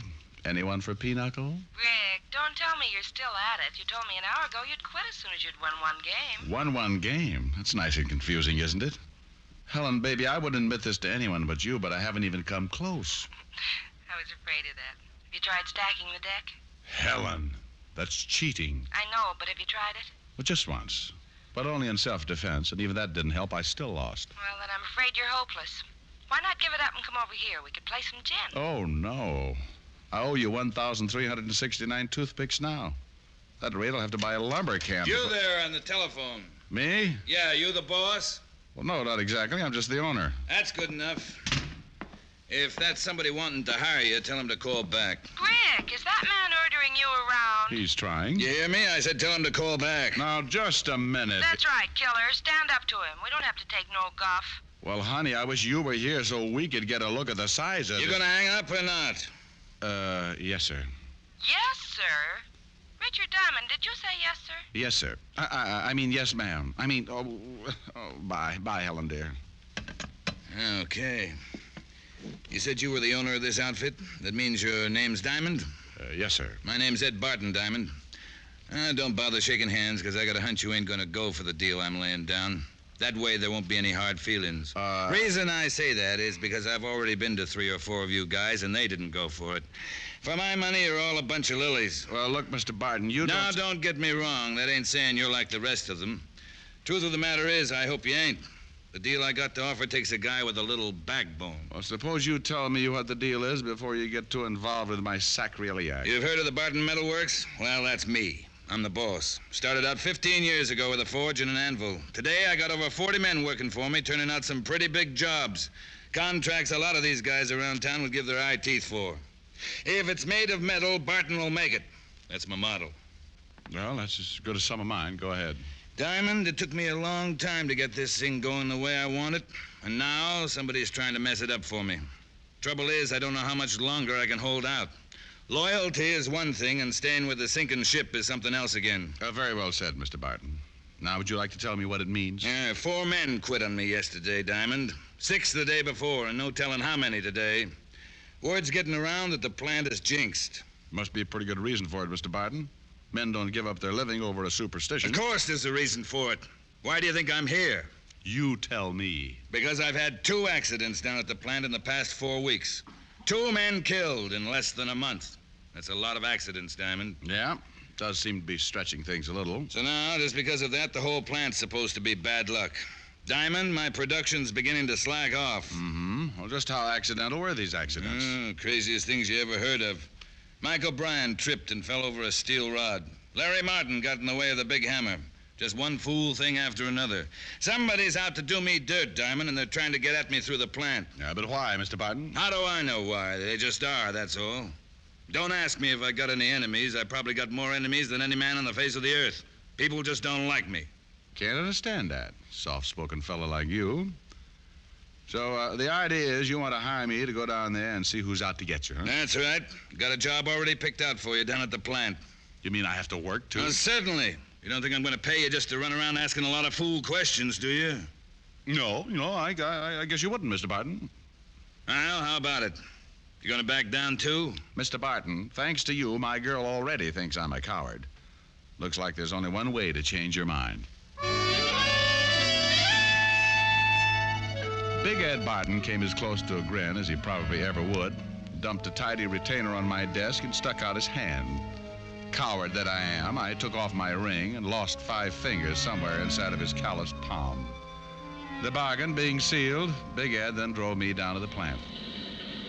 Miller, this here's Richard Diamond. Private eye I told you I was getting. All right. Get him some clothes and put him on it right away. This is Steve Miller, Diamond, my foreman. Yeah. And this guy gets 100 a day, Steve. See that he earns it.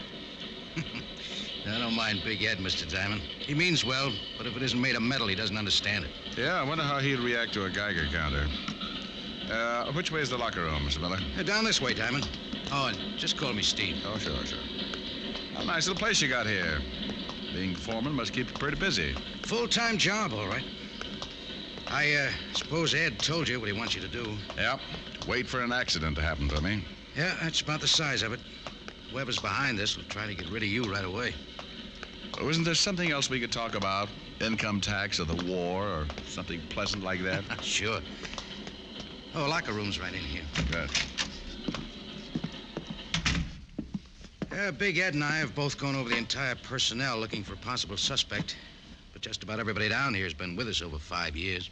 With the plant, that is. Well, Big Ed seems to think he's got a lot of enemies, Steve. Oh, it's just his way, Diamond. Ed hasn't any more enemies than the next fella. Oh, here's some stuff that ought to fit you. Oh, thanks. That's quite a uniform you fellows wear. Uniform? Oh, the overalls, you mean? Not so bad after you get used to them. Oh? How long you been wearing them, Steve? Most of my life, I guess. I was practically born in front of a forge. My father was a blacksmith. All right. How long have you been with Big Ed? From the beginning. Since before he moved out of the old shop into the plant here. Of course, I haven't always been foreman. That's only happened in the last... Oh, hi, Fred. Come in for a smoke. Diamond, meet Fred Larson. Hey, what's the matter, Fred? I'm quitting, Steve. Quitting? That's what I said. Oh, now, wait a minute, Fred. Save your breath. My mind's made up. Oh, I see. So it's even got to you. Look, Fred. Who's he? Someone who isn't afraid to get down into the furnace room and take over Larry Martin's spot at the Hammer. Diamond here knows the place isn't jinxed, don't you? Well, I... Better not answer that until you've been here a while, brother. I just about had it a couple of minutes ago myself. You? How, Fred? What happened? Raylan gave way up on number 5 catwalk. Right there where the plates are stored. What? That's what I said. If it hadn't been for that scaffolding, I'd have cashed in right then. But those railings are always given out, Fred. You know that. It's been happening for years. Yeah, but this one just came too close. I ain't stopping to pick up my check, Steve. Mail it to me. Those railings aren't indestructible, Diamond. They just wear out. Mm-hmm. What was he talking about? Plates? Oh, I'll show you when we get up there. Number 5 catwalk's right above the big hammer. Oh, all right. Well, I'm all dressed. How do I look? On second thought, don't answer that.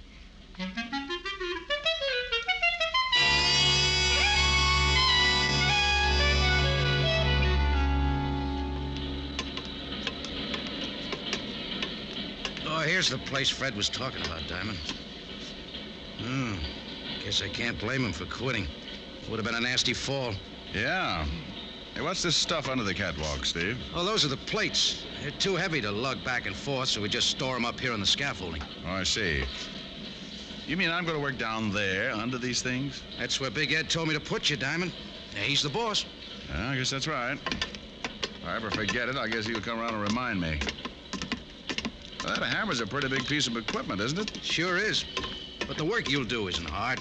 The plates come out of the furnace hot. It's your job to flatten them out. All you have to do is flip a switch on the hammer and roll the plates. Roll the plates? Well, after that climb, I may not even be able to flip the switch.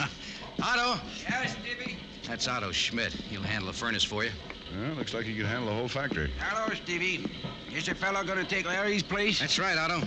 Rick Diamond, Otto Schmidt. Howdy, Otto. Hello. He's a new man, Otto. Never worked in a shop before. Yeah, I see that. Well, don't worry. I take care of him. Just how do you mean that? Now, take it easy, Otto. Production isn't as important as safety right now. Remember that. Yeah, I remember, Stevie. Now, you'll be working all alone down here, Diamond. Just you and Otto. Swell. The main thing is to keep your eyes open. Yeah, that's right. All right, Otto. You can take over now. Yeah, I take over now.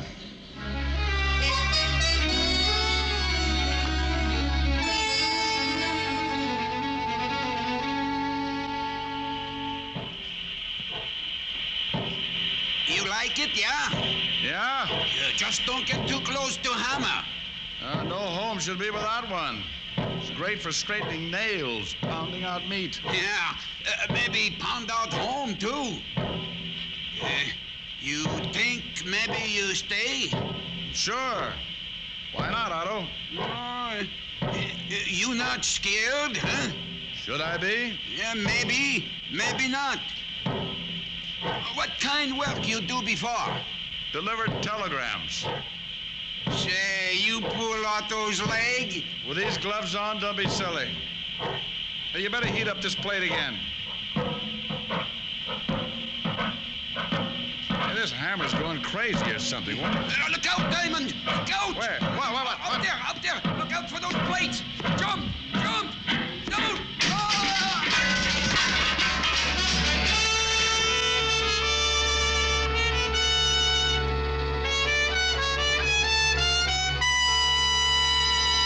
Before we continue with Richard Diamond, here are a few words about smoking enjoyment. Among the many stars whose voices, whose throats are their fortunes, is Maureen O'Hara. Maureen O'Hara's cigarette must suit her taste and throat, and that's the reason camels get Maureen O'Hara's vote. Yes, Miss O'Hara tried the different brands and chose Camels. Beautiful Maureen found that camels agree with her throat. And Miss O'Hara's only one of the many famous stars who regularly smoke camels. Some of the others are Dick Hames, Dennis O'Keefe, Linda Darnell, Henry Fonda, Vaughn Monroe, and our own Dick Powell. Why don't you take a tip from the famous people whose throats are their fortunes and who smoke camels? Make your own 30-day camel test. Smoke only Camels for the next 30 days. Enjoy Camel's rich, full flavor, pack after pack. See how well camels agree with your throat, week after week. Camels, smoke camels, and see how mild a cigarette can be. And now back to Richard Diamond, Private Detective, starring Dick Powell.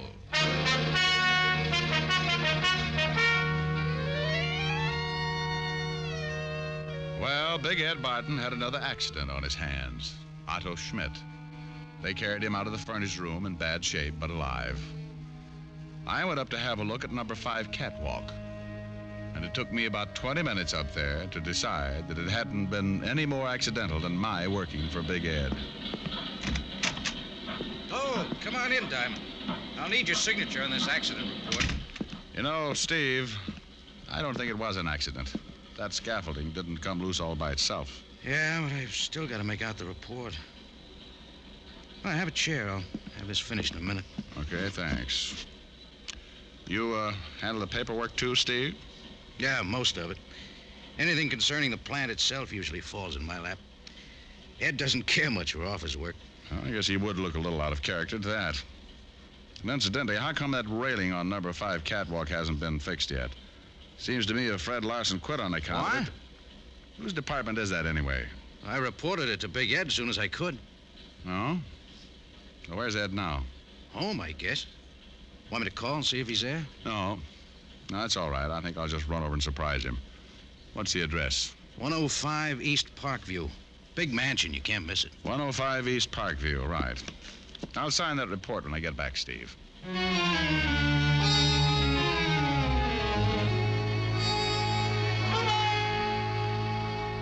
So, what if it wasn't fixed, Diamond? Those railings cost money. I told Steve not to let that plant nickel and dime me to death, and I meant it. Then you purposely let it go. Now, wait a minute. I didn't say that. But you don't have to, Barton. You got the report over an hour ago. That's plenty of time to get the work done. Who told you I got the report, Diamond? Now, what difference does it make? You're responsible for the repairs, aren't you? That's right. But don't think you're going to jump all over me, Diamond. Matter of fact, I didn't even know the railing was down until you told me just now. Anyway, I don't see what this has to do with what happened to Otto Schmidt. You don't, huh? Well, I'll tell you, Mr. Barton. Someone got up there where the railing is out and loosened the braces on that scaffolding. If the railing had been up, he wouldn't have been able to reach it. That's a lot of hogwash. I don't believe a thing. I don't expect you to believe me, Barton, but talk to Otto. He saw who was up there. I saw part of him myself just before the plates started falling. You mean Otto saw... That's right.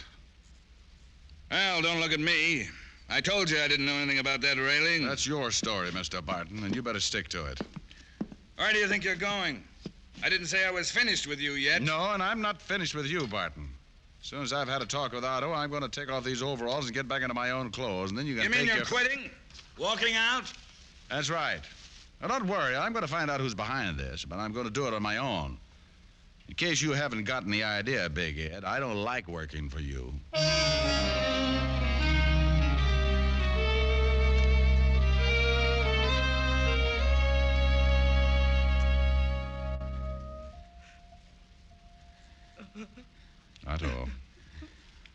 Otto, open your eyes. I want to talk to you.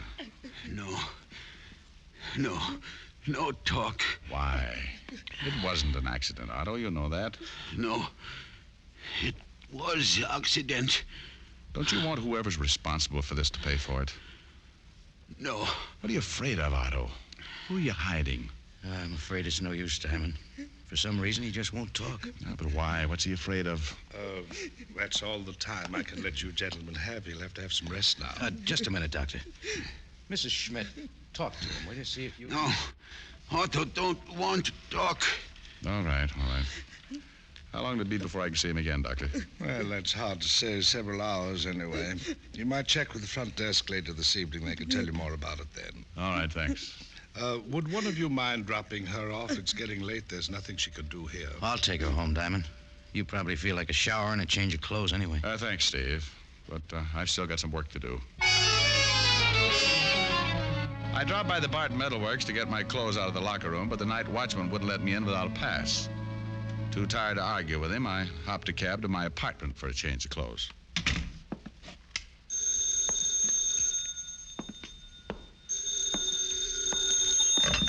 Diamond?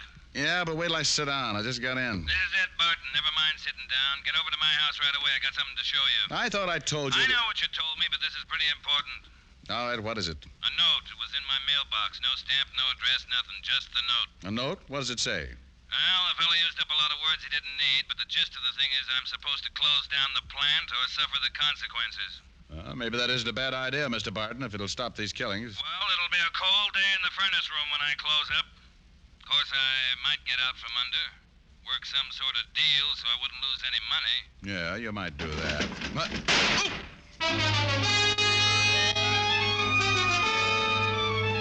Whoever it was had been waiting out of the fire escape.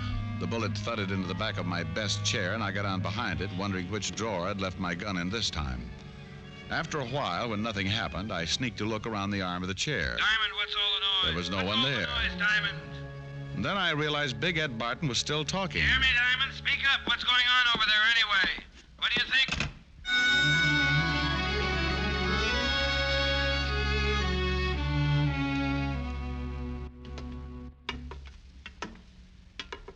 Oh, this place gives me the creeps at night, Diamond. Especially way up here. No one around. Just a lot of machinery. Yeah. And what are we looking for, anyway? Oh, I just wanted to have another look at this railing, Steve. Oh, by the way, where were you when I dropped by your place? Just getting some air. I didn't know you were going to come by. Hey, couldn't we let this go till morning? I don't like it around here when it's quiet like this. Why not? I just don't, that's all. You know, you look pretty good in a suit, Steve. You ought to wear one more often. Oh, thanks, Diamond. You really think so? Yeah. Never know to look at you now that you were just a foreman in the factory. Just a foreman? That's your job here at the plant, isn't it, Steve? But, doesn't it ever bother you working so many years for a guy who doesn't appreciate it? Especially now that the big contracts have started to come in, Ed's pulling in all the gravy, and you're still nothing but a foreman. Quit saying that, will you? Quit saying I'm nothing but a foreman. Why not? It's true, isn't it, Steve? There's nothing wrong with being foreman. It's a very important job. I got charge of every piece of equipment, every man. But not charge of the plant. Isn't that right, Steve? Someone else has charge of the plant. Well, what if he has? Next to him, I'm the boss. That's right, Steve. Next to him, you're the boss. Well, suppose I told you he isn't the boss. What if I told you I was in partnership with Big Ed? What would you think of that? I'd think it was kind of funny, Steve. Oh, funny, is it? Well, that's the way it is. You can ask him if you don't believe me. He'll tell you. I mean, it's kind of funny you're still wearing overalls and living in a boarding house when Big Ed has a mansion and a couple of servants. Doesn't add up, Steve. No, not now it doesn't, but it will. The partner's entitled to full rights, isn't he? Big Ed kept promising me. All these years, he's been promising me. Promising you what, Steve? As soon as the money started coming in, as soon as things picked up, I could get out of the plant. I could wear a suit on the job, meet people. Why should Barton promise you that? Because we're partners, that's why. We went in 50-50. When, Steve? When did you go in 50-50? Almost 15 years ago. Down at the old place. I used to work the forge. Ed'd go out and get the jobs. He got to talk to the people. All I ever got to do was handle the forge. I think I understand, Steve. And then because he got the jobs, he thought he was entitled to more than I was. He said it was all his doing. I was just working for him. He put me on a salary. Made me work in the plant. Well, what do you hope to get out of all this? Hating Big Ed is all right, Steve, but if he closes up the plant, you'd be out of a job. But I won't be out of a job. I'll be in charge then. I'm a partner, ain't I? All right, Steve, we could go back down now. Down? Down where? Where are you taking me? Downtown, to talk to some people. You mean the police? That's right. And Steve, just in case you've still got that gun, I think it's only fair to tell you that this time I've got one, too. Police? That's right. And Steve, just in case you've still got that.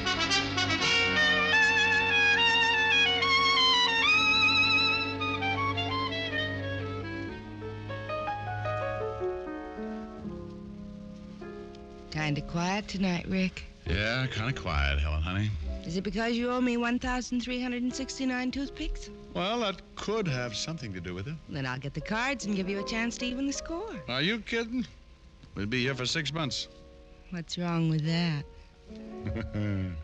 Come to think of it, nothing. Well, then leave us get the show on the road. While you sing me a song, I'll set up the card table. Oh, Helen, you are just too good to me. Ain't it the truth? Fella comes home from the office, he's tired, needs comforting, and there you are. I just don't deserve someone like you. Wait a minute. You're reading the wrong part. Oh. Maybe you'd just better sing, huh? Yeah, maybe I better. I cried for you. Now it's your turn to cry over me. Every road has a turning. That's one thing you're learning.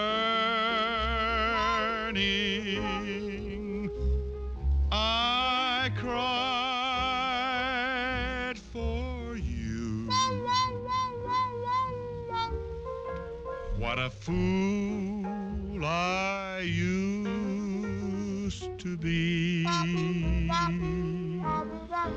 Now I found two eyes just a little bit bluer. I found a heart just a little bit truer.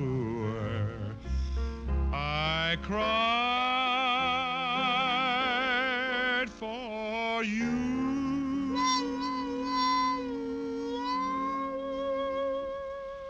Now it's your turn to cry over me. Where'd the trombone come from? I played it with my feet. Abe Lincoln taught it to me. Gosh. Gosh. Gosh, and a whole lot of G's. Sometimes, Richard, you really get to me. Now, steady, girl. Richard, my fool, kiss me. Oh, well, here. This is a kiss? Well, honey, after all, I'm tired, sleepy, worn out, bushed, beat. Had a busy day. You must have had a busy week. When I say a kiss, I mean a kiss. Come here. Now, that's what I mean when I say... Rick? Rick, what's wrong? It serves me right. I'm gonna have to get myself a younger detective.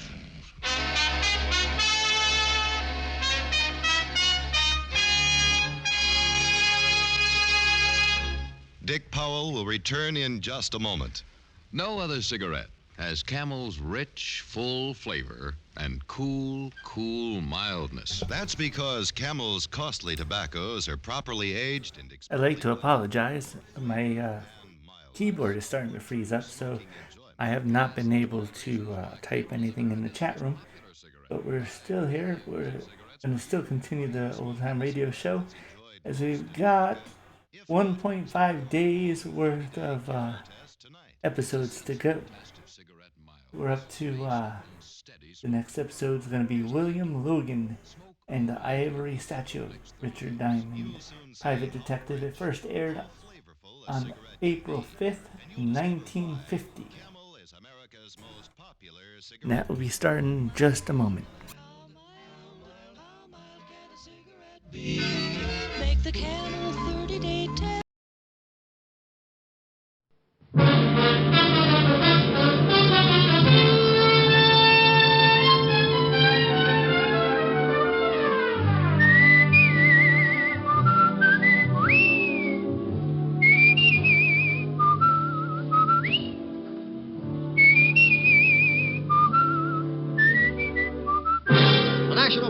Broadcasting Company presents Dick Powell as Richard Diamond, Private Detective.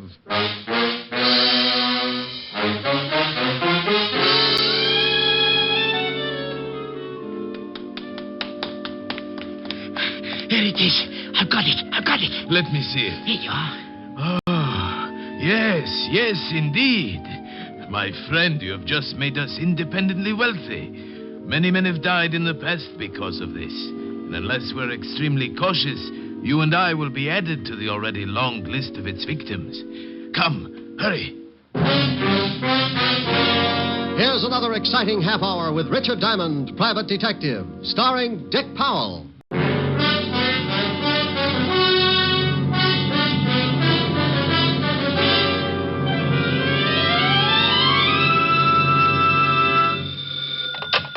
Diamond Detective Agency, where the blue of my eyes meets the gold in your wallet. Oh, that's pretty terrible. You may be right. You admit it. Yes, I've seen your wallet. Oh, Rick. Hello, Helen, baby. Hi. What are you doing? Oh, just finished cleaning out my desk. Oh, find anything interesting? Mm-hmm. Sam Spade. Guess he hadn't paid his rent. Oh, you're impossible. So, Sam. Well, I'm not going to try to keep up with this. Am I going to see you tonight? Oh, sure, darling. Wait a minute, honey. Company just walked in. Oh. Something I can do for you, my friend? Are you Richard Diamond? That's right. Client, Rick? No, I don't know, honey. I'll call you back. Please, Mr. Diamond. I haven't got much time. Okay, what's on your mind? This package. Here, take it. And keep it for me until... Hey, what's wrong? Hide it. I'm being followed. Hide it. Now, take it easy. What's the matter? Hey, fella, come on. Now, what's... Oh, swell.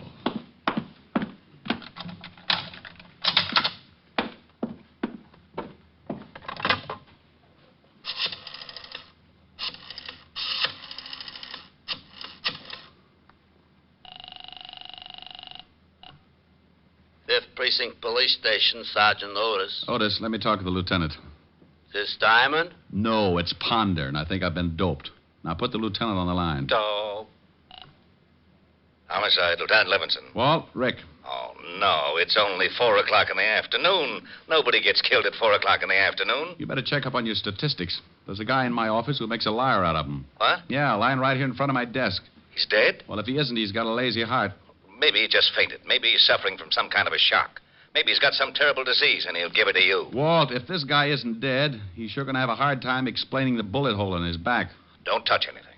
Can't he even scratch my head? Oh, you know what I mean. All I did was lock the door. Now get over here. Knock 3 times and say, Ricky loves Walter, and I'll open up. What did you lock the door for? Well, because this guy came in and gave me a... Gave you a what? Wait a minute, Walt. Come on, what are you mumbling about? Will you shut up? Someone's trying to get in the door. I'll see you when you get here, Walt. I have one of those locks that any skeleton key would fit, and that was exactly what my visitor was using. He opened the door. I moved back against the wall as the door swung in. My visitor was a young, well-dressed man, about 5'8" or 9, red hair, nose full of freckles, and on top of the nose, a pair of black-rimmed glasses. There was a big bulge under his coat that he started reaching for just as I rolled his arm around behind him. You're backing me off! No, not yet. I still got a little way to go. No! Just making you more comfortable. Now I'll take this big gun. It must weigh you down. You can't do this stuff. Oh, sure I can. See, I just twist a little. No! Just locking the door again. Now sit down in that chair. My arm. I'll be happy you still got it. Now, what are you doing patty-footing it around here, using a pass key to get into my office? I got the wrong office. Look, Sonny, you see that over there? What is it? It's a guy, and it's very dead. I'll send some flowers. Make it enough for a duet. Someone else gonna die? Someone else is going to get pretty close to it if I don't get the answers I want. Well, I'll see what I can find out. That's to see how fast you can talk. I don't have to talk to you. I don't have to talk to nobody. Want to bet? You're gonna be sorry for that. You're mixed up. Let me straighten you out. Now, wait a minute. Now, then let's have it. What were you doing busting in here? What do you know about the dead guy? I don't know nothing about him. What gave you the idea you could break into my office? I found out the door was locked. I didn't want to wait around in the hall. You got a permit to carry this gun? Well, of course I have. Let's see it. I haven't got it with me. Oh, well, then we'd better start at the beginning. Come on. Ricky loves Walter. Now open this door. I'll have Otis kick it in. Who's that? That's the law, Buster. Now, you stay put while I let the big fat policeman in. Come on, Diamond. Should I, Lieutenant? Oh, not with your head. Well, greetings. Come on in, Walt. I got somebody. Hey, what the? Oh, I had somebody. Some guy jumped through Diamond's window. It's 8 floors up. Yeah, but there's a roof only 1 floor below.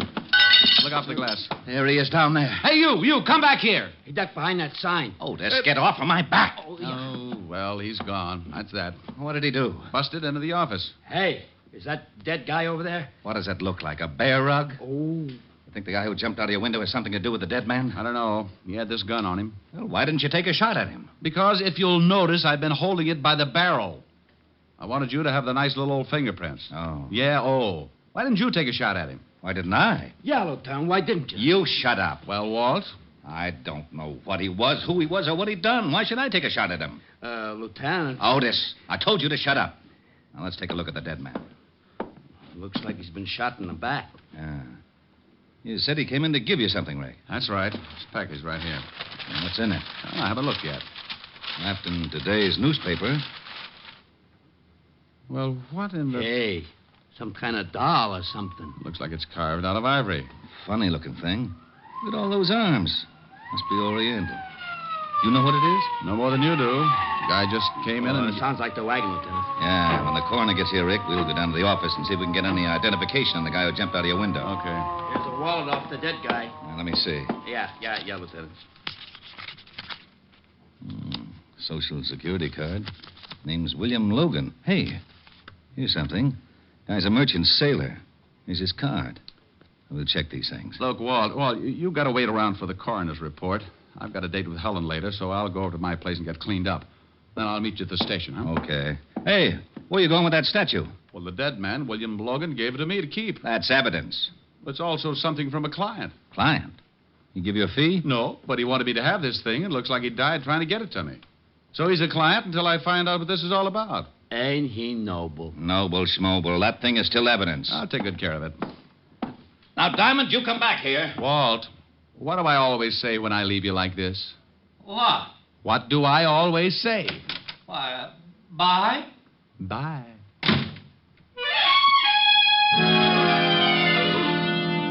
I left Walt and headed for my flat on East 51st.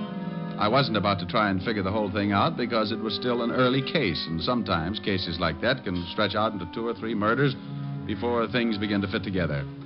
That's the way you got to figure. One guy dead could lead to another, so you walk on eggs for a while and make sure it's not going to be you. I got to my flat and went in.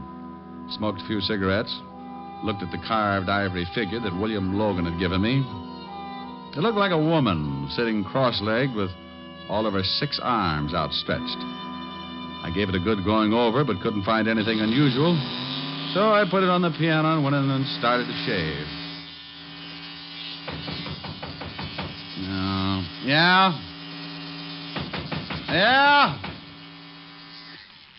Yeah, what is it? Okay. When people don't answer, it makes me wonder. I crossed the living room, remembered the ivory figure on the piano. So just to be safe, I lifted the top of the piano and put the statue down inside. Then I moved over to the door. Mr. Diamond? That's right. I'd like to talk with you. I have a business proposition. Is there any money involved? Quite a good deal. Well, you've just made an appointment. Come in, Mr. Titus. Leopold Titus, Esquire. He came in all right, and he had the duck to do it. He must have been a good 7 feet tall, and even with his heavy overcoat, he couldn't have weighed over 140. He reminded me of a king-size case of malnutrition. He took in the whole apartment with one fast look and slid into a chair, rested his elbows, locked his hands, and put them under his pointed chin. It appears you've been shaving. I've interrupted. Oh, no. Split personality. Never touch this side. Mr. Diamond, I haven't much time. Good. Now, you said something about money. I can see that this is a subject which meets with your approval. Well, it sets off an emotional reaction, shall we say. I can't stand goosebumps for more than a couple of minutes, so let's get to it, huh? Yes, indeed. Mr. Diamond, I am prepared to pay $10,000 for Kali. Oh, well, that's dandy, but I'm not a booking agent. What kind of an act does Kali do? 10,000, Mr. Diamond. Look, to me, Kali is the name of a dog. Kali. Oh, okay, so he got mixed up with the French poodle.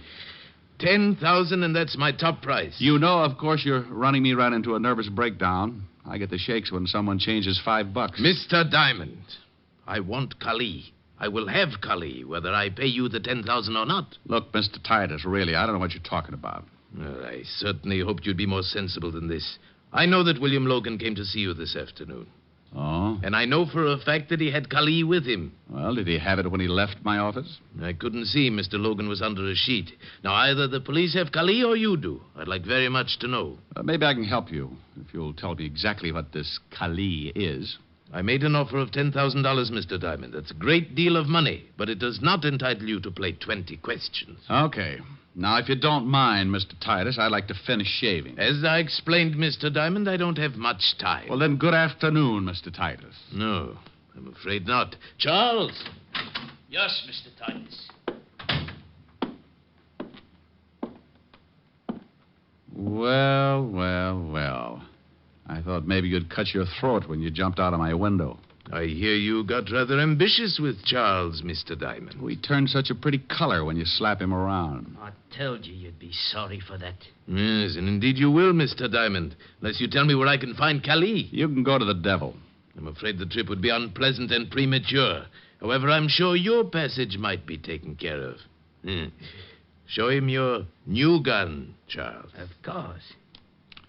Now you sit down, Diamond. Where is Kali, Mr. Diamond? And you know very well what I'm talking about. The small hand-carved ivory statue. Sorry, Titus. Yes, and so am I. I deplore the sight of blood. Oh, that's all right, Mr. Titus. Just turn your back. Yes, Charles. Excellent suggestion. Do you have a wireless, Diamond? No. But I got a lovely bunch of coconuts. Oh, very funny. All right, where's your wireless? Never mind, Charles.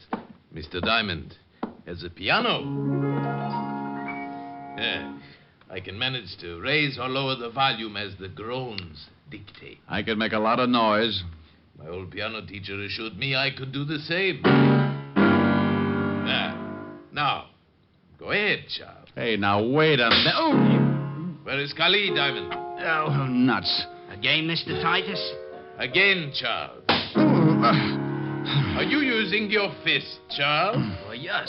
Well, use the barrel of your gun. We haven't much time. All right. Oh, now, wait a minute. You... Oh, it's not a very good piano, Mr. Diamond. That's an old kazoo over in the drawer. Kali, Diamond, I want the statue. Well, for $10,000, don't you think I'd give it to you? No. Oh, really, Mr. Diamond, this piano is in a deplorable condition. So's Diamond, Mr. Titus. He looks terrible. Shame, but unavoidable. Keep working on him, Charles, until he decides to confide in us. Where's the statue, Diamond? No? Okay.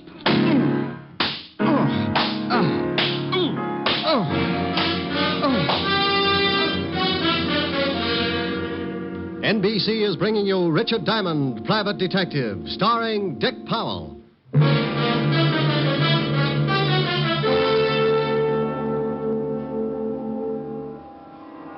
Young man. Young man. Who says so? That is good.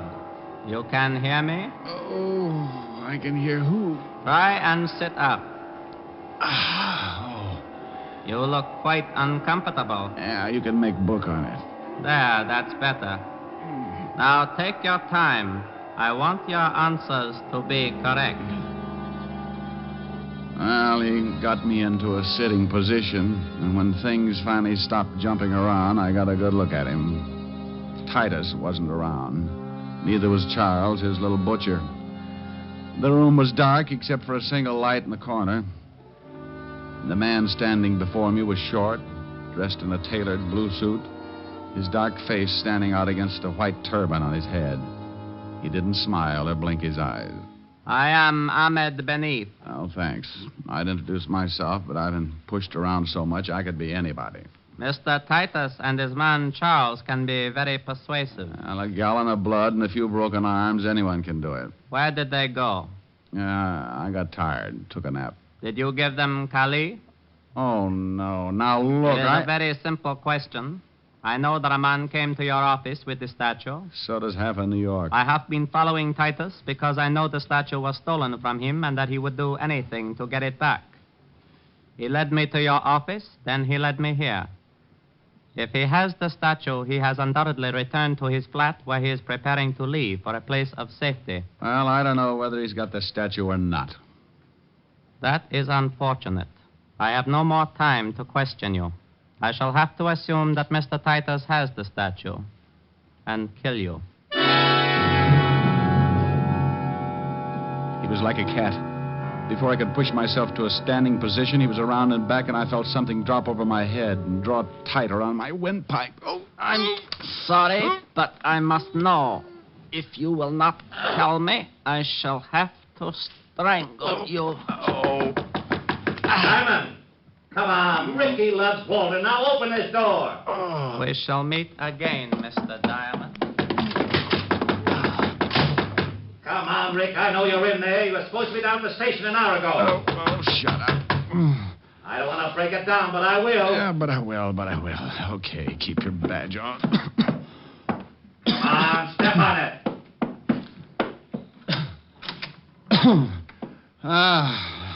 Well, Blue Eyes. Where's Diamond? No. Yeah.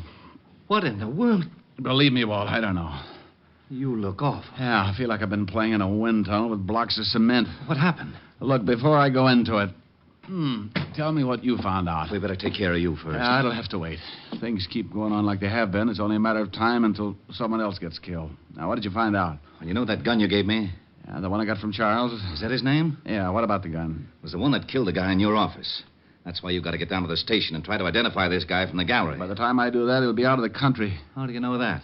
Ahmed Benif told me. Who the devil is Ahmed Benif? Guy with a turban tried to strangle me. Now, don't you start that. I'm not starting anything. He beat it out the back.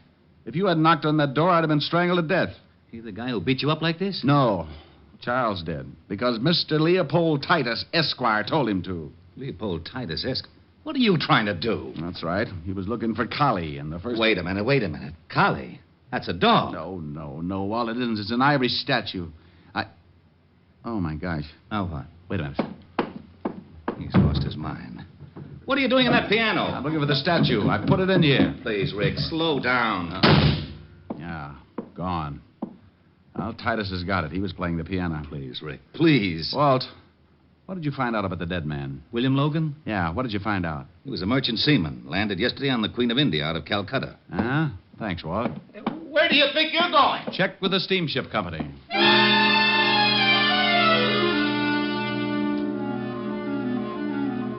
I stumbled out of my place looking like an ad for ground sirloin and grabbed a cab. On the way to the India steamship lines, I tried putting two and two together. The little statue, Kali, was the reason for the whole thing. One man was dead because of it. Everybody who was connected with the case was perfectly willing to kill anyone else at any time. Mr. Leopold Titus wanted it, so did one Ahmed Benif. Titus and his boy Charles evidently tailed William Logan, merchant seaman, to my office, and somewhere along the line, Charles shot him. Ahmed Benif was tailing the whole bunch. 2 and 2? Well, maybe, but I still needed some answers. A cab pulled up in front of the East India steamship offices, and I went in. A nice little girl with a nice little personality showed me the passenger list of the India Queen, and sure enough, Mr. Leopold Titus and a Mr. Charles Freely, first class. I thanked the girl, told her I'd send her a picture when my face got back to normal, then I headed for the docks and the customs office. I needed an address on Titus, and I knew that he must have signed a manifest at customs. He had. And 5 minutes later, I was back in my cab headed for the residence of Mr. Leopold Titus, Esquire, Kew Gardens, Long Island. It was a big, sprawling house, and by the time I got there, my watch was leaning on 7 o'clock. I paid the cabbie with my last $20 and started toward the only light burning.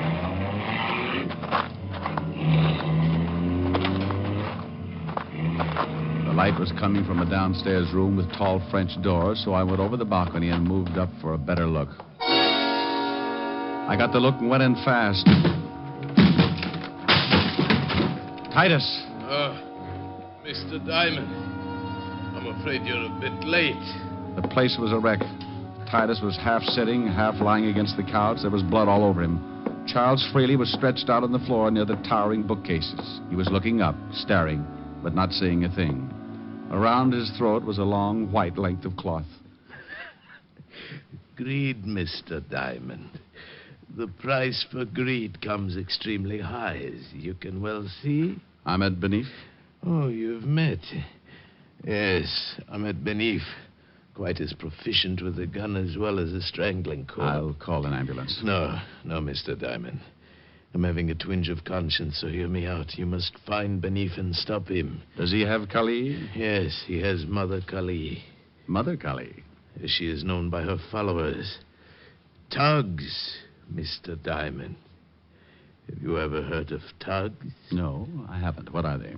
A cult long since believed extinct in India.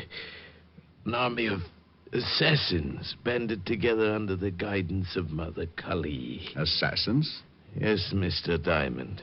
Trained in the art of strangling. Oh, yes, I read something about that in a history book. It was a long time ago. Correct. They were suppressed by the British in 1830. You're trying to tell me they've started all over again? Absolutely. What about that little statue? Belongs to the man who has reorganized the Tugs. A symbol of his leadership, passed down through generations from one leader to the next. And to a collector worth a fortune. And you're a collector? A businessman. But I know a great many collectors who would pay a sizable fortune to get a hold of that statue. And Ahmed Benif is one of those Tugs? Indeed he is. Where did you get the statue? Charles stole it for me from Ahmed Benif. What about William Logan, the merchant seaman? Board ship from Calcutta. Logan discovered its value and stole it from us. Indeed, Ahmed Benif is a Tug. The statue is his, passed down by his father and his father before him. I'll call the law. Mr. Diamond, please see that Charles is buried next to me. A mixed-up boy, but a good friend. Sure. Operator, give me... Put down the phone, Mr. Diamond. Put it down. Well, Benif, this isn't very smart, is it? On the contrary, Mr. Diamond, it is very smart. I have the statue. And now you are the only man who could tell the authorities that once again the Tugs are rising all over India. How did you know I'd be here? I did not know. As I was leaving, I saw your cab pull up. I listened to everything Mr. Titus had to say. I was surprised. I thought surely he would be dead by now. And now you kill me. Most assuredly.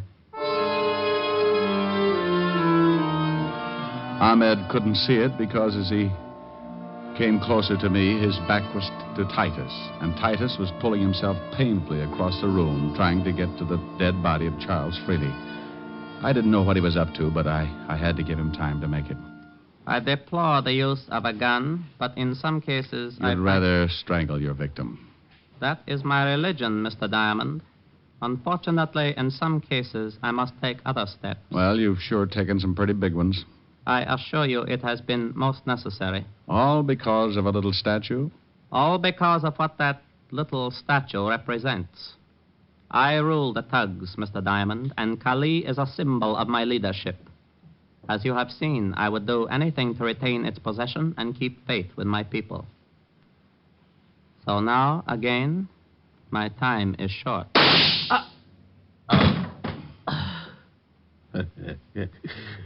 Indeed, it was short, wasn't it, Mr. Diamond? Indeed. I'm certainly happy that Charles had his new gun. Thanks, Titus. A pleasure. And now, quickly, 2 favors, Mr. Diamond. What are they? First, take the statue of Kali and destroy it. I must have your word. You've got it? Good. The second, I wish your honest opinion. I'll try. Once you directed me to the devil, and I said that it was a premature crossing. Yes? And I fear that perhaps now it is not. Your honest opinion, Mr. Diamond. Do you think he could really stand the competition? Titus. Well, it'll sure be a good race anyway.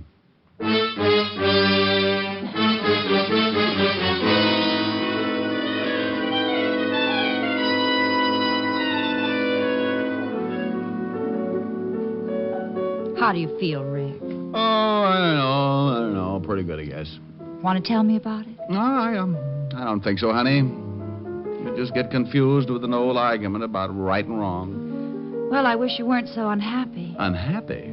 Oh, honey, you said a bad word. I'm just mad about my bruises. Oh, I think the colors are lovely. Well, so do I. I've just got to be careful about wearing plaid. Oh, Rick. Pretty bad, huh? Yeah. Why don't you just sing something? All right, dear. I'd love to. Bye-bye, baby.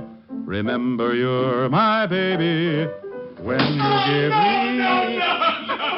Rick. Did you hear that?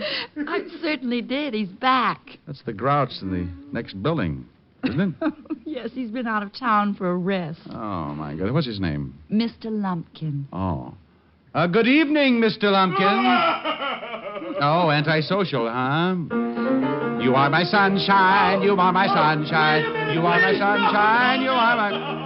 No. Good evening, Mr. Lumpkin. All right. Good evening. Well, now that's better. Now, what would you like to hear? The sound of you cutting your throat. You're fighting me. Oh, I'd love to with a machine gun. Tipper. Control yourself. I may ask questions later. Oh.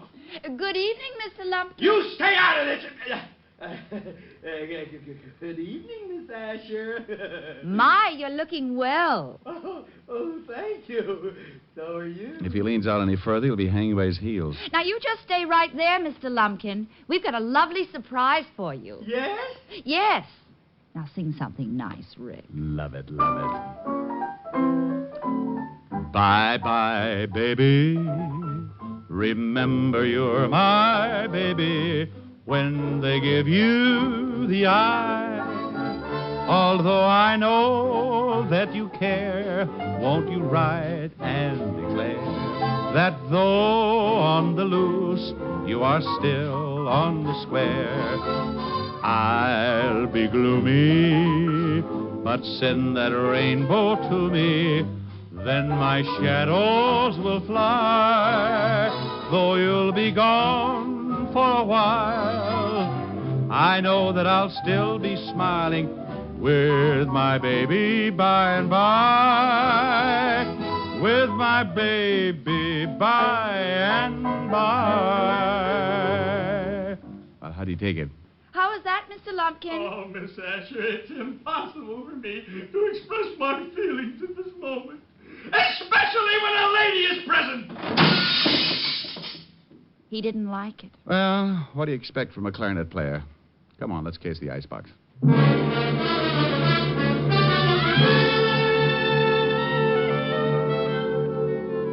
You have just heard Richard Diamond, Private Detective, starring Dick Powell.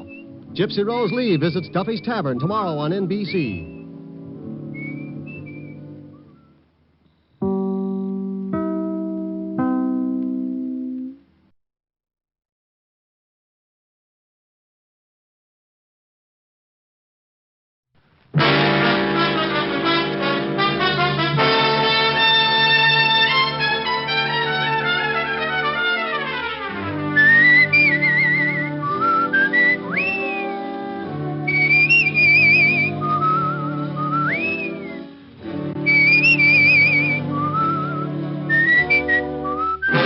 National Broadcasting Company presents Dick Powell as Richard Diamond, Private Detective.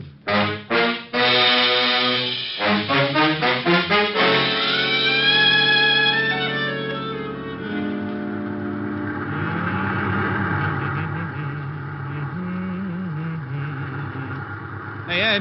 Huh? Stop the car a second, will you? What for? I thought I saw something lying back there by the road. So what? It's probably a dead dog. No, hold it. It's too big to be a dog. Oh, for Pete's sake. Where is it? Oh, it's right over there. Oh, yeah. Come on.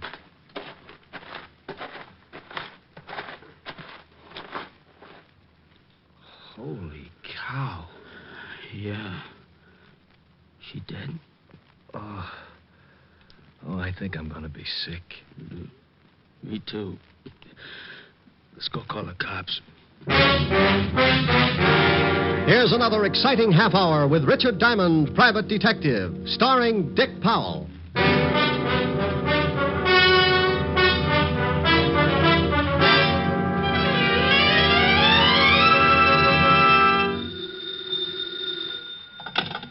Diamond Detective Agency.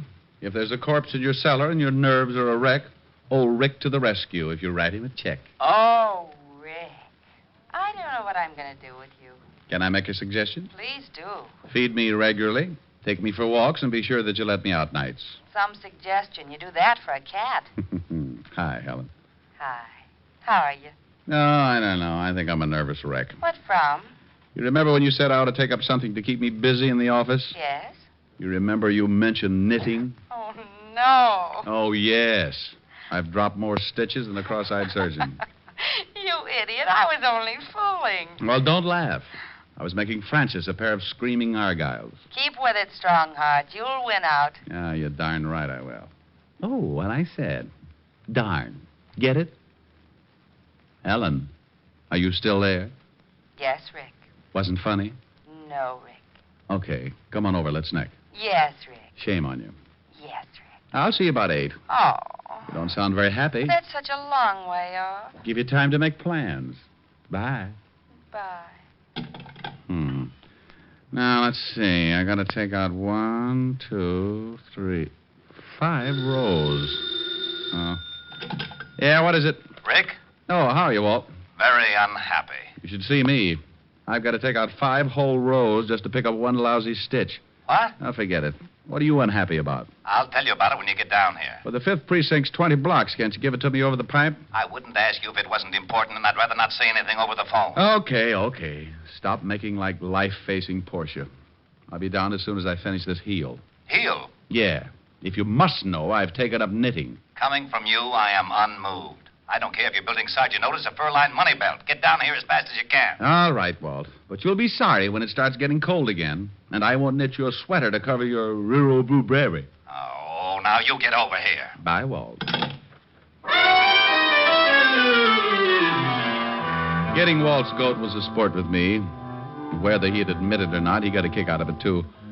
Sometimes I wouldn't stay on the rib as long as I usually do, but that was only because Walt always starts sounding just a little bit worried. Then I know it's time to lay off and get serious. Now, don't misunderstand me. I never lay off entirely. And I never get completely serious. Those are 2 habits that don't help find the solution any quicker. They just fit you with a mess of ulcers, and you still end up too worried and too serious. I closed my office and headed for Walt's precinct. When I walked in, I spotted Sergeant Otis leaning back in his chair with his number 12s resting on the desk. Oh, hello, Sergeant Otis. Well, how's the big private detective today? Just fine, Otis. How's the flash of the 5th precinct? Just fine, Diamond. How's the big private detective today? You said that. I did? Yeah. Is the lieutenant busy?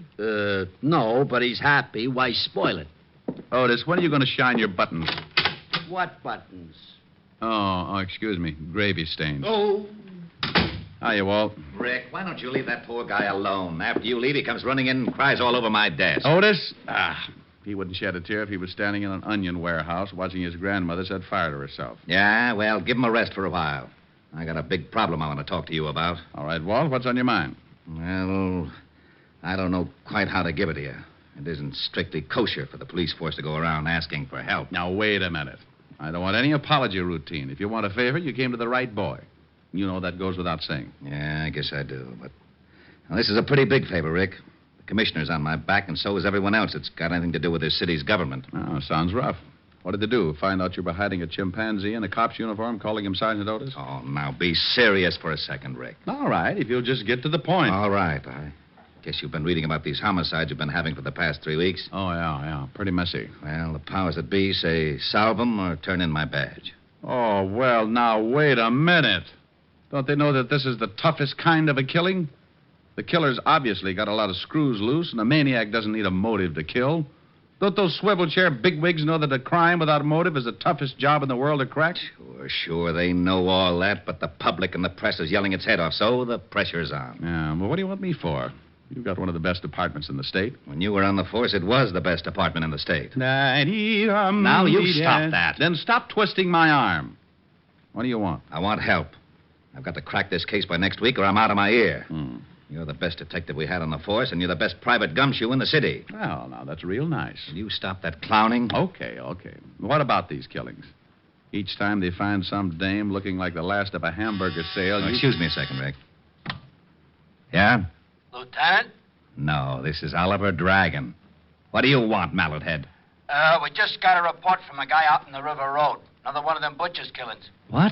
Yeah, some dame all hacked up and lying beside the road. Okay, get the car out. I'll meet you downstairs. Oh, did you hear that, Rick? Uh-huh. Well, come on. You want me along? Of course. I can brief you about the whole setup on the way over. I don't know whether it's such a good idea to get mixed up in this or not. Why not? Well, it looks like anybody who gets close to this killer doesn't have much of a future. Well, you can't live forever. Oh, now, aren't you the sweet one? No, that's not what's worrying me. Well, what is that? Now, when I go out, I want a nice, comfortable place to lie down in. The way this nut goes to work with a knife, I might end up in a meat locker.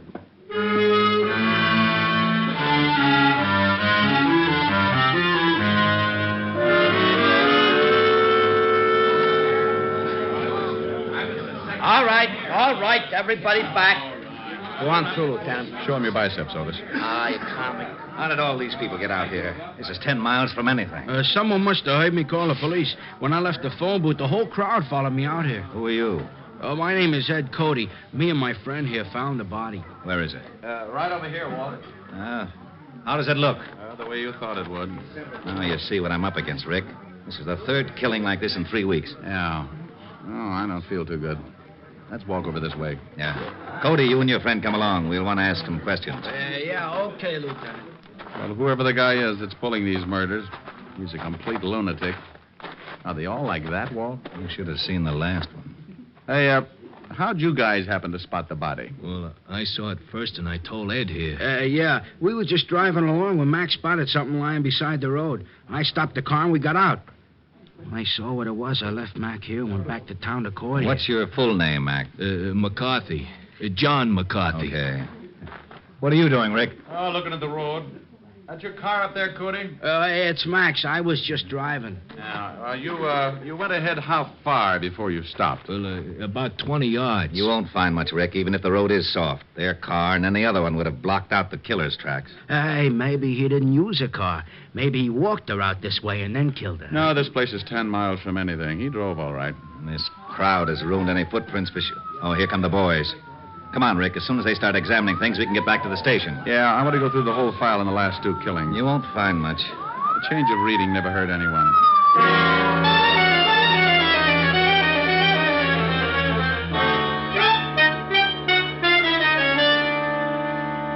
Well, that's the whole mess. No leads at all, huh? Not a one. I'm getting nearsighted from looking at all the lineup. We've picked up everything from drunks to safecrackers. No leads. Same type of crime in every case. This killer's got a crazy streak as wide as Broadway. Wait till the commissioner hears about this one. Walt. Yeah? Give me a pencil. Now, tic-tac-toe is out. I got a headache. Stop waving your gills and give me a pencil. Here. What are you doing with that map? Drawing circles. Now, you stop that. That's the scale of this city, and I don't want it loused up by your doodling. Look at that. So you make a dandy circle. Well, thanks. What's it for? How should I know? You drew it. Drew what? The circle. Wasn't that a little foolish? Of course it was. That's what I'm yelling about. Well, that's bad for you. What is? Yelling. I know it. I thought you said you didn't know. Know what? About the circle I just drew. What circle? The one on the map. That's what I was yelling about. Well, why? You didn't draw it. I know I didn't. You did. What for? How should I know? You're a policeman. What in blazes has that got to do with it? You were a rookie, weren't you? Of course I was. You worked your way up to sergeant and then head of homicide, didn't you? You know very good and well I did. Wasn't it a little tough? You bet it was. I pounded a beat for 4 long years. I did it by the sweat of my brow. Now, wait a minute. How did we get into this? You asked me about this circle I drew. I did? Yes, Walt, but you didn't know what it was for. Oh, yeah. Well, what is it for? For you. You like it? It's not bad. Oh, I knew it. I knew it. You lowlife, you conniving, dirty, underhanded louse. You always do this to me. I think you sit around nights and pull the wings off of flies. Moths. All right, moths. You sit around and dream up little monstrosities to put on the police force and use me as a guinea pig. Right, guinea pig. You call me, Lieutenant? No, get out of here, you idiot. Yeah, Lieutenant. Diamond, for once I'm going to find out what's at the end of this merry-go-round. I want to know about that circle. And I'm going to get it out of you if I have to shove that map down your throat. It was that. Huh? It was that you said, listen, this is the commissioner. Oh, not you, Commissioner. Hey, and then I can't have of these killings. Yes, Commissioner. I want you to put on their pressure. Yes, Commissioner. What have you done about the latest one? Well, I just went out and looked at the body. Well, that isn't enough. Yes, but... This department's been sitting around long enough. But I'm giving you 5 Annie. I have action and plenty of it. But... Your motor's running. You shut up. Eh? Oh, no, Commissioner, somebody else. All right. But if I don't get some action in the next 24 hours, you're going to be plenty silly. Yes, sir. Now get busy on it, and I'm not kidding. Get there. Yes, sir. Oh. Who was it? I am not talking to you. Don't you want to know about the circle? No. Fine. Well, when I was looking over the reports on the killings, I noticed something. You don't say. Say what? Okay, if you don't want to play. Be a sorehead all your life. Well, I noticed that all of the killings, including the one we looked at this afternoon, were within at least 10 miles of each other. And the first one, this one right here, was exactly in the opposite direction from the last one. Bully for you. No, it's nothing. Well, using the first and last homicide for the edge of the circle, we find that the other killing also falls within the sphere. Okay, so what? Getting interested? Well, the girl this afternoon had been dead for about, 14 hours, wouldn't you say? Yeah, but the coroner can come closer. Well, about, anyway. In the other 2 cases, it says that both girls were killed about 3 in the morning. If the last one was dead 14 hours, she comes close to that time, too. Okay. What does that prove? Not a thing. But it's something to go on. This is a wild one, Walt. But let's say that our killer started off with his victim somewhere, within that circle. To drive 5 miles, half the distance of the circle, it would take him, about... 15 minutes. 15 minutes. Now, that means he left his starting point around 2:45. That's a funny hour to be so consistent. You're right. Bars close at 2. 45 minutes to talk a dame into a ride. Might be. Well, I'll be darned. I may be all wet. The killer probably started from somewhere outside the circle. But we can start by eliminating the idea of the night spots anyway. Yeah, Lieutenant. Send out a 508 and get everybody in here. I want to check on all the night spots from, 45th Street and Broadway at the center of the circle. From 45th Street and Broadway for 10 miles in every direction. Yeah, Lieutenant. Now, that means cafes, bars, bowling alleys, anything that stays open until 2 or after, and step on it. I hope we're right. So do I. I don't like walking on eggs. Then sit down. Who knows? You might hatch something.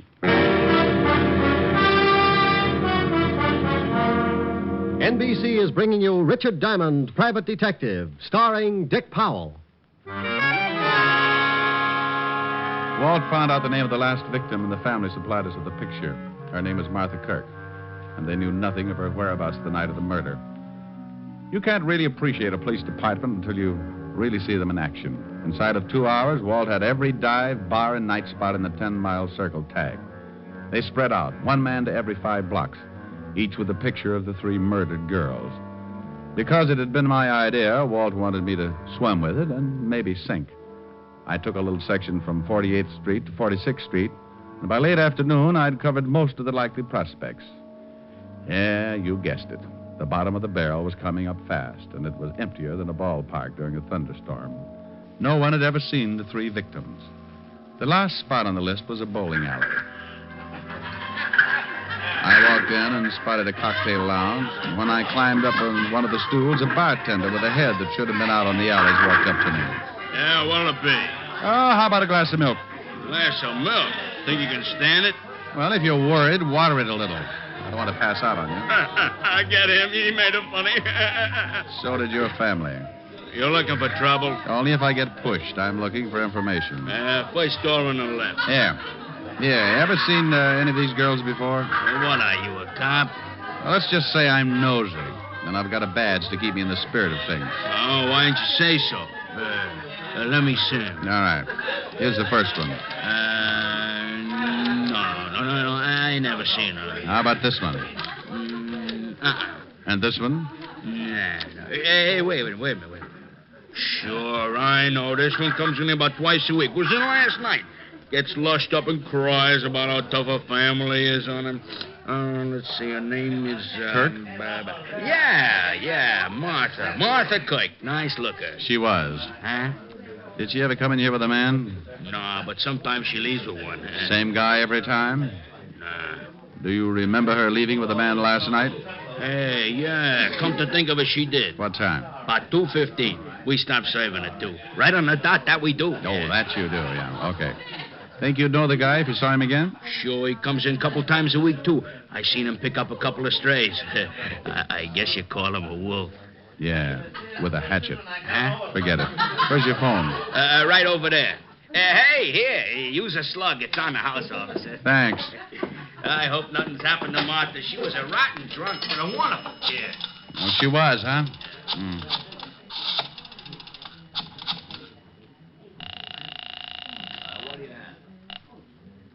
Sergeant notice at your service. If you're in trouble, you probably deserve us. Oh, that's awful. Okay, Diamond, you don't have to get nasty. Shut up and get me the lieutenant. One moment, please. Lieutenant Levinson. You can forget about retiring, Walt. You got something? Yeah, looks like. What did your boys turn up? Nothing yet. What is it, Rick? Don't play games now. Get over to the 47th and 9th. You know the bowling alley in the middle of the block? I'm in the bar. Want me to bring the boys? No. This is one we've got to play quietly. I don't want to scare our ghoul off. I'll be right down. Hey, bartender, what about that milk? Oh, yeah, coming up. Is it going to be a pinch? There is, Buster. There certainly is. Walt romped in about a half an hour later, and he talked with the bartender. He finally looked satisfied. He had to, because it was the only lead that had turned up. We told the bartender to tip us if the guy showed again, and we sat down to wait. Maybe my rabbit's foot started thinking it was back with the quartet, because around 1 o'clock it started kicking.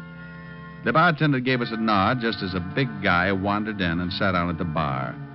He weighed in at about 220, and his clothes were sloppy. He ordered a drink and started eyeing a cute little number sitting at the other end of the bar. Let's take him. Now, hold it, Walt. He's making a pitch. What? The dame at the end of the bar. So he's making a pitch. What do you want him to do? Wait around till he takes her out of here? Maybe you'd like to help him sharpen his axe. Look, you haul him in now, you'll have to beat it out of him. You want him to pick the dame up? Is that against the law? Arrest me. Stop your clowning. You'd rather catch him with the goods, wouldn't you? Yeah, but... Now, don't start that again. You butted the commissioner to death. Just relax. Maybe you can pick up a few pointers. Our big boy moved all right up to the seat next to the cute little girl.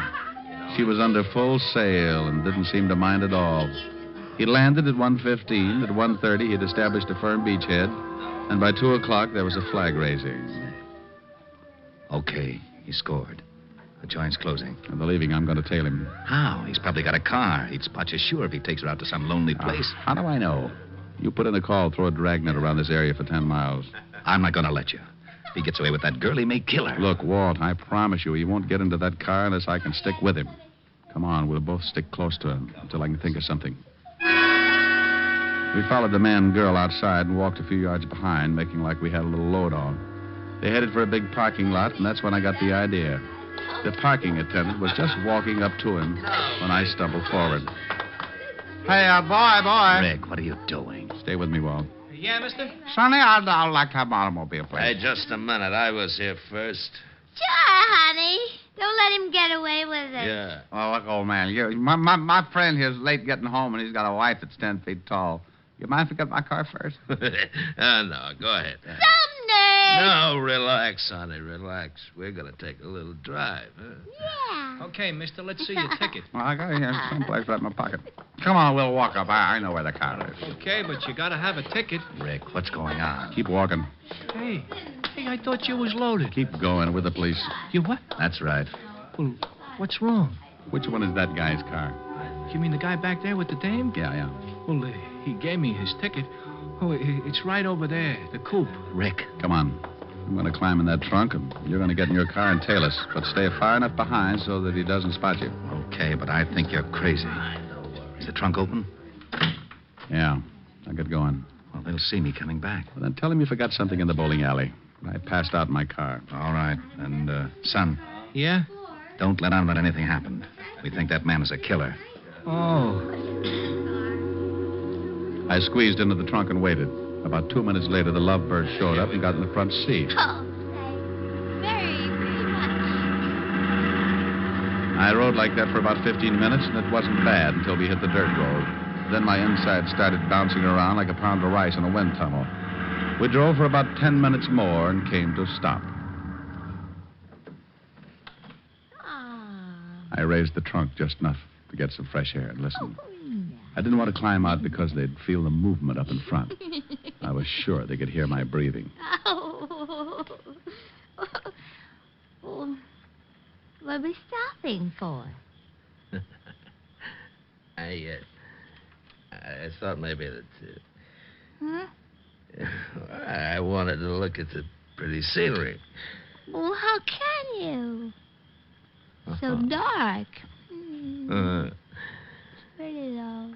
I can see you, baby. Can? Mm-hmm. Wow. You're nice. Mm-hmm. So are you. They went on like that for another 5 minutes, and I started thinking I'd picked the wrong guy. Then the conversation changed. What's the matter? What's so funny? Don't you know? No, and I don't like the way you're acting. Women. That's what's funny. All the same. Huh? Like my wife. She was like all the other women. Hey, let's get out of here. You're talking funny. Funny, yeah. See a man and you like him, any man. You're all alike. Now you stop that. I just came along Now because... come here. No, you let me go. You ain't no different. Come here. No, stop that. Let me get out of the car. Sure, go ahead. I don't want no blood stains on the seats anyway. Blood? Go on, run. I'll catch you. I rolled out and didn't forget to take my .38 along. I spotted him in the moonlight, moving after her like a big animal. He was laughing. I could see he had something in his hand. It was a knife. She tripped and fell, and he moved in. Gave me goosebumps bigger than a grapefruit. When he was nearly on top of her, I closed in. Okay, hold it. No, You shut up. Drop the knife. I'll kill her. I'll kill her like the rest of them. Kill her, too.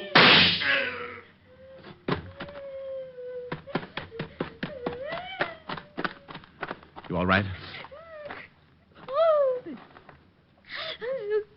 so glad you got here. All right, now just take it easy. It's all over. It's all over. Are you sure you're all right, honey? You know something? No, what? I think that man is crazy.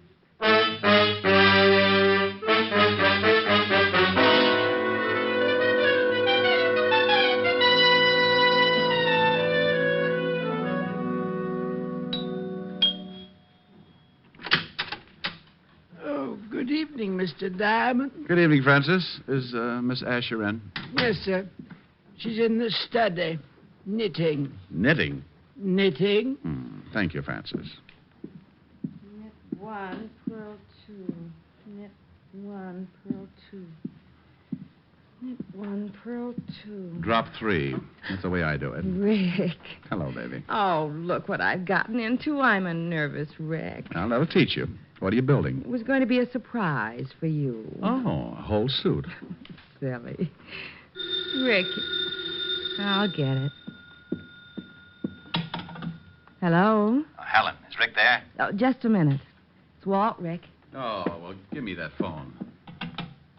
Where are you? Why didn't you follow me like I told you to? Well, something happened. Well, what happened, you big ox? I could have been killed out there. I'm sorry, but... Why didn't you follow me? I got caught on the Triborough Bridge, and I didn't have a quarter. Why didn't you use your police badge?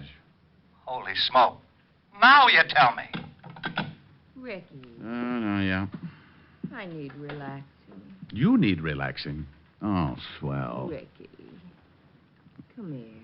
I know just the thing. No, come over here. There's an old spinning wheel in the parlor, spinning dreams of the long, long ago. Ricky. What's the matter, dear? Oh. Well, how about this one? Wilhelmina. Let me start that again, will you? I didn't get started very well. Wilhelmina, she's the cutest little girl in Copenhagen. Wilhelmina, she has all the fellows crazy in the noggin. In Copenhagen, all the roses on her cheeks, and the music when she speaks, and how sweet her kisses taste. Sugar candies like my mama's Danish pastry. Wilhelmina, maybe soon we'll elope in Copenhagen. Wilhelmina, we'll share everything, including my toboggan. In Copenhagen, all the other girls say no, but Wilhelmina, she says nine. All the boys call Wilhelmina Willie, but I call Wilhelmina mine. Well, now, how did you like that, huh? Well, it was wonderful, but where did the orchestra come from? Oh, the orchestra? Did you like it? Mm-hmm. No, don't knock it. Rick, Hmm? I told you I needed relaxing. Oh, well, how's this? Rag mop. Rag mop. Rick! Rag mop. Oh, no, Rick! Rag mop. I started that one right. I got to like that one, too.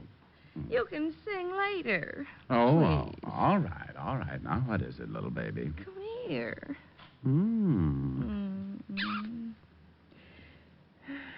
You know something?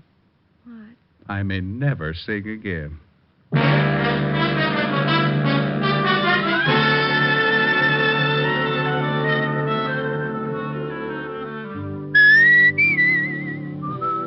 You have just heard Richard Diamond, Private Detective, starring Dick Powell. Lieutenant Levinson was played by Ed Begley, who soon will be seen in the MGM production Stars in My Crown. Also in the cast were Virginia Del Valle, Wilms Herbert, Lorene Tuttle, Bill Conrad, Peter Leeds, and Jack Crucian. Music was under the direction of Frank Worth. Tonight's show was written by Blake Edwards and directed by Warren Lewis. Dick Powell currently may be seen in the motion picture version of the best-selling novel, Mrs. Mike. Look for the private life story of Dick Powell, Pie Face and the Private Eye, in the May issue of Movie Stars Parade on your newsstands now. This is Eddie King inviting you to be with us next Wednesday at this same time, when we will again bring you Dick Powell as Richard Diamond, Private Detective. Dimension X, from the annals of science fiction, a new radio series about men and science and a future destiny. Saturday on NBC. Hear Dimension X.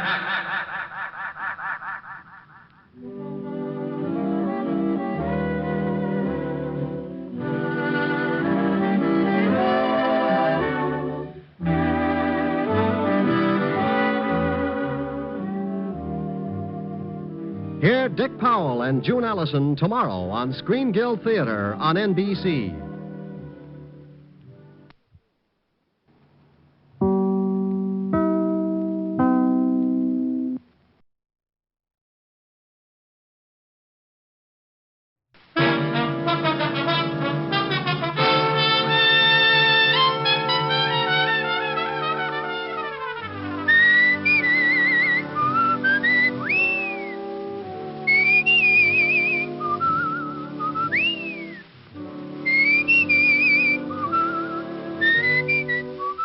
The National Broadcasting Company presents Dick Powell as Richard Diamond, Private Detective.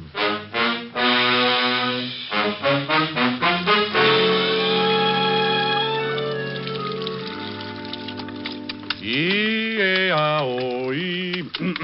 E-A-O-E-A.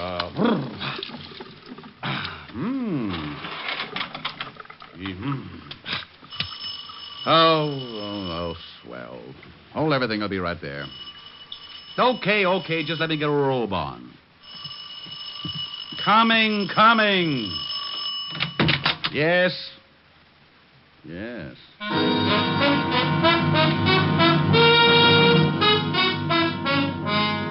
Yes, there's nothing like stepping out of a nice warm shower into a nice hot murder. The only thing in sight was the body of a man lying on his face. I didn't have to get any closer to see that he was very dead.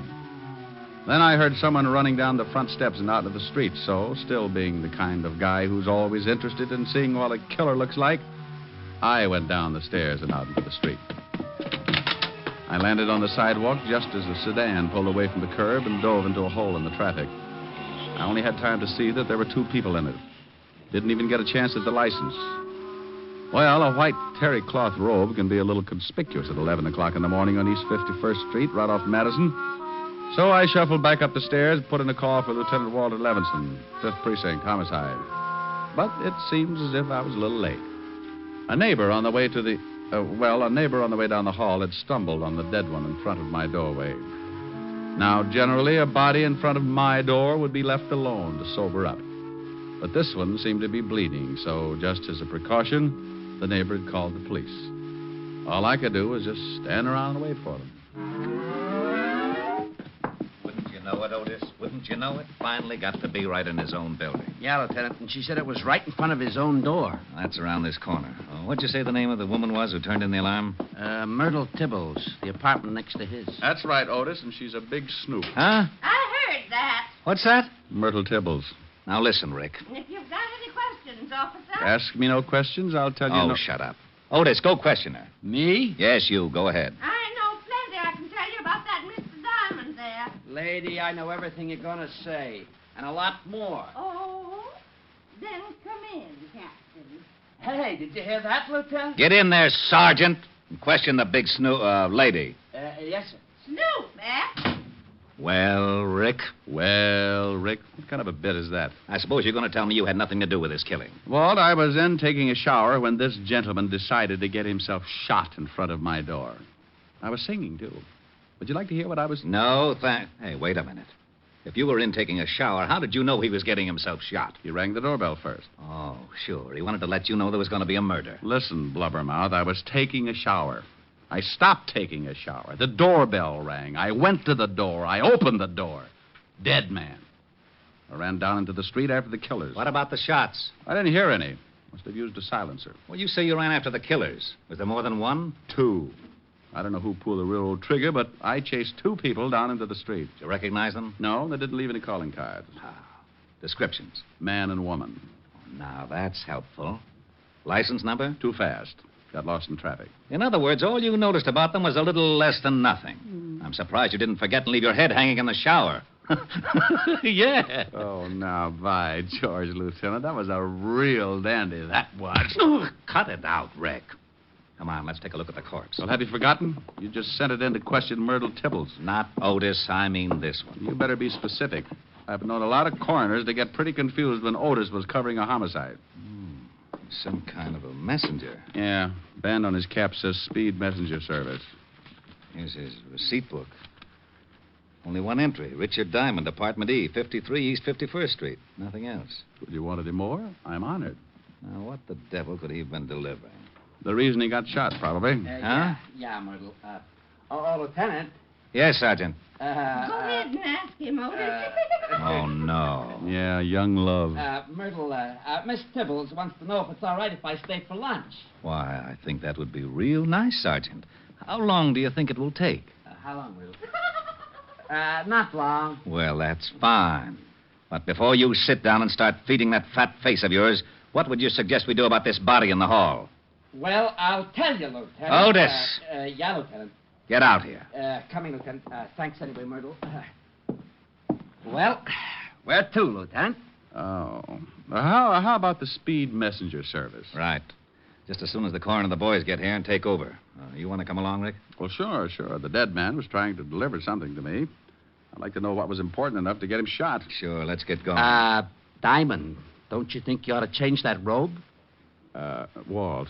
Yeah, I know, but What are you going to do? Gee, I only made a suggestion. You don't have to get sore. Oh, we're not, Sergeant. He can wear the robe for all I care. I only... Thank you, Sergeant. I don't give a darn if he looks silly. Otis. Just because I make a suggestion. Sergeant. Yeah? Will you do me a favor? Well, sure, Lieutenant. Shut up! So while Walt tore Otis to pieces, I did a quick change. And when the coroner arrived, we climbed aboard the squad car and headed for the main office of Speed Messenger Service. While Walt was getting the address from headquarters in the car radio, Otis sneaked on the siren. So in less than 10 minutes, we pulled up in front of a building at 31st and West End Avenue and barged in. You on duty here, miss? Yeah. Trouble? What makes you think there's trouble? When a cop car pulls up in front and you two jump in here like a couple of bill collectors, it figures. Trouble, see? A woman's intuition. Wonderful, simply wonderful. Tell me, dear, did your service send a messenger over to 53 East 51st Street, apartment E? About an hour ago. Why? What was he supposed to deliver? I don't know. I don't remember that good, see? Oh, well, try. I don't get this. What's wrong anyway? Well, dearie, your messenger ain't anymore. Yeah, shot to death. What? Now try to remember what it was that... Mr. Cartwright! Hey, Mr. Cartwright! Well, let her get Cartwright, Walt. Maybe he can tell us something. Yes? Now, what in the world... Mr. Cartwright, Johnny, he's dead. Dead? Those are police officers, see? They said he was shot to death. Now, just be calm. Let me get this straight. But I told you, see? It's Johnny. All right. Now, go in the back. Get a drink of water or something. Yes, sir, but I just can't believe it. I am Mr. Cartwright, gentlemen. Well, that's nice. Are you in charge here? I am the manager. Now, what is this about one of our messengers being dead? That's right. You any idea what he was delivering to 53 East 51st this morning? Well, why, no, but it should be in our record book. You'll have to forgive Miss Ogilvy. She gets very emotional. Does she? Well, let's see the record book. Oh, it's right here. Here you are. Now, let's see. There. It was the first delivery this morning, as you can see. 53... We'd like to know just what he was delivering. Oh, well, I really couldn't say. I don't even remember what the item looked like. Well, who sent it? Yes, that I can help you with. Here it is. Last name Clark, first name Paddy. In other words, a man named Paddy Clark. No. Yes, odd first name, isn't it? Mean anything to you, Rick? No, something. It's a little vague. Name seems familiar, that's all. How about you? I don't get a thing from it. Any return address? No, just his name with instructions to deliver it to a Mr. Diamond at this address. Well, don't you remember whether it was a package or a crate of bananas? We get so many things in here to be sent out. Lieutenant. Yes, Otis, what do you want? 201 over on East 48. Thought you might like to know. You better take off, Walt. 201's your department. Fine. 2 homicides in one morning. I'll finish checking here and go over to my office. You can get in touch with me there. Okay. Come on, Otis, let's go. Lieutenant. Yeah, you can use the siren. My, you officers certainly are busy, aren't you? Yes, we officers sure are. Now, how'd you like to trot out that girl again? Maybe she's calmed down a bit. Oh, certainly. Feel any better, Miss Ogilvy? Oh, yes, sir. Much better. This gentleman would like to ask you a few more questions. Oh, the good-looking one? Oh, sure. If you're through with me, officer, I have some You work... go right ahead. Go on. We'll get along all right alone. Won't be beautiful. Honest, dearie, I can't help you a bit. I don't know nothing. Oh, sure you do. Weren't you here when this Paddy Clark came in? Honest, I don't remember, but... Gee, you got the most... But you do remember what the messenger was supposed to deliver, don't you? Hmm? Well, what was in it, I don't. It was just a thick envelope, white with... Listen, honey, I'd like to... Anything unusual about the envelope? I wish I could remember for you, but I really can't. We deliver so many things every day, but let's talk about something else. Gee,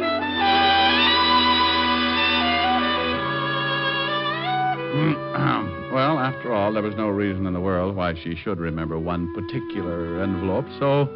Making like a good cop for Walt's sake, I scribbled down her name and address.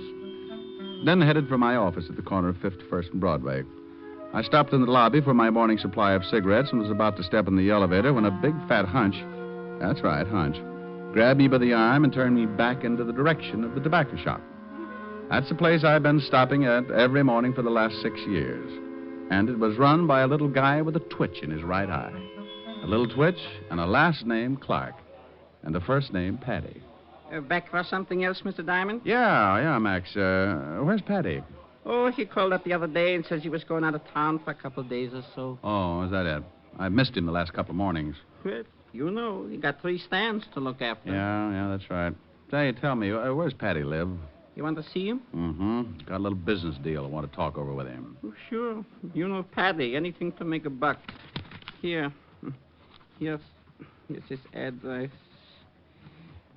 Read it? Oh, fine, yeah. He got a phone? Yeah. It's Skylar 49970. There. Thanks, Max. One of these days I may even buy a cigar from you. Funny how things like that can happen sometimes. The name of Paddy Clark had seemed familiar, but I couldn't place it.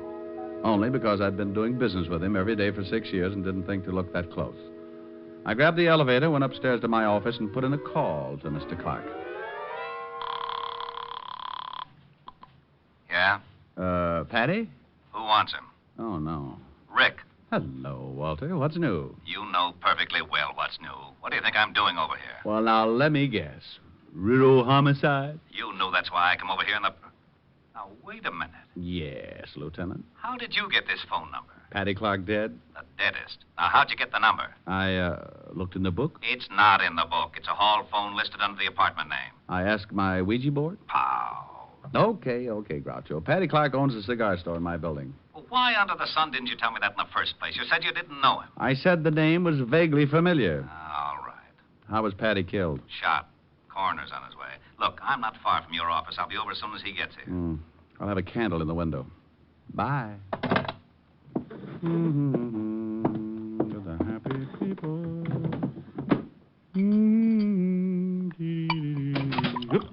Something wrong? Oh, no. Come in. Just filling my lighter. Okay, Agnes is alone. Hello, Mr. Diamond. Well. And in came Agnes.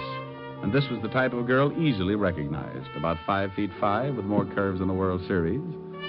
And the one thing that really set her apart from the rest, a great big .38, complete with silencer. Her boyfriend took out a cute little .45 and leaned against the door, while Aggie swayed over to my desk like a mull cobra. All right, Diamond. Let's have the envelope. Honey, could you point that thing the other way? My skin is beginning to crawl out of my shirt. I want the envelope, Diamond. And if you refuse to give it to me, I really wouldn't mind killing you. You know, I think I'd like to give it to you if I knew what you were talking about. I hope we're not going to have to play games, Diamond. Well, something like post office might not be so bad. Drill him, Aggie, and we'll search the place. He's got to have it somewhere. I'll handle this. I want the white envelope Paddy Clark sent you this morning. And I thought you, too, got it after you killed the messenger boy. Now, I don't know what you're talking about. Seems to me I chased you into the street. Saw you climb into a car and take off. The guy in the white robe. So if you two knocked off the messenger boy, you must know I don't have the envelope. Too bad, but I didn't even get to the door until after you'd shot him. We didn't shoot the messenger. What was in the envelope? You know what was in it. Go on, Aggie. Show him we ain't kidding. Oh, shut up. We didn't shoot the messenger, Diamond, but we are going to get the envelope. Where is it? Hey, that siren's pulling up out in front. Why didn't you search the messenger? You had a gun. You didn't have to worry about me if I showed at the door. Well, we got an envelope off him, all right. Empty. Hey, what are you doing, Paul? Taking a look out in the street. Hey. Police. Prowl car. 2 guys coming in this building. Some of your friends, Diamond? You say the envelope was empty? What if they are some of his friends? What if they found Paddy? I told you to shut up. Why'd you kill Paddy? You knew he'd already sent the envelope. Knock him off, Agnes. Quiet. Hey, somebody getting out of the elevator. You keep your face shut, Diamond. Paul, get over behind the door. What are you going to do? Diamond, you stay right there at the desk. Say one wrong thing, and you and a couple of more get dead. My. Hello, Rick. I got over here just... Good night, Lieutenant. Good night. Good night. Oh, what you mean is good afternoon. Ooh. Believe me, Walt, I meant good night.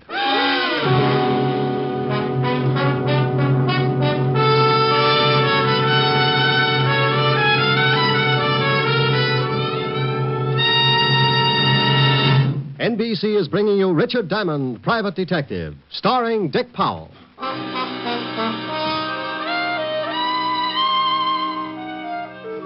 Yes, dear sweet little Agnes had slipped out from behind the door and let Walt have it right behind the ear. He went down like a 16-pound shot in an elevator shaft. Then Aggie and her playmate started backing off. They opened the door, and Aggie Darlin pointed the business end of the silencer about halfway up my hand-painted tie. Whether or not she would have shot is anybody's guess. But along about that time, a very dear old friend stepped up behind her. Drop it, lady. The other cop. You can drop yours too, Sonny. Oh, Otis, bless your little pointed head. Fool, why didn't you look first? Oh, I forgot. Forgot? Okay, over against the wall. Keep your hands up high. Hey, how's the lieutenant? Oh, he'll come around. Walt. Oh, Walty. Which one let him have it? Agnes. The dame? The other one's named Paul. Come on, Walt. Oh. Oh, come on, Walt. It's spring again. You know, birds and bees and all that sort of rot. Ah, that's a good boy. Now, try and sit up. Oh, my head. What happened? What happened? Oh, no. Walt, you've been crowned queen of the 5th Precinct. Who did it? No, don't look at Otis. He's been reading his Tom Swift, Rived in the Nick. Look, there. Huh? Them? Them. And Otis saved the day. what did he do? Wander in without his collar and scare them to death? Agnes, she's the one with the sweater. Agnes crowned you. Look, where did these two figure, huh? Oh, they're the pair who ran out of the building after the messenger was killed. Put the cuffs on them, Otis. Yes, sir. Okay, you put out your right and you put out your left. And I'll be in Sing Sing before you. And I'll be in too. Get him. Now bring him over here. Go on, lady. Okay. Keep your hands to yourself. Here's the artillery, Lieutenant. 38 special with a silencer.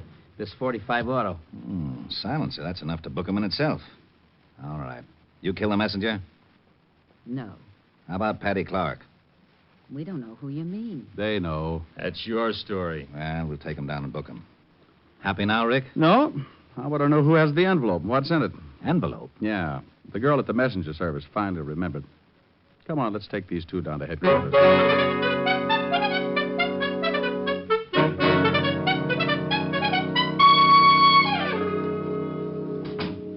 Well, they're still not talking. Did you find anything in the files? Both have records. Guy's Paul Barrows. Agnes is his wife. One conviction apiece, May 1938, suspicion of passing counterfeit money. Uh-huh. Convicted, did time, parole.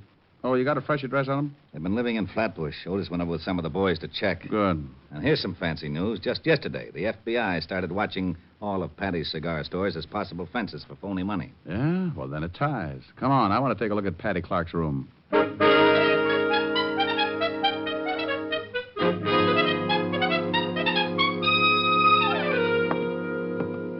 Patty was lying right there beside a couple of bags he'd packed for the trip. Oh? 4 slugs in the chest, no struggle. Anybody in the building hear the shots? No, and the 38 your little girlfriend had wore a silencer, remember? When did the coroner say Patty was shot? About 6 this morning.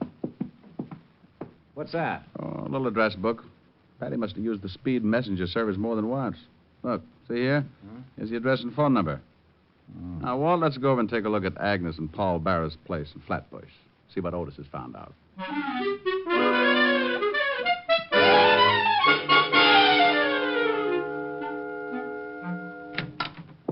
Oh, hi, Lieutenant. Hello, Detective. Well, thanks, Otis. You drop your watch? Turn up anything? No, nothing much. What do you mean by nothing much? Well, nothing. That's what I was afraid of. Hey, is there an address book around here anywhere? Over by the phone. Why? Just getting my jollies, Otis. Love to look at new numbers. Now, see if Speed Messenger Service is listed. Yeah? Yeah, right here on the back page. Walt. Yeah? Patty was killed at 6 this morning, huh? Right. 6 this morning. You know, I wonder when he gave the messenger service that envelope. You know, the one addressed to me? Well, the place wouldn't have been open at 6 this morning, so it must have been sometime yesterday. That's right. And back in his room, his bags were all packed. Well, I think he wanted to make sure he'd be out of town before I got that envelope. I'm way ahead. Hello, Henderson? Levinson. Find any plane or train reservations for Patty Clark? Well, if you didn't, I'll show you where I keep that bottle of lighter Yes. fluid in my office. Does that include me, too, Diamond? There's only one bottle, Otis. Rick, Patty had tickets for a plane to California and then a boat to the Philippines. Well, I'll lay you even money that Agnes and that Paul character didn't knock off the messenger or Patty Clark. What? All they wanted was that envelope. Envelope? That's why they came after me, and Patty didn't have it. No? Then who has? Otis, stop sneaking up. Now, Rick, what about the counterfeiting angle? Otis, go over and check on the speed messenger service. See if anybody could have pilfered that envelope and put another in its place or something. And be sure to call me. Why don't we do that? On account of we're going back to the precinct and talk to Agnes Barrows.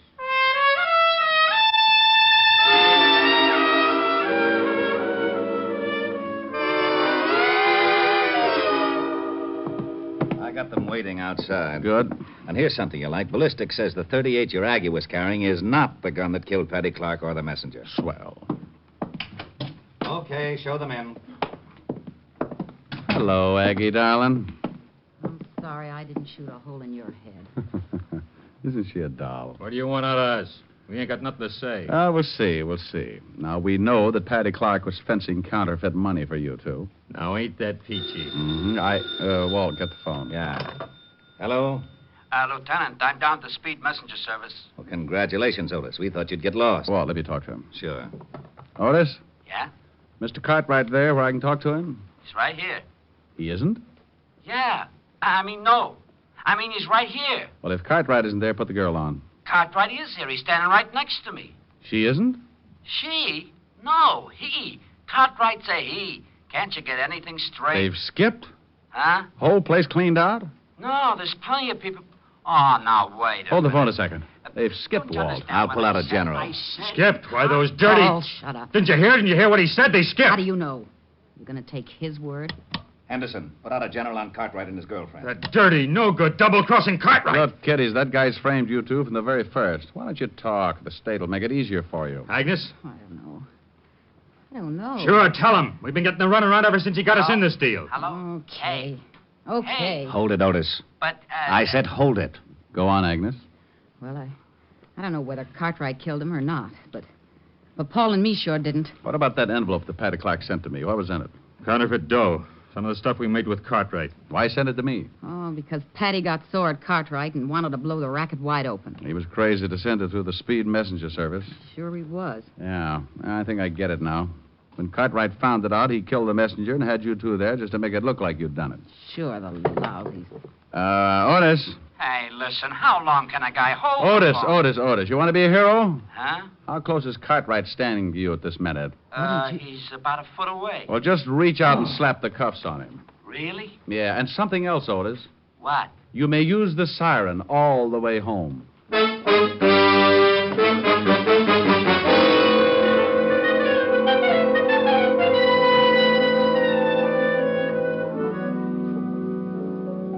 Oh, Rick, it's nice to have you here with your face in one piece. Yeah, lucky, ain't I? That's pretty. Why don't you sing it? Well, Oh, no. Let me get it. It's got to be Walt. Yeah? Rick, I just wanted to let you know that Cartwright was behind the whole setup. Printed the stuff right down the basement of the Speed Messenger Service. Rick? Harold Abernacher speaking. Owner of the largest hog ranch outside of Little Rock. You don't say. Sure did. What's the matter? You need an ear horn or something? Rick, so help me if you don't stop this. Our name's Harold, Bud. Harold. That's it. That's my name. Now, you just hang on and let you mash your molars with the missus. I don't want to mash my molars with a missus. I want to She talk talks to you. louder than I do. Used to call the hogs herself, you know. Lula Bell? Lula Bell. Howdy. Having trouble with your hearing, huh? Now, Helen, listen. Calling me Harold? No, friend. My name's Lulu Bell. Maybe you got the same trouble like my Uncle Zeke. Used to stick a plug of tobacco in his ear overnight and always forgot it. Oh, my gosh. Yeah, we thought he's plumb deaf till I started calling the hogs and it shook the tobacco loose. Now, you just relax and I'll unplug you. Oh, this is ridiculous. Worked for Uncle Zeke. Hold on to your teeth. Find any loose tobacco? He hung up. Give me the phone. Good old Walt. I'll drive him out of his mind. 5th Precinct, Lieutenant Levinson. What? Oh, no. Now, you listen to Well, me. don't get loud with me, Grouchy. I just called up to find out what happened on the case. Huh? Now, look, I just Well, told if you don't want to tell me, okay, be a sorehead. I'm not going through that apple knocker routine again. What are you talking about? Lula Bell called Otis all the way in from a stakeout in Flatbush. Look, I don't know what you're talking about. If you don't want to keep me in on the nose, just forget it. Gosh, What's the matter now? maybe I did have the wrong number. What a bunch of idiots. Okay, so you had the wrong number. What about the case? Oh, yeah. Well, it seems that Cartwright Here, was Helen, really hold the this. one behind the whole setup. Killed Paddy Clark, sent Barrows his wife. We've got to stay with the happy people. Have your fun, live in the land of joy. Stay with the happy people. Face the sun, life is a Christmas toy. Down through the endless ages, Tears have been contagious, and take it from me that misery is looking around for company. So stay with the happy people. Don't wrinkle your brow, it's strictly out of style. Just stay with the people who love to wear a smile. Helen, is Walt still talking? Wait a minute, I'll see. Really had blood on his hands. He's been cleaning up Yeah, in that he's counterfeit still racket talking. for years. Well, I might as well sing another chorus. We've got to stay with the happy people. Have your fun, live in the land of joy. Stay with the happy people. Face the sun, life is a Christmas toy. Down through the endless ages, tears have been contagious. And take it from me that misery is looking around for company. So stay with the happy people.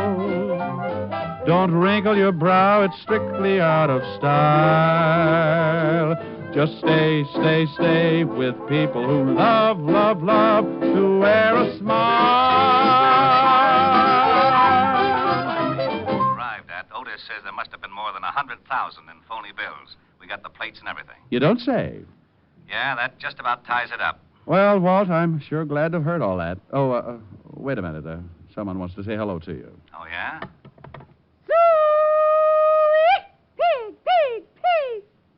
Walt? Oh, no. Oh, no.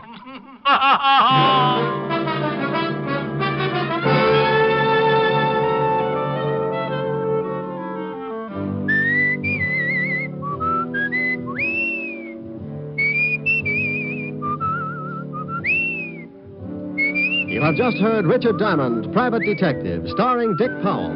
Lieutenant Levinson was played by Ed Begley. Also in the cast were Virginia Del Valle, Wilms Herbert, Lucille Meredith, Michael Ann Barrett, Carlton Young, and Frank Gerstle. Music was under the direction of Frank Worth. Tonight's show was written by Blake Edwards, and the entire production was under the direction of Jack Johnstone. Dick Powell currently may be seen in the motion picture version of the best-selling novel, Mrs. Mike. There's more thrill-packed listening for you throughout the week when NBC presents other great adventure mystery dramas. Night Beat and Dangerous Assignment are two action-filled shows you'll want to make a steady date with every Monday night over most of these NBC stations. Yes, on Monday, travel the Night Beat of the Chicago Star with newsman Randy Stone. There's poignant adventure as Randy searches the city at night for an unusual and intriguing story. Also on Monday, join Brian Donlevy in Dangerous Assignment. As Steve Mitchell, soldier of fortune, Donlevy journeys to the corners of the earth in search of adventure, fortune, and fair play. Yes, now on Monday, hear two great adventure mystery programs, Night Beat and Dangerous Assignment, on NBC. This is Eddie King inviting you to be with us next Wednesday at this same time, when we will again bring you Dick Powell as Richard Diamond, Private Detective.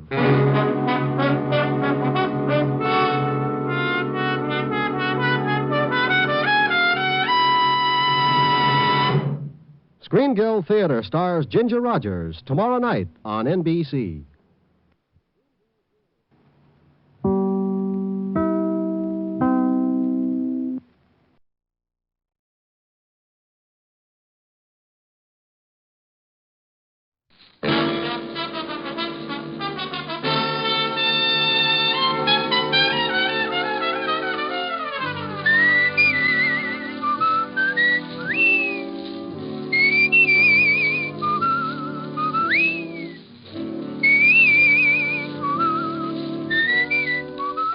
National Broadcasting Company presents Dick Powell as Richard Diamond, Private Detective.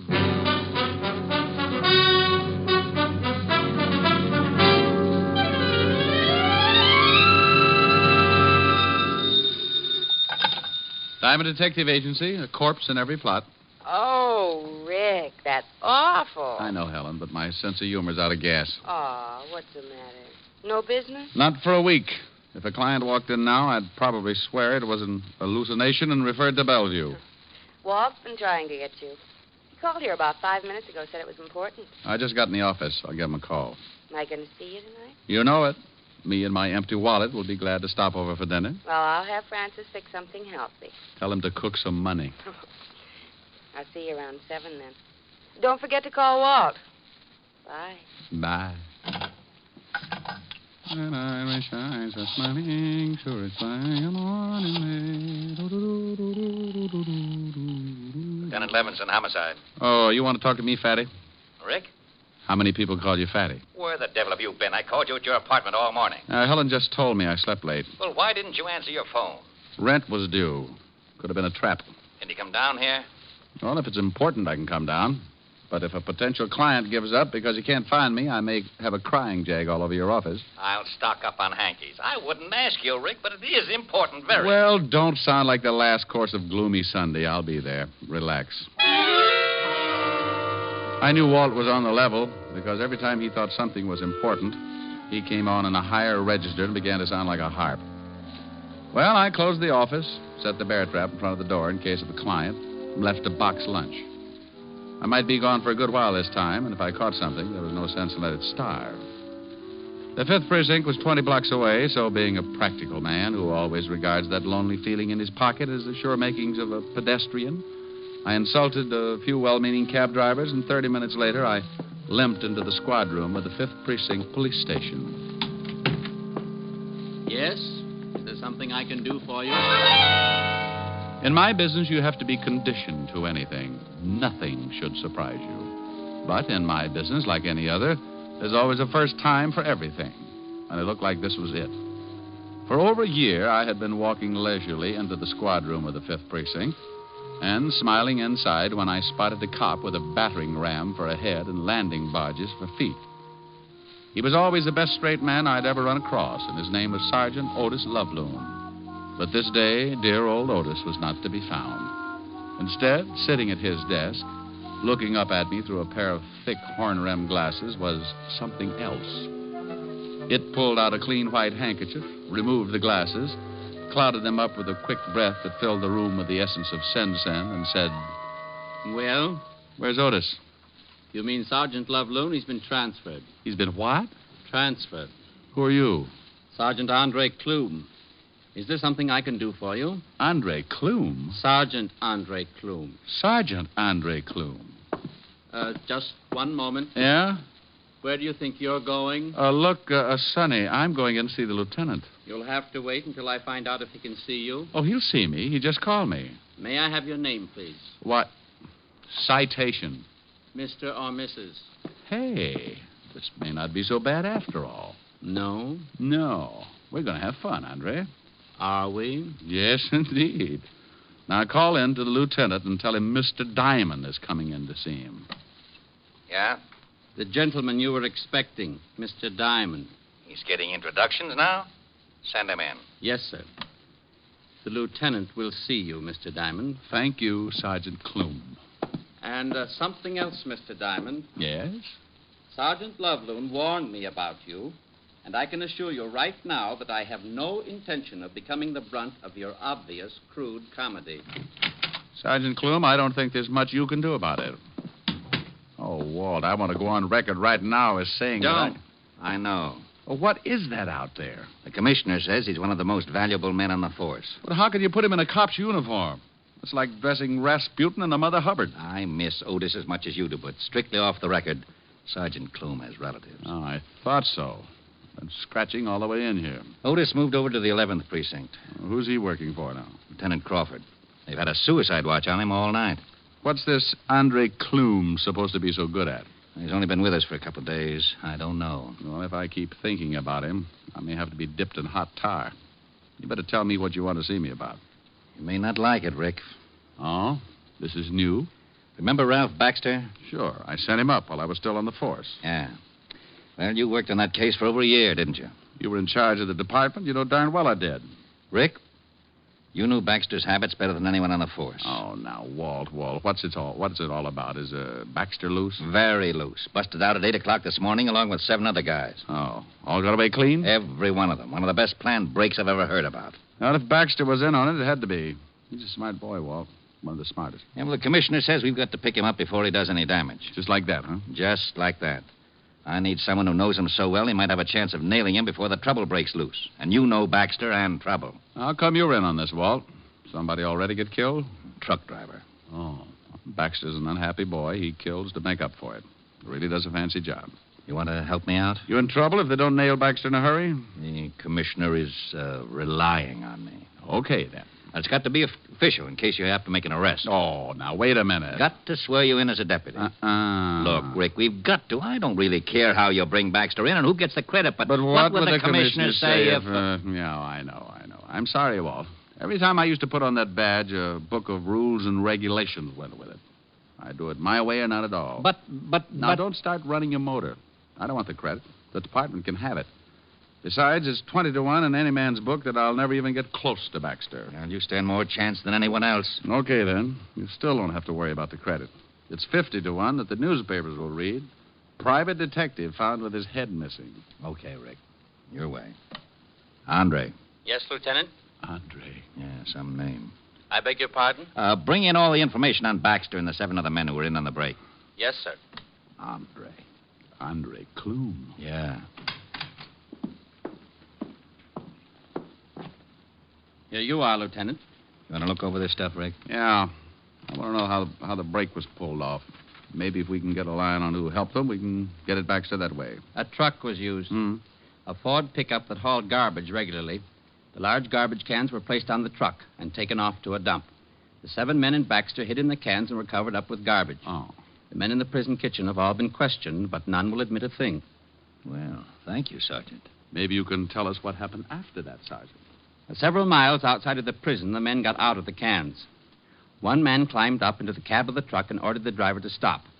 He shot the driver, and the men climbed off the truck, rolled it over a 44-foot hill. 44 feet? 44 feet 9 inches at the first point of impact where the truck went over. The hill, of course, varies at other spots. Of course. 2 cars were waiting for the 8 men. Tire tracks were found and casts made.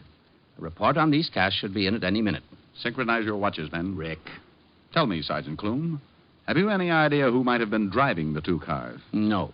Turn in your MiGs and your ray gun. You're through. Very amusing. Now, please, Rick, for the sake of my psychiatrist, don't start on Clume like you did on Otis. Might be a woman. Clume? Driving one of the cars. Oh. Baxter was a known woman hater. You don't say. I suppose the other 7 guys got together with him and formed a club. 4 of the 7 men were known to have had women friends at one time or another. But only one woman remained loyal after the men were sent to prison. How do you know that? I remember things. He remembers things. Oh. She visited the prison many times to see Tony Lughetti, one of the escapees. Maybe you can remember the dates? The first time was right after Tony was sent up, November. All right, Sergeant. What's the girl's name and where does she live? Jean Lawrence, 1782 East 12th Street, apartment C. No, B. Butterfingers. I'll take this list of histories on the 7 guys. You going to check on the girl? Yes, and thank you, Sergeant Andre Clume. You've been a brick. I left Clume polishing his glasses, Walt looking sick. Jean Lawrence did live at 1782 East 12th, apartment B. So I looked up the landlady, a nice old reproduction of Whistler's mother with a hangover, Mrs. Shook by name. She was a little unhappy that I'd bothered her, but I finally sold her on the idea that she could shave any time, and aided by my best smile and the promise of a fast 5th, I finally got her to open the door to apartment B. There you are, lover, but I can tell you right now, Jeannie ain't in. Well, what's in this room? Bedroom. She didn't come home all day yesterday or last night. She didn't, huh? You know, I shouldn't be showing you around like this, except that you look like a real nice fella. And you're thirsty. Oh, go on. You see anyone else hanging around, say, in the last week? Yeah. Come to think of it, about a week ago, some dark fella started coming over to see Jeannie. Used too much hair oil, greasy type. Think you'd recognize him? You bring me that present, lover boy, and I could recognize a clove of garlic in an onion warehouse. I'd make book on it. May I use the phone? Go right ahead, lover. Oh, by the by, 100 proof, huh? 100 proof. Homicide, Lieutenant Levinson. Walt, this is Rick. I'm up at the girl's apartment. Not here. But the landlady says she can identify some guy who's been hanging around here for the last week. So look up Hold it a minute, Rick. Something coming over the hot shot. Okay. Oh, bottle and bond, is that right, dear? Oh, lovely, lovely. Lovely. Rick? Yeah? Get that landlady in here, then meet me out at the end of River Street, Pier 14. Something up? Came up. Someone didn't want it to. But she hit bottom, the bricks in the sack must have torn it open. What? A dock worker spotted her floating near one of the pier pilings. Jean Lawrence? Yeah. I'll see you over there. Something happened to little Jeannie. I could hear. Found her floating in the river. Oh. Well, if we're going down to the station, can we stop off and get that present? Yeah. Bottled in bond, you promised. I grabbed a cab and took Mother McCrae over to the 5th Precinct, making one stop on the way for the promised present. I turned her over to the desk sergeant and took off for Pier 14 at the end of River Street. When I got there, I spotted the homicide prowl car and Walt standing near the ambulance. On the wooden floor of the pier, covered with a sheet, was the dead body of Jean Lawrence. The coroner had just finished his examination. Well, give me a full report as soon as I get at the lab, Lieutenant. This is a rush, coroner. It always is. Oh, hello, Rick. Hi, Charlie. Shot twice, then thrown in the drink. Yeah, nice. Anything else? Book of matches in her coat pocket. Probably don't mean a thing. Lieutenant, we just got a report from the precinct. Hello, Diamond. Oh, good afternoon, Clume. You're looking fine. Oh, you'll be kissing each other on the cheek in a minute. What about that report, Sergeant? The landlady Diamond brought in 22 minutes ago has just identified a picture in the morgue as a man who had been visiting Jean Lawrence for the past week. Anyone we know? William Nash, alias William Barnes, alias Bootleg Barnes. Yeah. 5'11", black hair, brown eyes, slight scar. Oh, hold it. What about his record? 9 arrests, 2 convictions, robbery and assault. In the cafe business now at... Red Dot Inn? Yes, sir. Matches you found on the girl, Walt? Yeah, Red Dot Inn. Let's take a run over there.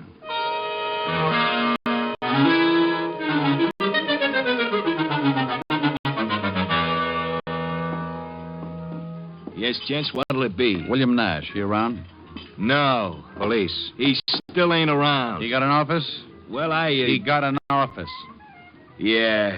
Where is it? Top of those stairs. Down the hall, last door. Go around to the back of the bar, Clume. Yes, sir. Hey, now, wait a minute. You ain't supposed to come back here. See that he doesn't have any way to let Mr. Nash know we're coming up. Just go ahead and tend your bar. You guys want to get me in trouble? Not unless Nash is really in his office. Then you don't have to worry about trouble. You're in it. Let's go, Rick. Down the hall, he said. Last door. We both go? Yep. Fire escape down there. This way, Sergeant Clume covers him. Can Clume shoot? I forgot to ask him. You get on there by the fire escape in case he gets past me. Who is it? Fire department. What? Yeah, we received a report that your cafe isn't properly equipped in case of fire. Are you nuts? I just had no extinguishers. William put in- Nash? Yeah. Now what the Let's devil... go. Huh? You heard him. Hey, what is this? Police, let's go. He's clean. All right, copy. You want to haul me in. What's the charge? Murder. Murder? Now, listen, you Start don't... walking. Who's murdered? Jean Lawrence. Down the steps. I don't know any Jean Lawrence. Sure. Everything all right, Lieutenant? Go upstairs and watch this guy's office. Yes, sir. You need a warrant for this, you know. I'll get one. I tell you, I don't know any Jean Lawrence. My friend, I know a little old lady who thinks you wear too much hair oil. She's going to make a very big liar out of you.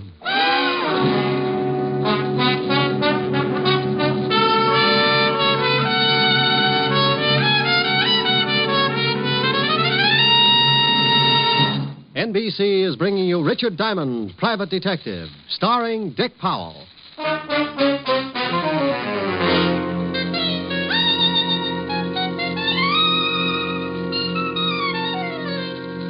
All right, Sergeant, get the lineup going. Yes, sir.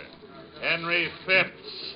Henry Phipps, alias Henry Phipps. I ain't never seen a lineup before, lover. The man you identified earlier from the picture. See if you can pick him out. George Chalmers. No, ain't him. Chalmers, alias George Lippert, alias Geo the Lip, Charge Petty. Ain't him neither. William Nash. That's him. William Barnes. All right, hold him. You sure that's a man who was calling on Jean Lawrence? Yep, that's him. Why don't he use bay rum on his hair? Nash. Yeah? Yes, Lieutenant. Yeah, Lieutenant. You know Miss Jean Lawrence? I told you I don't, Lieutenant.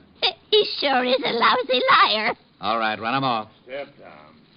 Hal Ennis. He killed Jeannie. We don't know. Yes, sir. He sure should use bay rum. Well, Walt and I and a couple of the boys took Nash downstairs and worked on him for about a half an hour before I got tired and decided to see what I could turn up myself. Nash still wouldn't admit he knew the dead girl, and we still weren't any closer to finding Ralph Baxter. I was pretty sure that Nash was connected with Baxter in some way, or he would have admitted knowing the girl and denied the killing. So I went back to the Red Dot Inn with a warrant to search Nash's office. Sergeant Andre Clume was guarding the door in the best prescribed manner. Legs spread, arms folded, back straight against the door. You're flat. Mm-hmm. What? Oh, Diamond. I have absolutely no excuse. I'll understand if you report me to the lieutenant. No one could get by, could they? Not without waking me. Then you did what you told to. You guarded the place. But there is no excuse for falling asleep on duty. Unless you get tired. Now, forget it. I got a warrant here. Let's give this office a going over. And that's exactly what we did. We took the place apart, piece by piece. And I have to go on record by saying that Clume really knew his business. He didn't miss a thing. This might be important, Diamond. What is it? Bills to William Nash from the garage. Let me see. Nick's Garage, 13th Street. 1,000-mile service on both cars, $14.90. Parking space rental on both cars, $25. 2 cars. May not mean a thing. I'll check it anyway. 2 cars were used in the escape, Diamond. Now, don't get excited. You stay here. I'll call you from the garage. I left Clume and went over to Nick's Garage, looked up the owner, and he showed me the 2 cars, both sedans. 48 Chrysler and a new Hudson. Nick told me that both cars had been taken out the night before and returned early that morning. He said that Nash had driven one and the girl the other. So I put in a call to the Red Dot Inn and Sergeant Clume. Yes, the lab has 2 good casts of the tire prints. Well, put in a call to the lieutenant and tell him to get right down here with him. I hope you'll forgive me being a little premature, but... You already told him to come down. Yes. Tell me, Sergeant, you don't know anything about the 5th at Hialeah, do you? 1 by step up in 1 and... Goodbye, Sergeant.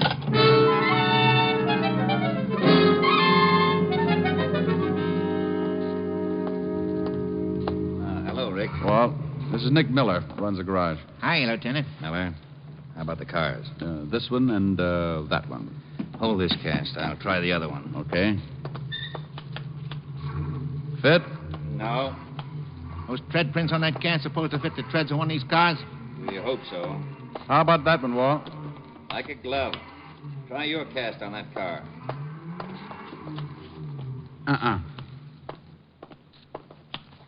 Fits this one, Walt.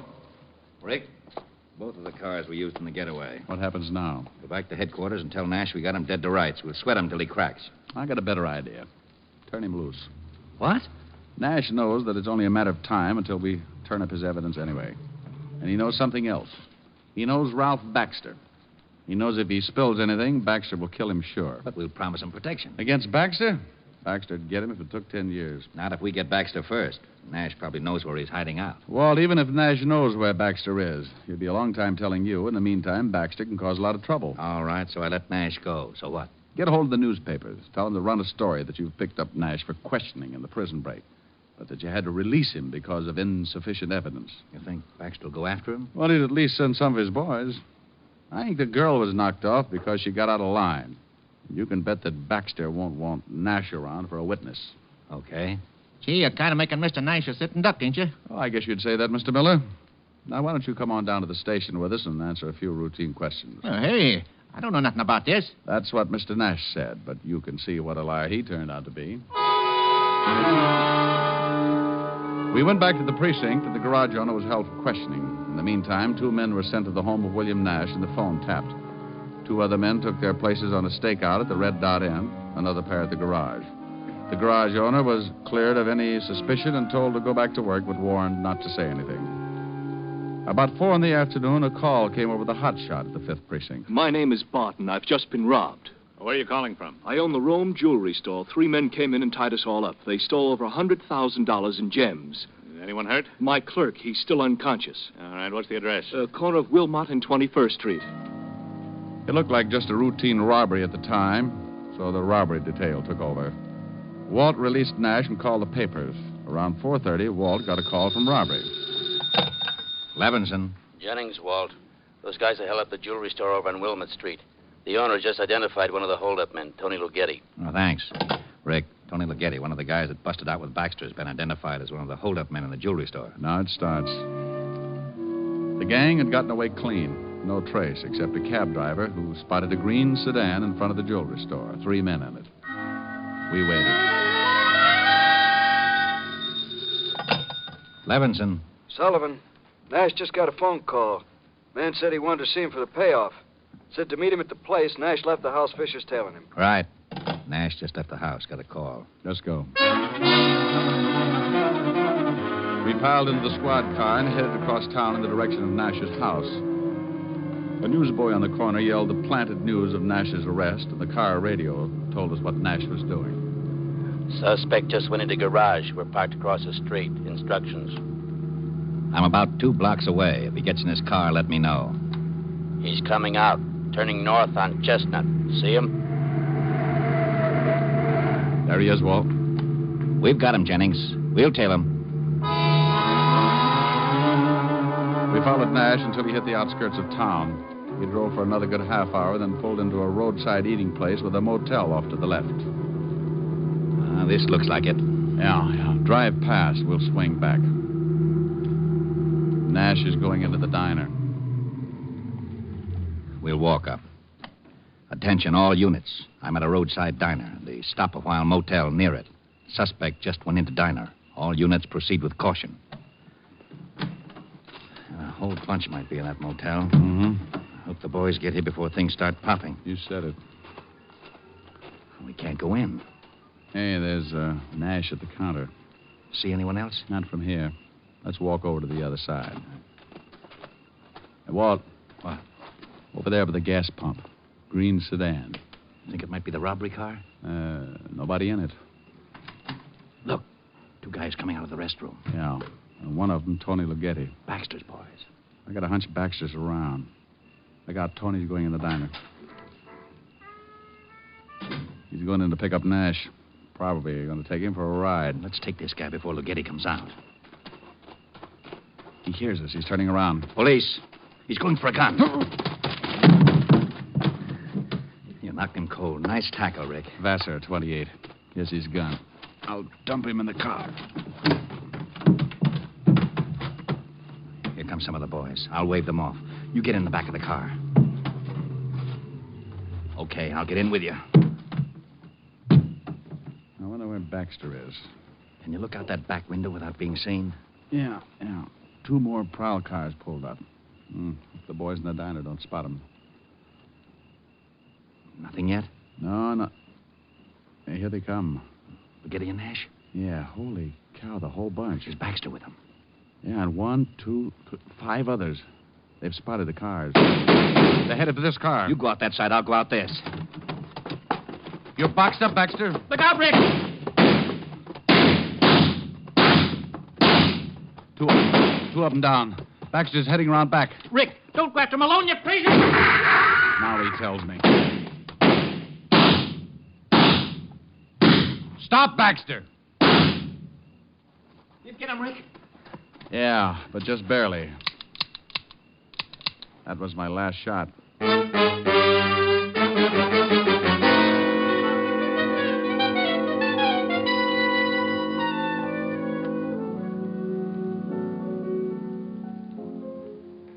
How was the dinner? Oh, if I'd eaten any more, I'd need a new belt. You gonna tell me what you did all day and why you were so late?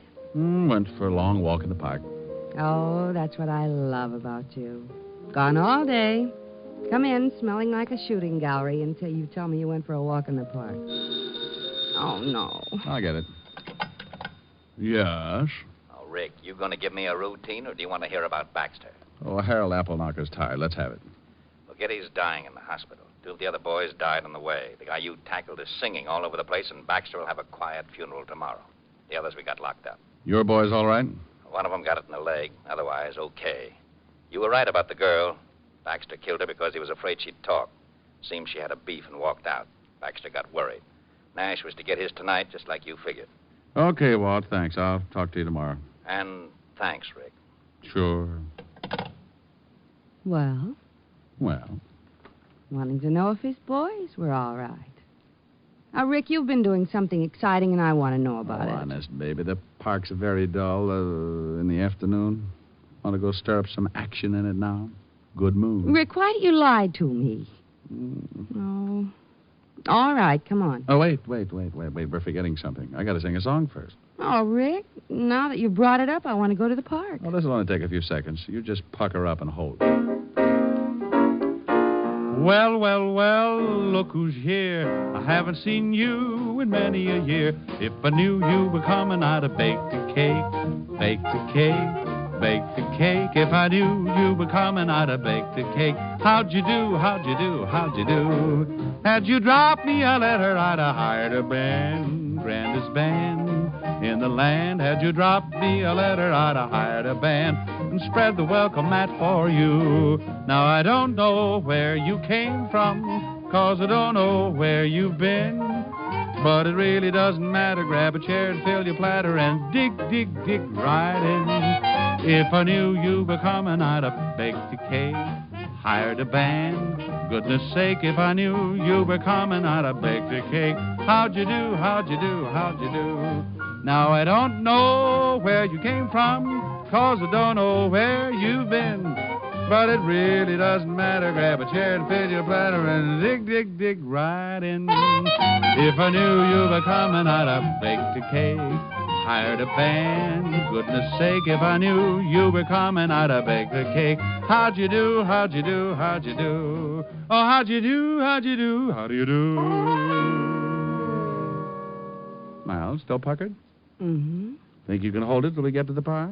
Mm-hmm. Now, you see, if you're patient, I always make it up to you.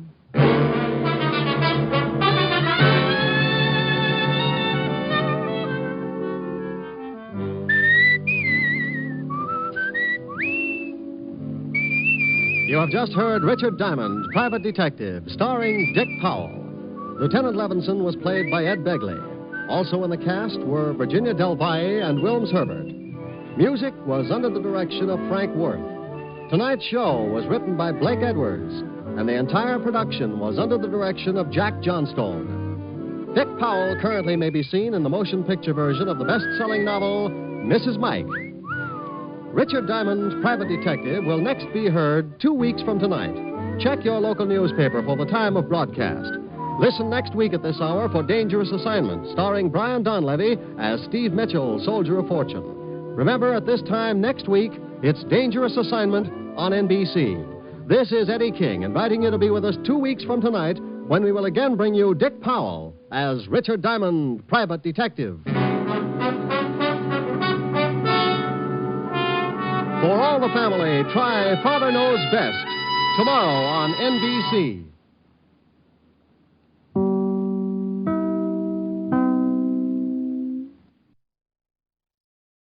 Here's Dick Powell as Richard Diamond, Private Detective.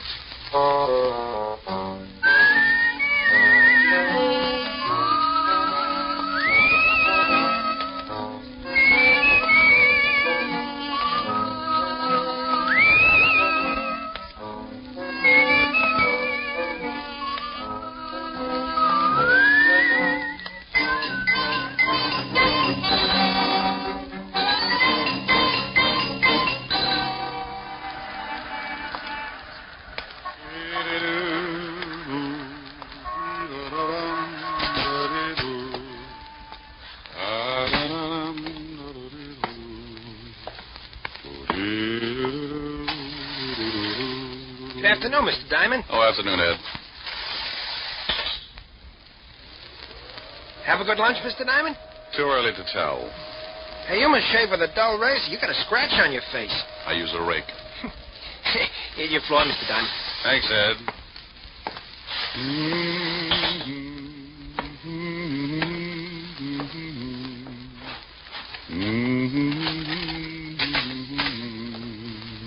Well, customers. Good afternoon, gentlemen. What can I do for... Oh, that was nifty, Ziggy. Is that Diamond? Yeah, Chino. That's him. Pick him up and drag him over to the chair, Ziggy. Sure thing, Chino. He's really out. Yeah. See if you can bring him around. Be a shame if he missed anything. Chino, would you mind holding my ash can handle? It might break his jaw. A pleasure, Ziggy. Diamond. Diamond. He looks like he ain't gonna make it. Maybe you slapped him too hard. You hurt me, Ziggy. You know how careful I am. Here, try to spit your water.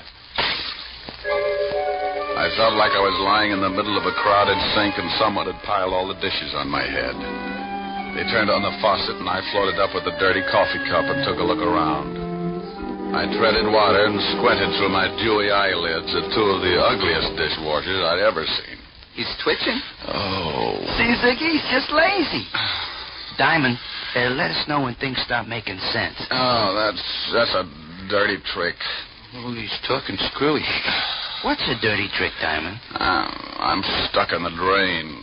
I think you hit him too hard. He's liable to be talking like that from now on. Give it time. Diamond, you'll pull yourself out. Yeah. How did you monkeys get in here anyway? He's back. Now go to work, Ziggy, but keep him with us. Hey, wait a minute. Oh! That's enough, Ziggy. Can you hear me, Diamond? He don't like it. He's going to be hard to get along with. Belt him across the ears. He'll listen. Hear me now? He's nodding his head. I guess he wants to keep his mouth shut so the teeth don't fall out. Fine. Now listen, Diamond. When you get a call from a Mr. Barton, turn down the job. Understand? Ziggy, see if he's tuned in. Oh. Yeah, Chino. He says now he's got his shirt on. Remember, Mr. Barton, you don't want to work for him. Think he gets it? Sure, Chino, but he looks tired from the strain. Oh. Then put him to sleep, Ziggy. Nighty-night, Diamond. He didn't have to say nighty-night. It was only 2 o'clock in the afternoon. He tapped me once more with a galvanized sleeping pill and tucked me away for a rest. The next thing I knew, a pair of gray suede gloves were patting my sore face. Maybe he didn't want to leave any fingerprints on my bruises. Mr. Diamond, can you hear me? Oh, you know, this can get monotonous. Go away. Should I call the police, Mr. Diamond? What? I was expecting uglier company. Could you sit up? I'm getting some of your blood on my shoes. That's tough. I'll turn it off. I'll bet your name's Barton. Why, that's right. How did you know? I'm lucky. Now get out of here. But I want to talk to you. I just had one long conversation, but it was too one-sided. Go on. My health is doubtful, but it's fun to have it around for company. Maybe $500 would pick you up? Yeah, it might, for a while, but I don't like to waste that kind of money on funerals. $750? So they line the coffin with velvet. $1,000. You're begging to make a short life sound practical. If you do the job successfully, there'll be another $1,000. You just bought yourself a corpse. Let me wash up. Talk some more. I can hear you. It's my son, Roger. He thinks he killed a man. He thinks? What do you want me to do? Find out for sure so I can brag about it? Ever heard of a John Alter? Sure. Walt Levinson sent him up 5 years ago on a manslaughter rap. Well, he doesn't like it up there, and he'd like to get out. I don't blame him. What's this got to do with your son? I'm chairman of the parole board. Oh, you look much better now, Mr. Diamond. I can't stand the sight of blood. It doesn't bother me. It happens every week. So, you're the chairman of the parole board. Yes, some of Alter's friends promised to keep quiet about my son if I let Alter go free when he comes up before the board next week. And you think maybe your son was framed? Yes, about a month ago, he met a girl in Florida. Her name is Lenore Brown, and she's a friend of Alter's. How did they spring the frame? I beg your pardon? You must associate with a higher type thug. Spring the frame. Made it look like your son killed somebody. Oh. Well, when Roger, that's my son, went to pick up the Lenore girl at her apartment, he found her struggling with some man. That happens. It looked like he was trying to kill her. There was a gun on the floor, and she called to Roger for help. He picked up the gun and shot the man. She told Roger he had killed him and that he must get out. When we went back, they were both gone. About a month later, some of Alter's friends got in touch with me. Oh, and they forget about the killing if you let Alter out of Sing Sing. That's right. I don't remember reading anything about it in the papers. Well, you're the first one outside of Alter and his friend who know anything about it. You see, they say they're hiding the corpus delicti, so there was no report of the murder. Keeping a stiff handy isn't that easy. Why didn't you call the law? If my son did kill this man, that's the first thing I intend doing. But I have a feeling this man is not dead. Oh, you think maybe they staged the killing, put blanks in the gun, and after your son beat it, the stiff walked out under his own steam? That's what I want you to find out. If my son is innocent, I want you to bring the parties responsible to justice. Amen. Here's a check for $1,000. If you find the girl and prove my son innocent, there'll be another $1,000 in your pocket. I'll throw up the holes. Well, thanks, Mr. Barton. I'll start right away. Goodbye, Mr. Diamond. You can reach me at the Wentworth Hotel. I'm staying there until this matter gets cleared up. I won't get in touch with you unless I find something. The guys who worked me over are pretty set in their ways, and there's no sense in you tripping over a lot of dead bodies.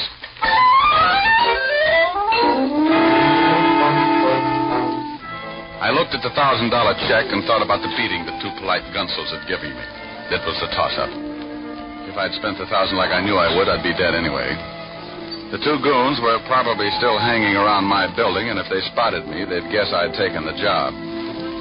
When I get more than $10 in my pocket, I smile all over. I went out the back way and through the alley.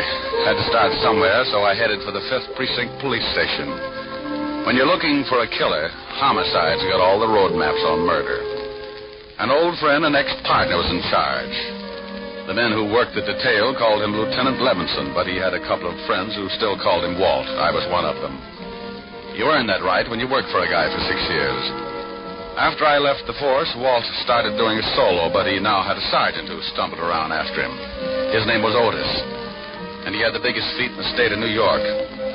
Every time he took off his shoes, I wanted to grab a champagne bottle and launch them. I don't think he liked me. When I walked in, his face always looked like an advertisement for a sour stomach. Well, Richard Diamond, private detective. Well, Sergeant Otis, homicide's answer to the missing link. What was that last word? Well, you're half safe. I said link. Walt in? Yeah. You turn the knob and you push. Why don't you get that uniform cleaned? Some dad's going to get up and walk to the station without you. Well, hello, Rick. If you've got... Yeah. You must get tired changing your face every day. Somebody shove you around again? Been catching up on my patty cake, Walt. Tell me, did you ever know a bit of fluff named Lenore Brown? Sure, John Alder's expense account. Used to hold hands before I sent him up. Know where I can find it? Alder's still got her staked out. When he leaves stir, he's going to come back and dig up the claim. You better forget about it. She's got the antidote for lonely nights, but some of Alder's boys are protecting her. I know, yeah. They gave me a pep talk this afternoon. And then listen to him. It's better watching your game from the bench. You never can tell. I might make a score. Well, you're outweighed, outclassed, and liable to be outlived. She used to work at the Black Swan in Florida. I heard Alder was trying to get a parole, and she came to New York to be close to him. Any line on her here in town? No, but if she's seeing Alder, you might spot her on a visitor's day. And now, look, Rick, why don't you stop chasing two-bit thugs and come back on the force? I never had ulcers when we were working together. You know how I feel about that, Walt. I'm a restless guy. Sometimes I like to sleep late in the morning. Okay, Rick.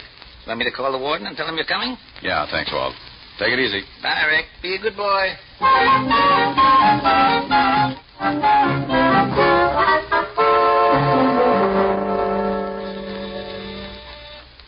Yes, Paul? Mr. Richard Diamond to see you, Warden. Oh, send him in. You can go on in, Mr. Diamond. Thanks, Paul. Well, Rick, how are you? It's been a long time. I know a lot of guys who wouldn't like to hear that, Warden. How are you, Jim? First rate. What's on your mind? I hear Johnny Alter's been having company. I'd like to take a look at her. Oh, Miss Brown. Well, I can't blame you. I just want to spot her and see where she goes. You can't miss. If she walked through the yard, there'd be a jailbreak tomorrow. What time are visiting hours?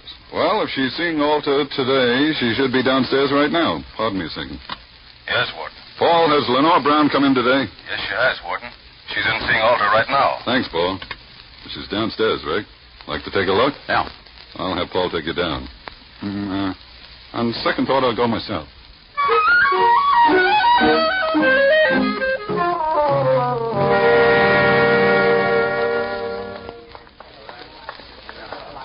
There she is, sitting at the end table talking to Alter. Oh. Now I know why Alter needs a lot of money. She's wearing enough mink to carpet Radio City. You should get a load of her on a warm day. Coat doesn't stop me. She'd show up, even if she's wearing a tent. How long has she got with Alder? About another 5 minutes. Warden, maybe I'll let you put me away for a couple of years. With something like that to look forward to on Visitor's Day, I might go for the change. Well, you'd get tired of just talking. Think what you could do on the outside. Yeah, I am, but it would probably send me right back up here.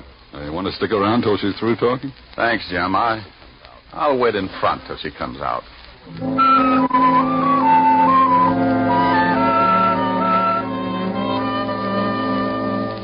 I hung around by the big gray buildings until she came out. She walked over to a long white convertible and got in. Now I know what the guy meant when he wrote, "Ask the man who owns one." I decided to let her buy me a new fuse, and I walked over to the car.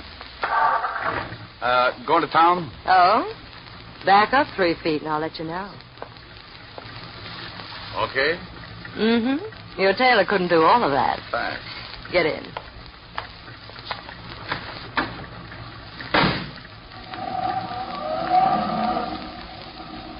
Visiting? Yeah, the warden's an old friend. How many years did you know him?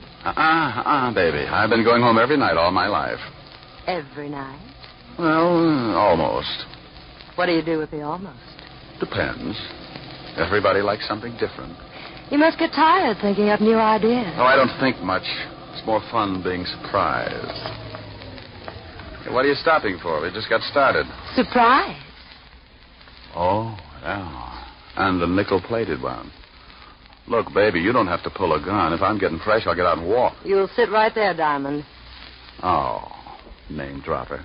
Mm-hmm. Expecting company? Mm-hmm, and you've met them before, honey. That's nice. I wouldn't want you to get stuck with the introductions. That's your friends coming along in that car? It should be. Now hold real still. They'll only shoot you this time. Sometimes you're lucky. When a dame's got a gun on you, you don't stand much of a chance unless she's got her mind on something else. This one did. And when she looked up in the rearview mirror to make sure it was her boys, I tagged her. My 2 playmates were just pulling up in the green sedan when I went out of the car like a dry transmission. There he is. He's sliding up. Nail it. He let go just as I dived off the side of the road and hit the center embankment. I rolled at the bottom and came up looking like an exhibit for smallpox. He's down the hill. Go get him, Ziggy. There was a line of trees just off to the right, and I got to them just as Ziggy tried again. He needed a rifle. I was running through the trees then, and I could hear Ziggy somewhere behind me falling all over himself.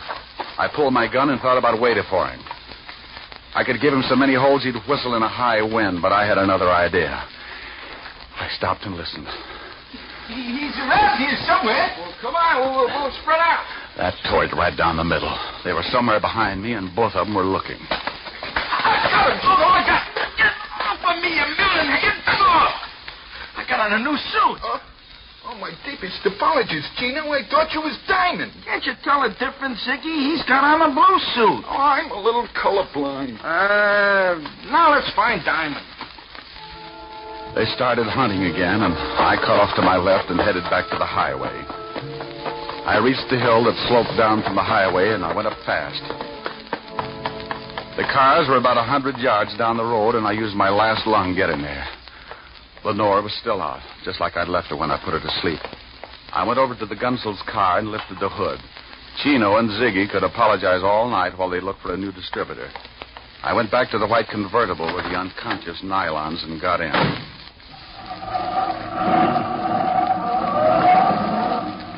I noticed something lying on the seat. It was her purse, and she didn't wake up when I grabbed it. Doing a rummage job at 80 miles an hour isn't easy.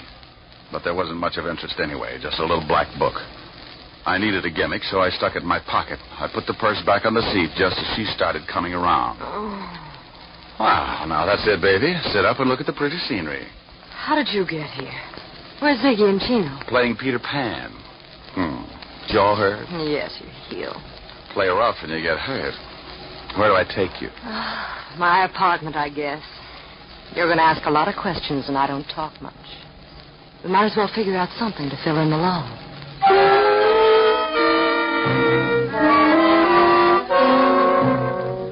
I drove to her place on East 51st and walked her to the door. She looked at me like a fat woman eyeing a French pastry, and her mouth slipped down to her shoelaces when I gave her a peck on the cheek and left her standing with an old front doorknob in her hand. I knew she wasn't going to spill anything, even if I got her drunk. Besides, she could probably drink Tony Galento under the table and still be sober enough to play hopscotch. I went back to the office and took out her little black book. There were a lot of names, and some of them I knew. Chino, and after it, likes his work. And Ziggy, and after his name, has own gun. Yeah, Richard Diamond, too. I never did figure out what the 3 stars were for. I'd forgotten all about my date with Helen when the phone rang. Yeah? Hello, Rick. this is Fang Wu Sunday Chop Suey Para. Now, Fong Wu, call Mr. Richard Diamond to the phone chop. He's got a date and she doesn't like being stood up. Hello, Helen. Hi. What was all that about? Forget you had a date with me? Yeah, I did. And I'm sorry, baby, but right now I'm being chased like a hopped-up fox, and I haven't had time to curl up and relax. You're impossible. I know it. Want your sorority pen back? Well, I'll make up my mind when you get here. I'll give you my Lone Ranger magic decoder. You fool. Are we still going steady? Oh, yes. Rick, when am I going to see you? Oh, honey, right now I got some reading to do. Why don't you go to a movie? Little Women Past the Senses. I'll be over later. I'll probably end up marrying an usher. Don't be too late, Rick. I won't. Besides, we get along better early in the morning. Bye. Bye, baby. I sat there for a minute thinking about Helen Asher and wondering why I hadn't learned how to butter my bread. She was everything a guy should want. $10 million playing multiplication in a fat trust fund. A figure that would snarl of any quiet intersection, and a mind that would give a master's degree in inferiority complex.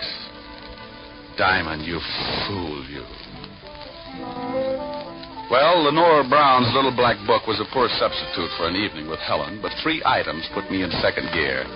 They weren't hard to find. Take out all the men's names, and there they were, 3 addresses. One was in the village, another in Harlem, and the last was somewhere in Chinatown. All of them were a setup for a dead man who wanted to make himself scarce. I wanted to talk with Barton before I started hunting, so I called the Wentworth.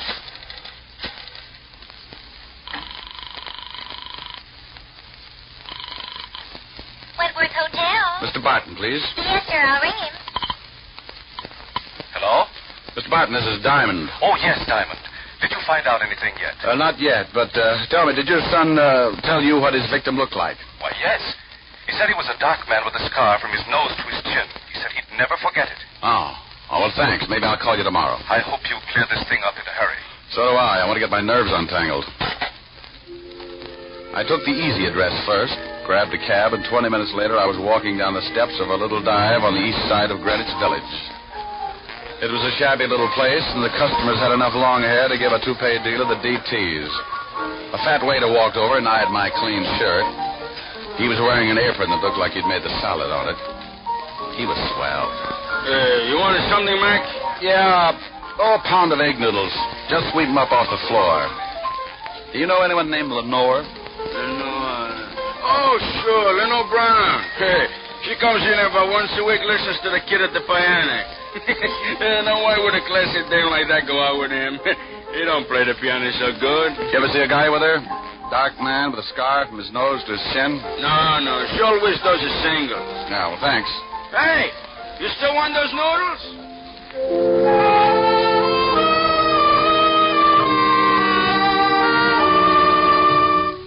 I walked out, got back in the cab, and marked off Greenwich Village in the little black book. The second address was on the fringe of Harlem, the Hill, they call it. The night was black, and the fog had rolled in off the East River and staked out a claim all the way to Lenox Avenue. As I walked up to the old brownstone, my nerves started screaming SOS. I stopped cold and looked down at 2 gleaming eyes, like 2 pieces of polished glass shining in the glare of the dim street lamp. As I got used to the darkness, I could make him out. He was a big, white, battle-scarred bulldog, and he had some ideas of his own. He started shuffling in slowly, jerking back his lips and showing a row of white teeth. Hold it, Lucifer. I hadn't heard him come out on the porch. He was a big man wearing an off-white undershirt. And from what I could see, he looked meaner than his dog. The animal stopped, but he kept facing me, showing off his toothpaste smile. He won't hurt you, mister. Unless I tell him to. I'll think about it for a while. I'm a poor substitute for horse meat. What do you want? Do you know a Lenore Brown? You a cop? Shamus. Beat it, Lucifer. Thanks, pal. I couldn't hold my breath much longer. You can come up on the porch. You're looking for Lenore Brown, huh? Yeah, know her? I met her. My wife works for her. Is your wife in? Yeah. Esther! Yeah? Come here. Some private dick wants to talk to you. She's Miss Brown's private maid. Yeah. Your husband tells me you work for Miss Brown. Yeah, what's she done? She got many friends? Men friends. No. You know a dark man with a scar? Oh, sure, I know lots of them. What are you talking about, woman? Oh, I met someone who Miss Brown knows. What did you mean by that, mister? Look, I really don't know anybody with a scar. Now you better beat it. Yeah. Get moving. And I want to talk to you, woman. Get in there. Yes, honey. I knew she was going to get bruised, but he looked rough enough to cut my windpipe, and I wanted someplace to pour my coffee down in the morning. So I got out of there fast and headed for the last address in the little black book. The place was on one of those narrow, dark streets. It was so quiet you could hear yourself change your mind. A sign above the door read Tangy, so I pushed it open and went in. If I didn't find the man with the scar here, I was out on strikes. It was a little restaurant on the bottom floor of a two-story building. A quiet waiter slipped up and showed me to a booth. He shoved a menu in my hand and disappeared before I could ask him anything. The place was empty except for an old couple sitting near the door. The waiter said something to them, and they looked quickly over at me, and then they left in a hurry. The room was completely empty now. Even the waiter had disappeared. I looked up at a flight of stairs at the far end of the room. A pair of very healthy ankles came into view, and they were holding up a pair of legs that ran my blood pressure up to 190 again. I eased my gun out and held it under the table. Lenore turned the corner and started down toward my booth like a loose snake in a rabbit pen. Mind if I sit down? It's your party. Shame on you. Don't you know it's not nice to pilfer a lady's handbag? Now, Mama will have to spank. Looks like the last address paid off. If you're buying shrouds, it did. Where's the guy that young Barton was supposed to have killed? Upstairs. But he's very unsociable. Hates long conversations. I only need a couple of lines. He can't even do that. He likes to keep on breathing. Old man Barton figures Alter framed his son. He's not going to let your boyfriend out of Sing Sing until he finds a man with a scar. Think he can do better than you did? Well, I found him. Was it worth dying for? I don't know. I can tell you better after I talk to him. Mama's going to have to spank sooner than she expected. Come in, boys. Well, look who's here. Are Mama's two big idiots out collecting blood again? Where are your buckets? Oh, he's bitter. Present! You've met Chino and Ziggy before, haven't you? Yeah, on the end of a fist. They want to show you the town. I know the beat. I'll bet you've never seen it from the bottom of the East River. No, but if you'll put on a bathing suit, I might buy the idea. Too bad we'll never make the beach together. I'd like to show you the sights. Boys, you better help Mr. Diamond out of the booth. I think he's stuck. You know how it is. The boys like to keep moving. So do I. I shot once and caught Ziggy in the stomach, and I dumped the table over on Chino. He grabbed like he was going to waltz with it. I didn't even have to get up. I just shot him through the cover chop. Lenore was out of the booth fast and running for the stairs. Look out, Tony, look out! I caught up with her at the foot of the stairs, and as she started up, I saw him, standing on the upper landing, scar and all meaning gun in his hand. He missed me, but nailed her halfway up. She spun around and fell all over me. But I point a gun pretty good from a prone position.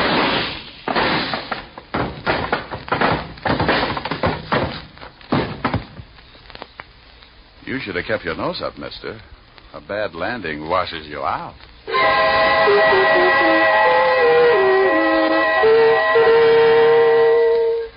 I called Lieutenant Levinson, squared myself. Then homicide came down and cleaned things up. They were all dead, and I figured I never would reach the beach anyway. I phoned Barton, who took his son down to the morgue to look over the night's take. Young Barton identified the man with the scars, the one he thought he'd killed. They gave me the notch, and I made another call. This time to a pair of silk pajamas with an understanding heart. It was late, but I was hungry. Oh, good morning, Mr. Diamond. Isn't it rather late to be calling? You know something? You're right, Francis. It's 2 a.m. Time for all good butlers to be Betty by. Miss Helen is in the library, but I'm not sure whether she wants to see you. Well, you just run along and get some sleep. I'll find out and let you know. Very good, sir. Confidentially, she's a little peeved. Look. Chin up, Mr. Diamond. Francis, if she gets tough with me, I'll knock her teeth out. Oh, my goodness. Oh, my goodness. Francis, is that who I think it was? Oh. Hi. The food was cold a long time ago. So's my date. I'm sorry, honey. Oh, that's all right. The fire's almost burned down. It's 2 o'clock in the morning, Mr. Diamond. I've sat through 2 features of Tom and Jerry and the 4th chapter of Batman, Hops of Freight. Come on, don't scold, baby. I haven't in weeks, but I've been rehearsing this for the past 2 hours, and you're going to listen. And that's another thing. You never play when I want you to. Only when I've got you on the carpet. That sounds like fun. Now, stop being glib. If you think for 1 minute you can charm me into... Out of your face with the sunshine, put on a great big smile. Now, stop that and listen to me. Okay, I'll shut up. Well, go on. Oh, now you made me forget what I was going to say. Well, if you can't remember, honey, hold a good thought.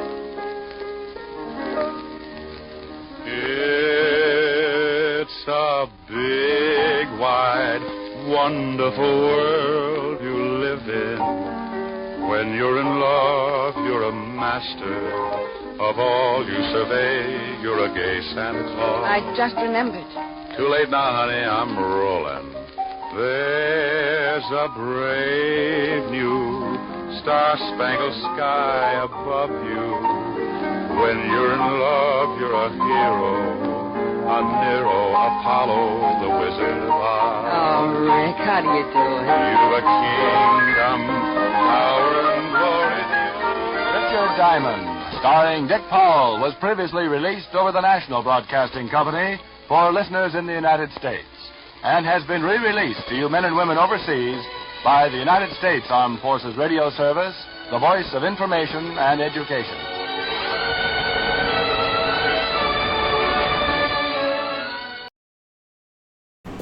I apologize, everyone. Our system is starting to lock up here, starting to freeze.